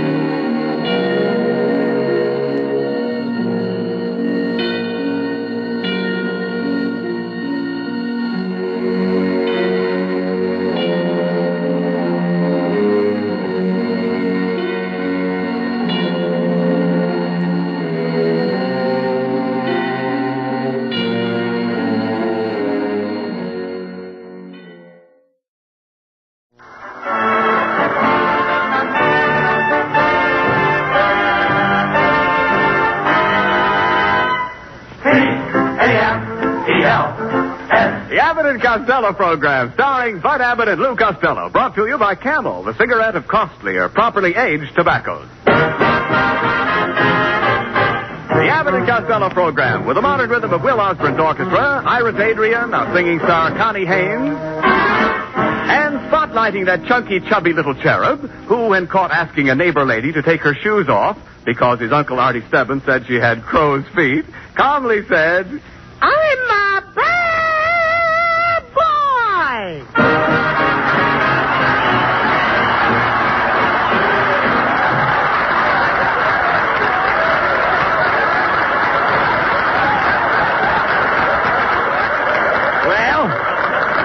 Well, Costello, where have you been? Why weren't you here fixing up the house for the party tonight? Oh, hey, Abbott, I had to get down to jail to get my landlady out. You know, Mrs. Satchel Puss? Yeah. I had to get her out on bail. What do you She mean? got arrested for shoplifting. They finally caught her. I thought she was too smart to get caught. Well, she made a mistake. She stole an alarm clock and hid it in her bustle. Well, how did they catch her? Her bustle went off at 8:15. Never mind your landlady. Did you send out the invitations for the party? Oh, yeah. I got them right here. Look what it says. What is it? Lou Costello invites you to a Christmas party to be held at his home, B-A-P-O-B. B-A-P-O-B? Yep. You mean RSVP. Oh, no, I mean B-A-P-O-B. Bring a pound of butter. Oh, boy, what a party I'm going to have. My Aunt May will bring her cranberry sauce. That's her specialty. Aunt Catherine will bring her plum pudding. That's her specialty. And Aunt Eva will bring her 14 children. That's a nice family. Yeah. Never mind your relatives. Look, forget about your relatives for a minute, Lou. Yeah. Did you remember to get souvenirs for everybody? Oh, souvenirs. Yes. Yeah, I'm having favors for the girls. At 12 o'clock, I'm going to turn the lights off. Oh, yeah. Any favors for the men?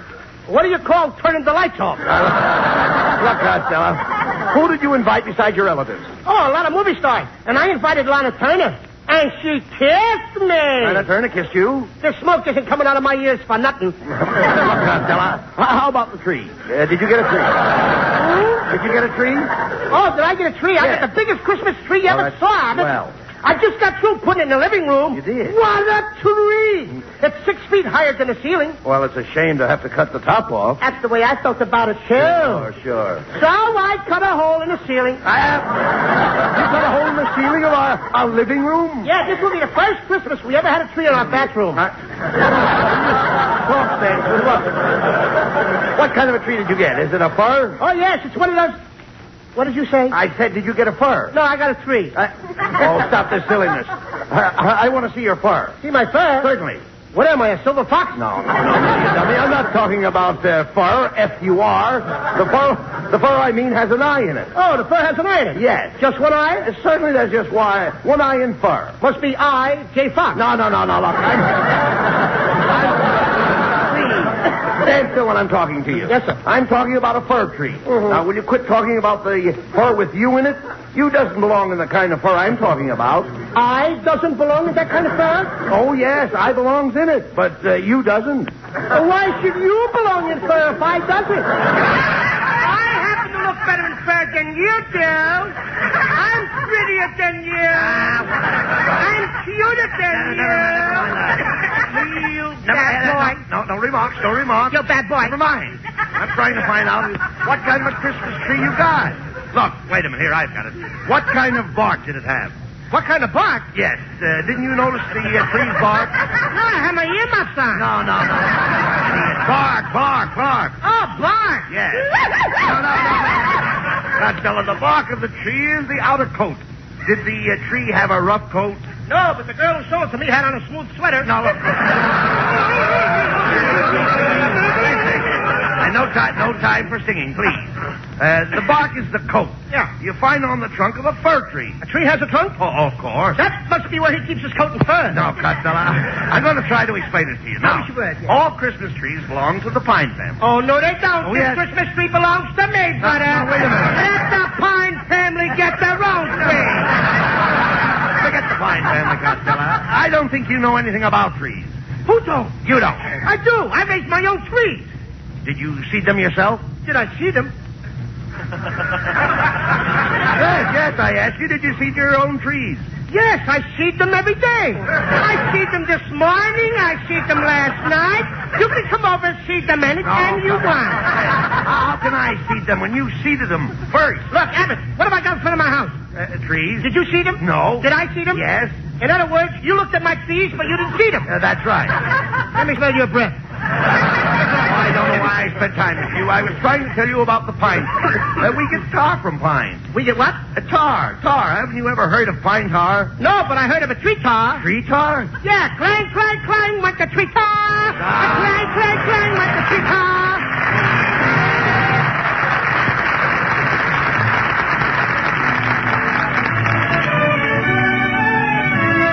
As a Christmas present to her camel fans, lovely Connie Haynes repeats the song she helped make so popular. With my high starched collar and my high top shoes and my hair high up on my head, I went to lose a jolly hour upon the trolley and lost my heart instead. With his light brown derby and his bright green tie, he was quite the handsomest of men. I started to yen, so I counted to 10, then I counted to 10 again.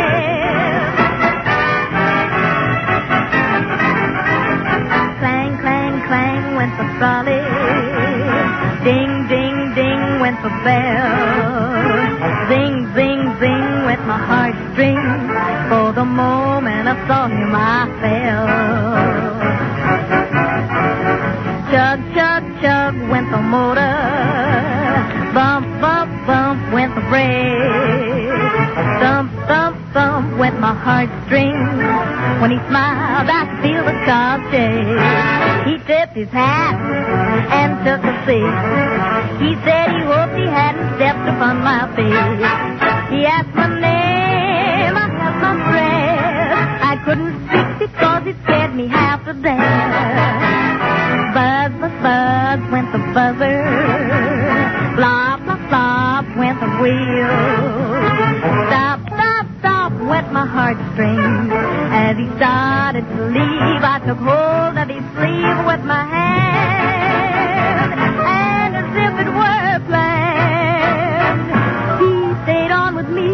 And it was grand just to stand with his hand holding mine to the end of the line.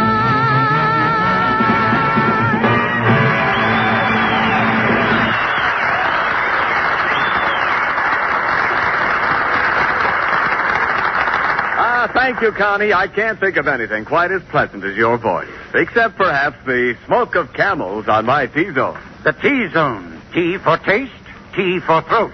The zone where smokers test the smoke of any cigarette. Right.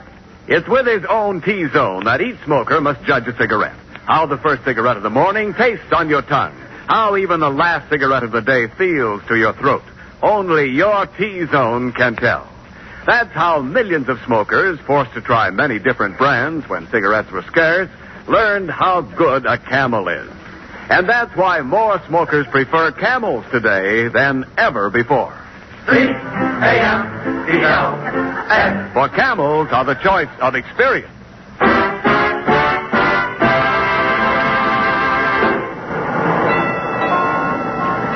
Costello, what did we have to come downtown for? Oh, I gotta get some more spaghetti, Abbott, so I can finish trimming my Christmas tree. I couldn't find any tinsel this year, so I'm trimming a tree with spaghetti. And boy, does it look beautiful. Oh, what's beautiful about trimming a tree with spaghetti? Every time I plug it in, the meatballs light up. There you go with that silliness again. Hey, Abbott, look who's in the car. It's that movie actress, Betsy May Mucho. Hello, Miss Mucho. Hello, boys. Gee, I'm glad I saw you. I want to invite you to my Christmas party tonight, Miss Mucho. Oh, I'm very sorry, but I have to go down to Los Angeles. I'm having a dinner party at the Ambassador Hotel. The Ambassador Hotel. Oh, sure, Abbott. You know where the Ambassador is. That's the home of the Cuckoo Nut Groove. Oh, it's going to be a thrilling dinner. Yeah. We're going to have craw Louis and steamed clams. Clams? Yes. Don't you just adore clams? No, I'd rather have a plate of fried oysters. Well, I must be ski-dawdling along. I beg your pardon? I must be ski-dawdling along. Oh, Well? we the same. Gesundheit. I sure knock off those Spanish words, don't I?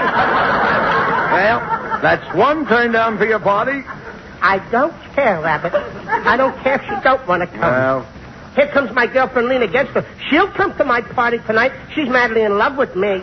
Ah, there you are, you sawed-off Boris Karloff. Standing on street corners, flirting with girls. I wasn't flirting with any girls, Lena. I'm saving myself for you. Thanks, Fatso, for saving so much. I've got a bone to pick with you. I put some of that perfume you gave me on my hair. wait a minute. I think it has a nice golden tint. What is it, Chanel number 5? No, Chemtone number 7. Roller and all. You little worm. Please, Lena, let's be friends. I'd never desert you. I'd stand by you. I'm as solid as the rock of Gibraltar. I can believe that.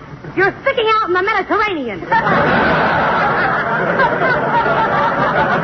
Look, Lena, don't talk like that. I was just going to ask you to come to my Christmas party tonight. Are you kidding? I'm going out with Van Johnson tonight. Oh, Van Johnson. You always talk about Van Johnson. Take away his blonde curly hair, and what do you got left? I don't know, but you can deliver it to my house in the morning. Goodbye. Well, there's number 2 that ain't going to come to my party tonight. Hey, Costello, look. Isn't that Mrs. Niles getting off the streetcar? Oh, hello, Mr. Abbott. Do you always stand on street corners leaning on a trash can? Oh, that's Costello. I didn't recognize him.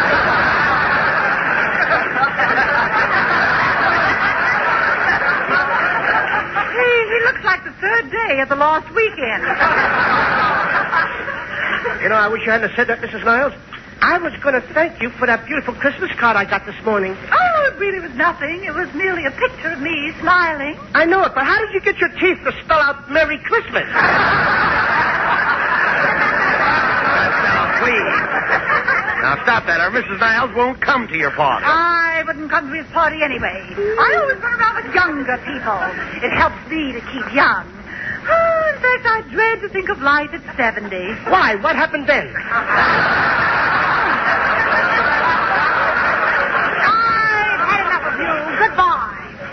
Well, it looks like you're not going to have any party. That's the third turn down you've had. I don't care, Rabbit. Let's go home. I'm going to call up some of my other friends. I'll get somebody to come. Here, come on, let's grab this cab. Cabby, drive us to North Hollywood. North Hollywood? What's the matter with Glendale? There's nothing wrong with Glendale. I don't live there. Oh, Glendale ain't good enough for you, huh?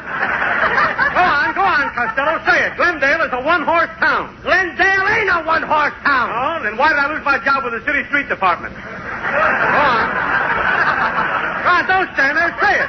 Tell people I'm not a citizen of Glendale. Go on, say I never even voted. You voted. You voted. You voted. 3 times, huh? Go on, start a rumor.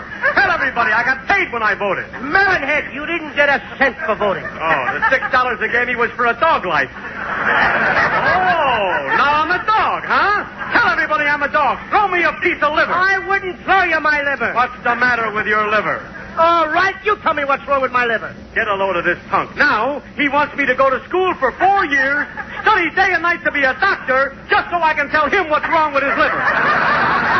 Melonhead, I don't want you to go to school. Oh, you want me to be a moron like you?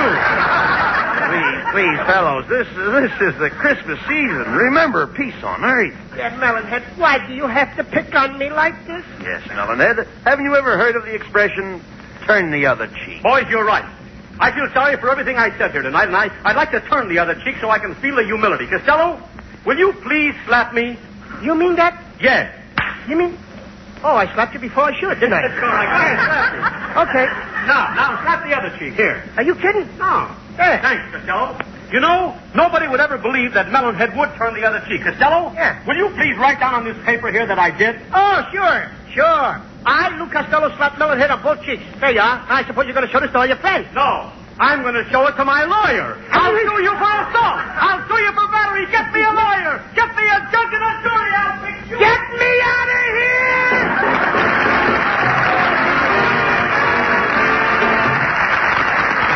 And now back 25 centuries for the wisdom of Ethan. Experience is the best teacher. Yes, experience is the best teacher. When cigarettes were scarce, most smokers took what they could get. One day one brand, another day some other brand.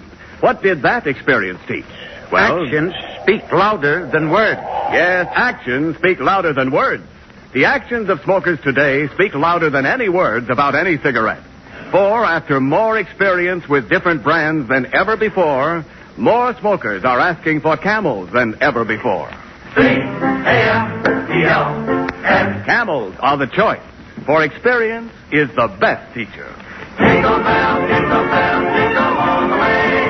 Oh, what fun it is to ride in a one-horse open sleigh. Oh, jingle bells, jingle all the way.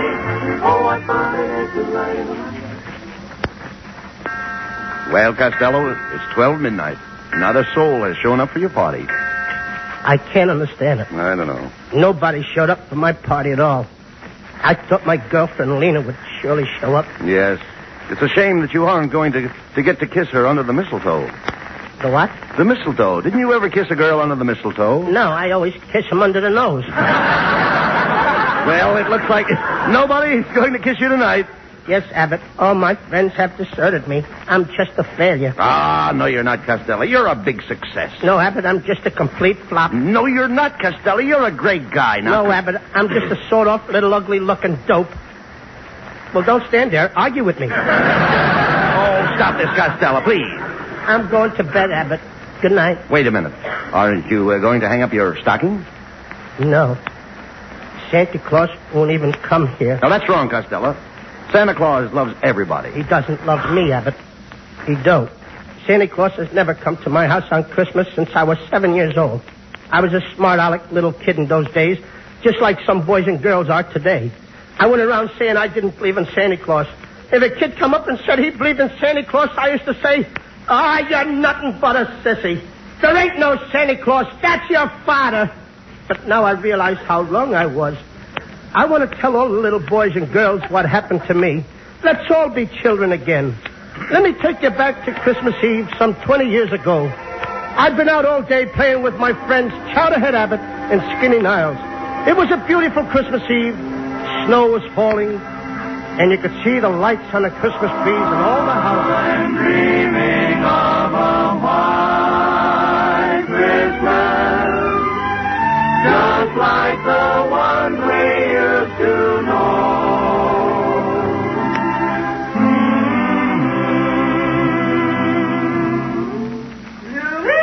Louis Costello! Coming, Mother! Louis Costello, stop choking that cat. I'm not choking it, Ma. I'm trying to get the money out. Well, there's no money in that cat. Oh, yes, there is. Last night when Pa was playing poker, I heard him say, everybody put money in a kitty. Oh,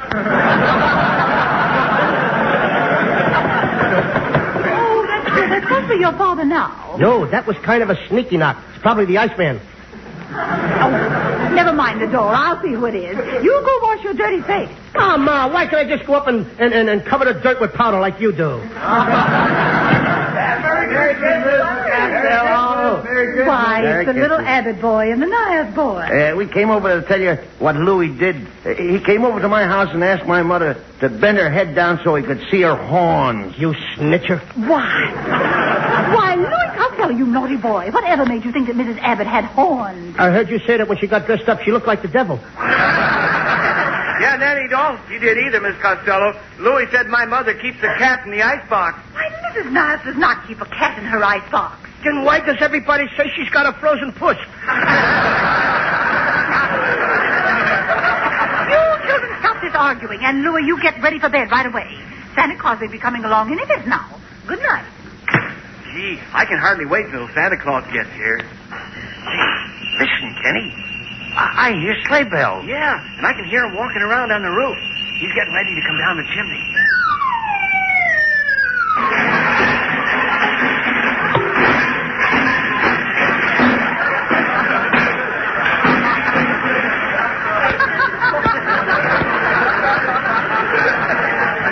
Who built that fire in the fireplace?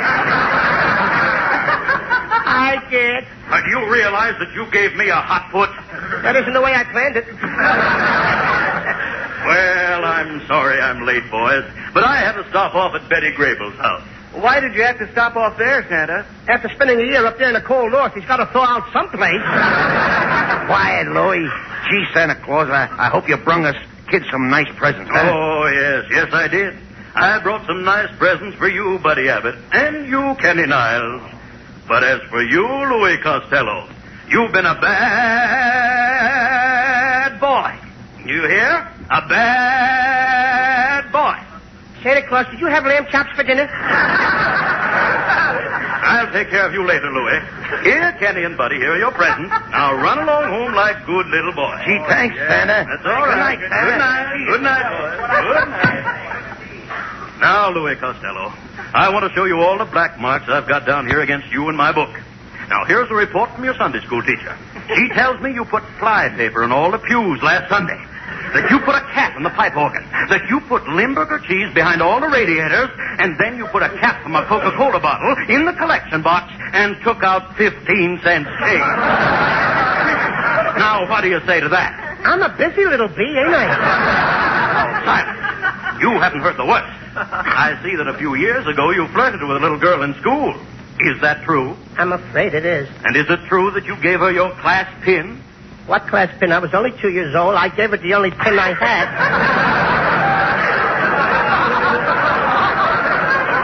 All right. Let the whole thing drop. That's what happened. And finally, Louis, the biggest black mark against you is that you've got a book under your mattress.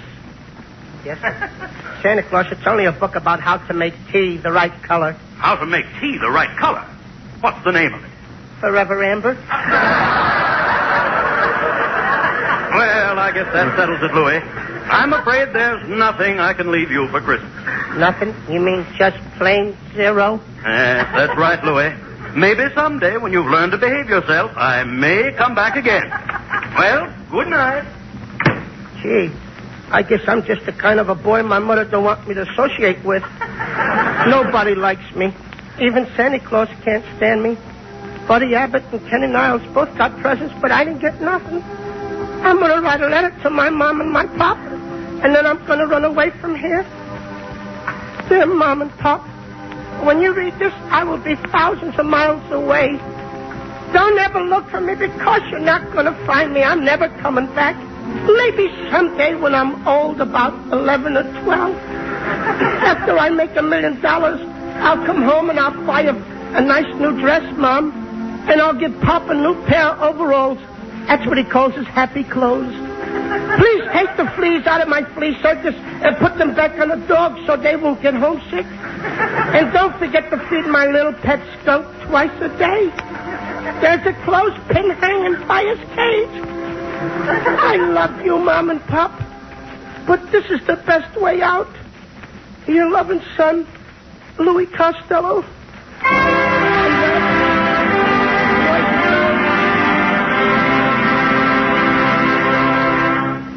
Boys and girls, that happened over 20 years ago, and Santa Claus has never come back to see me to this day.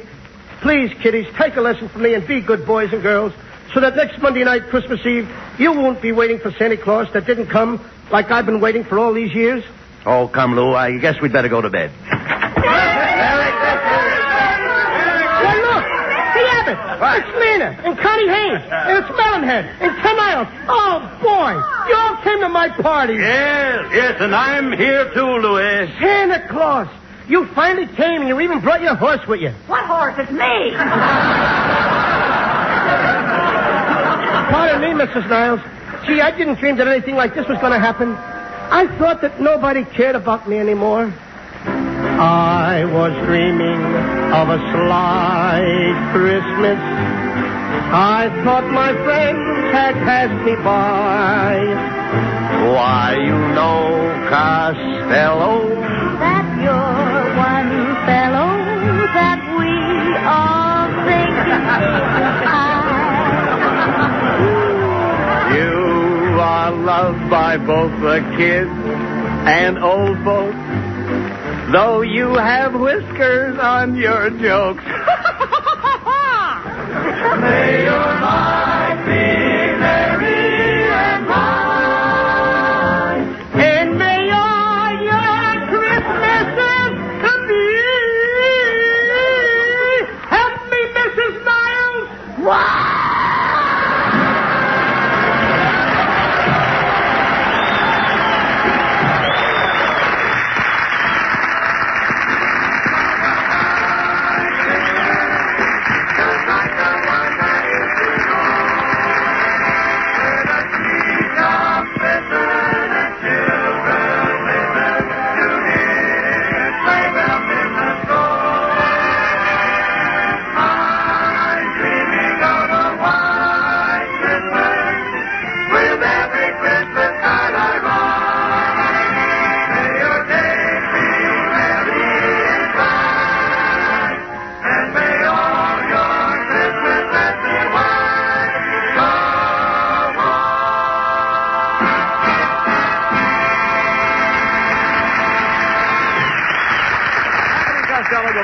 Camel cigarettes in just a moment.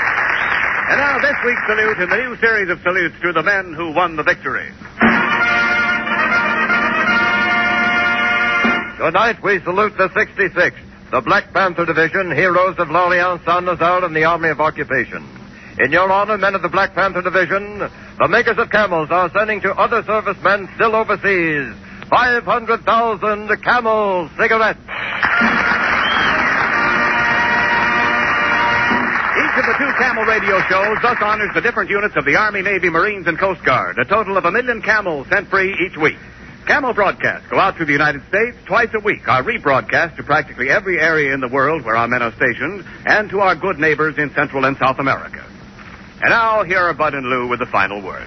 Ladies and gentlemen. Hey, wait a minute. Hey, Abbott, wait a minute. I don't see that guy here that always yells, no, not that. You know, here, Costello. I didn't want to spoil the Christmas spirit on your show tonight. Oh, that's awfully sweet of you. I also want to thank you for that lovely present you sent me. That's the best game I ever played. Game? I didn't send you any game. I sent you an autographed picture of myself. How do you like that? My wife and I sat up all night trying to pin a tail on it. Good night, folks. A Merry Christmas to everybody. Yes, Merry Christmas to everybody. And don't forget to buy another Victory Bond at your local theater. Merry Christmas to everybody in Patterson, New Jersey. Be sure to tune in next week for another great Abbott and Costello show brought to you by Camel Cigarettes. And remember, try Camels in your T-zone. See if they don't suit your taste, your throat, to a T.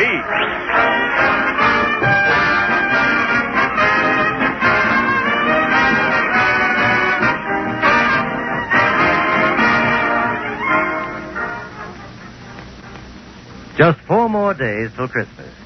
Are there still any blanks on your gift list? If you know a pipe smoker, here's a grand answer. The colorful Christmas tin of Prince Albert tobacco. It holds a full pound, 400 pipefuls of the world's most popular pipe tobacco. The tobacco that's crimp cut for slow, cool burning. The tobacco that's processed to remove bite and sting before it's packed. And you won't have to shop around for that present. You'll find the Christmas tin of Prince Albert most everywhere tobacco is sold. And be sure on Saturday night to tune in the great Prince Albert radio show, Grand Ole Opry, Coast to Coast on NBC.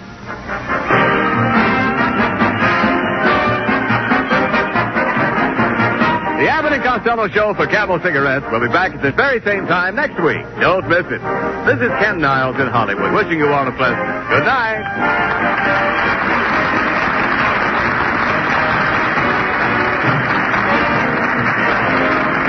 This is the National Broadcasting Company.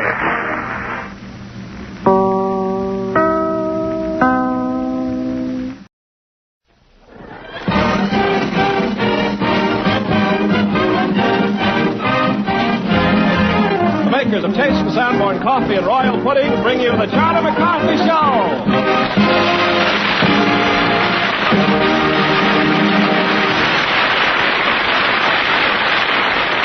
This is Ken Carter, ladies and gentlemen, greeting you from Los Angeles City College, Los Angeles, California. On behalf of Edgar Bergen, Charlie McCarthy, Ray Norman, his orchestra, Anita Gordon, Mortimer Stern, Pat Patrick, his Ursula Twing, Johnny McGovern, and our special guest, Gary Cooper. And here are Edgar Bergen and Charlie McCarthy.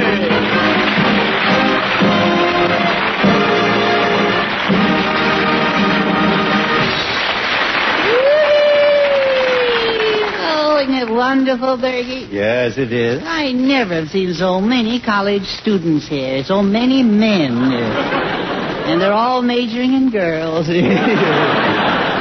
Charlie, I want to talk to Ray Noble alone. Quite, yes. What's the idea? Alone. What am I around here? Chopped liver? No.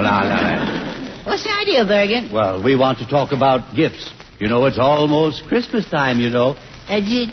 Oh, yes, of course. Well, you go right ahead and talk, you generous old bundle of Christmas spirits, you.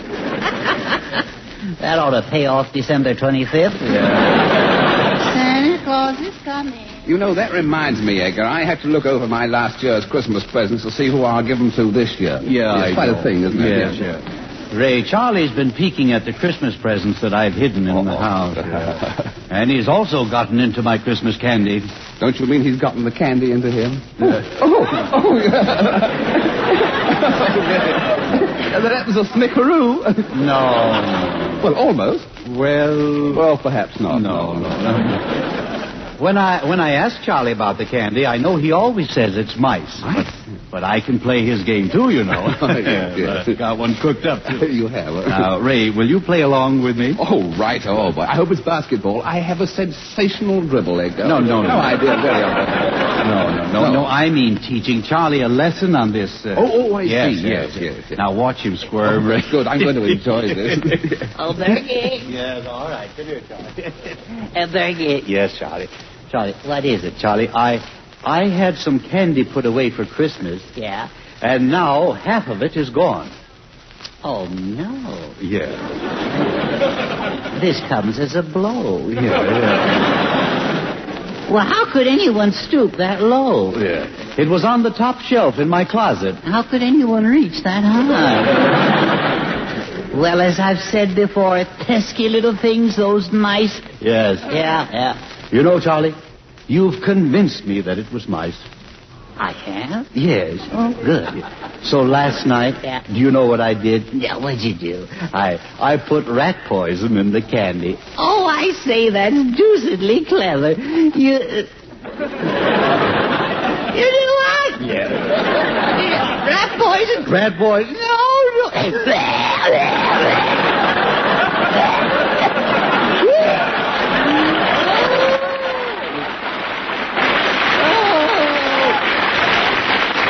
Man, the stomach pumps. All right. What are you complaining about?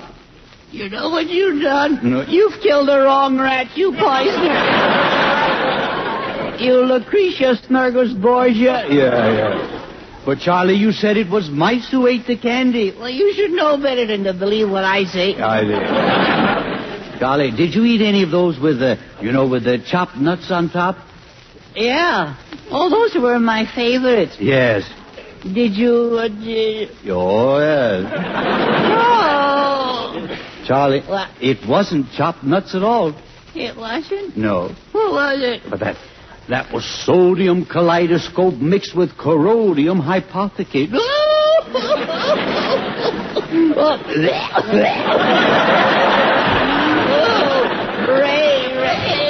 I say, Charlie, is there something you want to get off your chest? Yeah, you got the right idea, but the wrong location. I've been poisoned like a rat. I'm going to die. Oh, I say, that's unfortunate. Yeah. Well, don't put yourself out. Let's just say it's darn nuisance. Oh, but you know, Charlie, I had an uncle once named Joe. Oh, yeah? Yeah, he swallowed some poison one evening. Oh, how is he now? Joe is no mo. Oh! Charlie. Yes, Fergie. Charlie, I'm going to miss you. Oh, thank you. It'll take me a couple of weeks to break in a new boy. You mean you can think of that even before your knee gets cold? All right. Oh, everything is getting dark. I'm slipping away. Calling Dr. Kildare. Calling Dr. Jacobson. All right. Charlie, is there anything that you want to leave me? Yeah, you can have the rest of that poison candy. Well, I think you've learned your lesson, young man. Yeah. So, Charlie, I want to tell you now that I didn't poison the candy. You didn't? No. You mean I ain't going to succumb to... No, not at all. Why, you ventriloquist, you... I'll clip you, so help me, I'll mow you down. All right.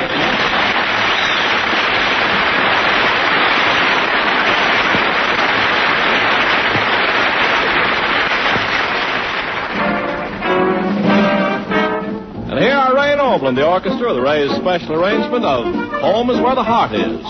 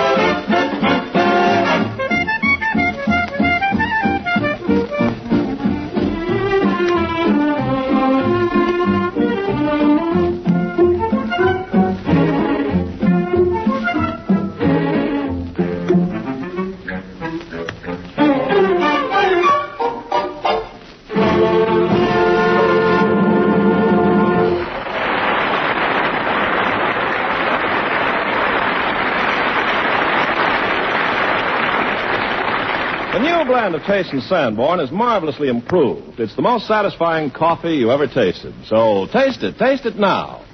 There's no other way to find out how greatly Chase and Sanborn is improved. Not even your own mother can tell you. She may say it's the most flavorful coffee money can buy today. But even that only tells you to taste it, because this is a new coffee experience.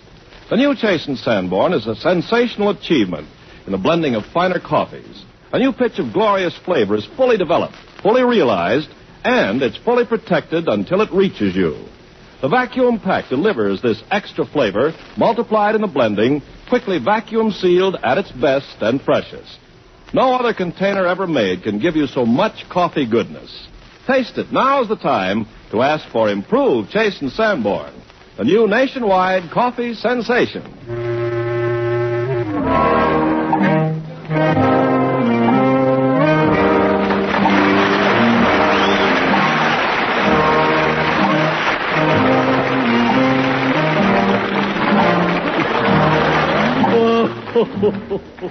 Hello, Mortimer. Oh, yeah. I was just going outside to look for you. Well, don't let me keep you. No. I'll be here when you get back. Yeah, I imagine so. What in the world are you doing with all that money? That's quite a roll. Yeah. Grandpa Snerd give it to me to buy a mule. Oh, I see. From our neighbor farmer, Abercrombie. Abercrombie? Yeah. Mm-hmm. Abercrombie? Yeah. Well, I think I'd better give you some pointers about buying animals. Yeah. Yes. So, Mr. Abercrombie, so he won't get the best of you, you see? Oh, yeah, sure. Well, that's all right. The best of me is none too good. No. Now, the first thing when you go shopping, you mustn't appear too anxious to buy. No. Now, don't be too anxious to buy the mule. No. And start talking about, just talk about the weather, see? Yeah, but supposing they don't happen to have none that day. Oh, they'll have them. And don't pay him the first price he asks. No? No. See, do a little, a little dickering. Yeah? Yes. Dickering. Yeah. You know what dickering is? Yeah. No, yeah.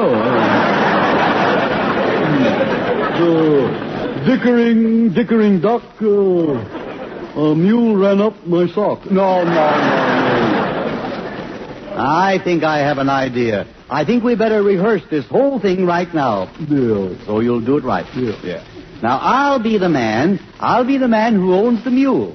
Yeah? Yes. Okay. And I'll be the mule. No. No, you just be yourself. No, shucks. I always get the lousy end of it. Here we go. Now, let's rehearse this. Yeah. Now, I'm the farmer. Yep. Yes, I'm a farmer. Well, I'm glad you finally got into something respectable. Yeah. All right. Now, remember, talk about the weather first. Yeah. Hello there, Mr. Snerd. Howdy. It ain't as rainy as it is, was it? No. No, it isn't. How much do you want for your mule? Oh, as much as I can get. Sold. Wrap it up. No.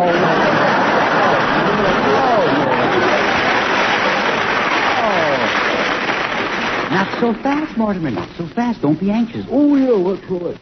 Well, let's see how much I want for him. I'd say, I'll take $30 for the mule. Oh, don't be a darn fool. I got $40 in my pocket. Maybe I could show you better if I do the buying. Yeah, that'd be better. Now, you're Mr. Abercrombie.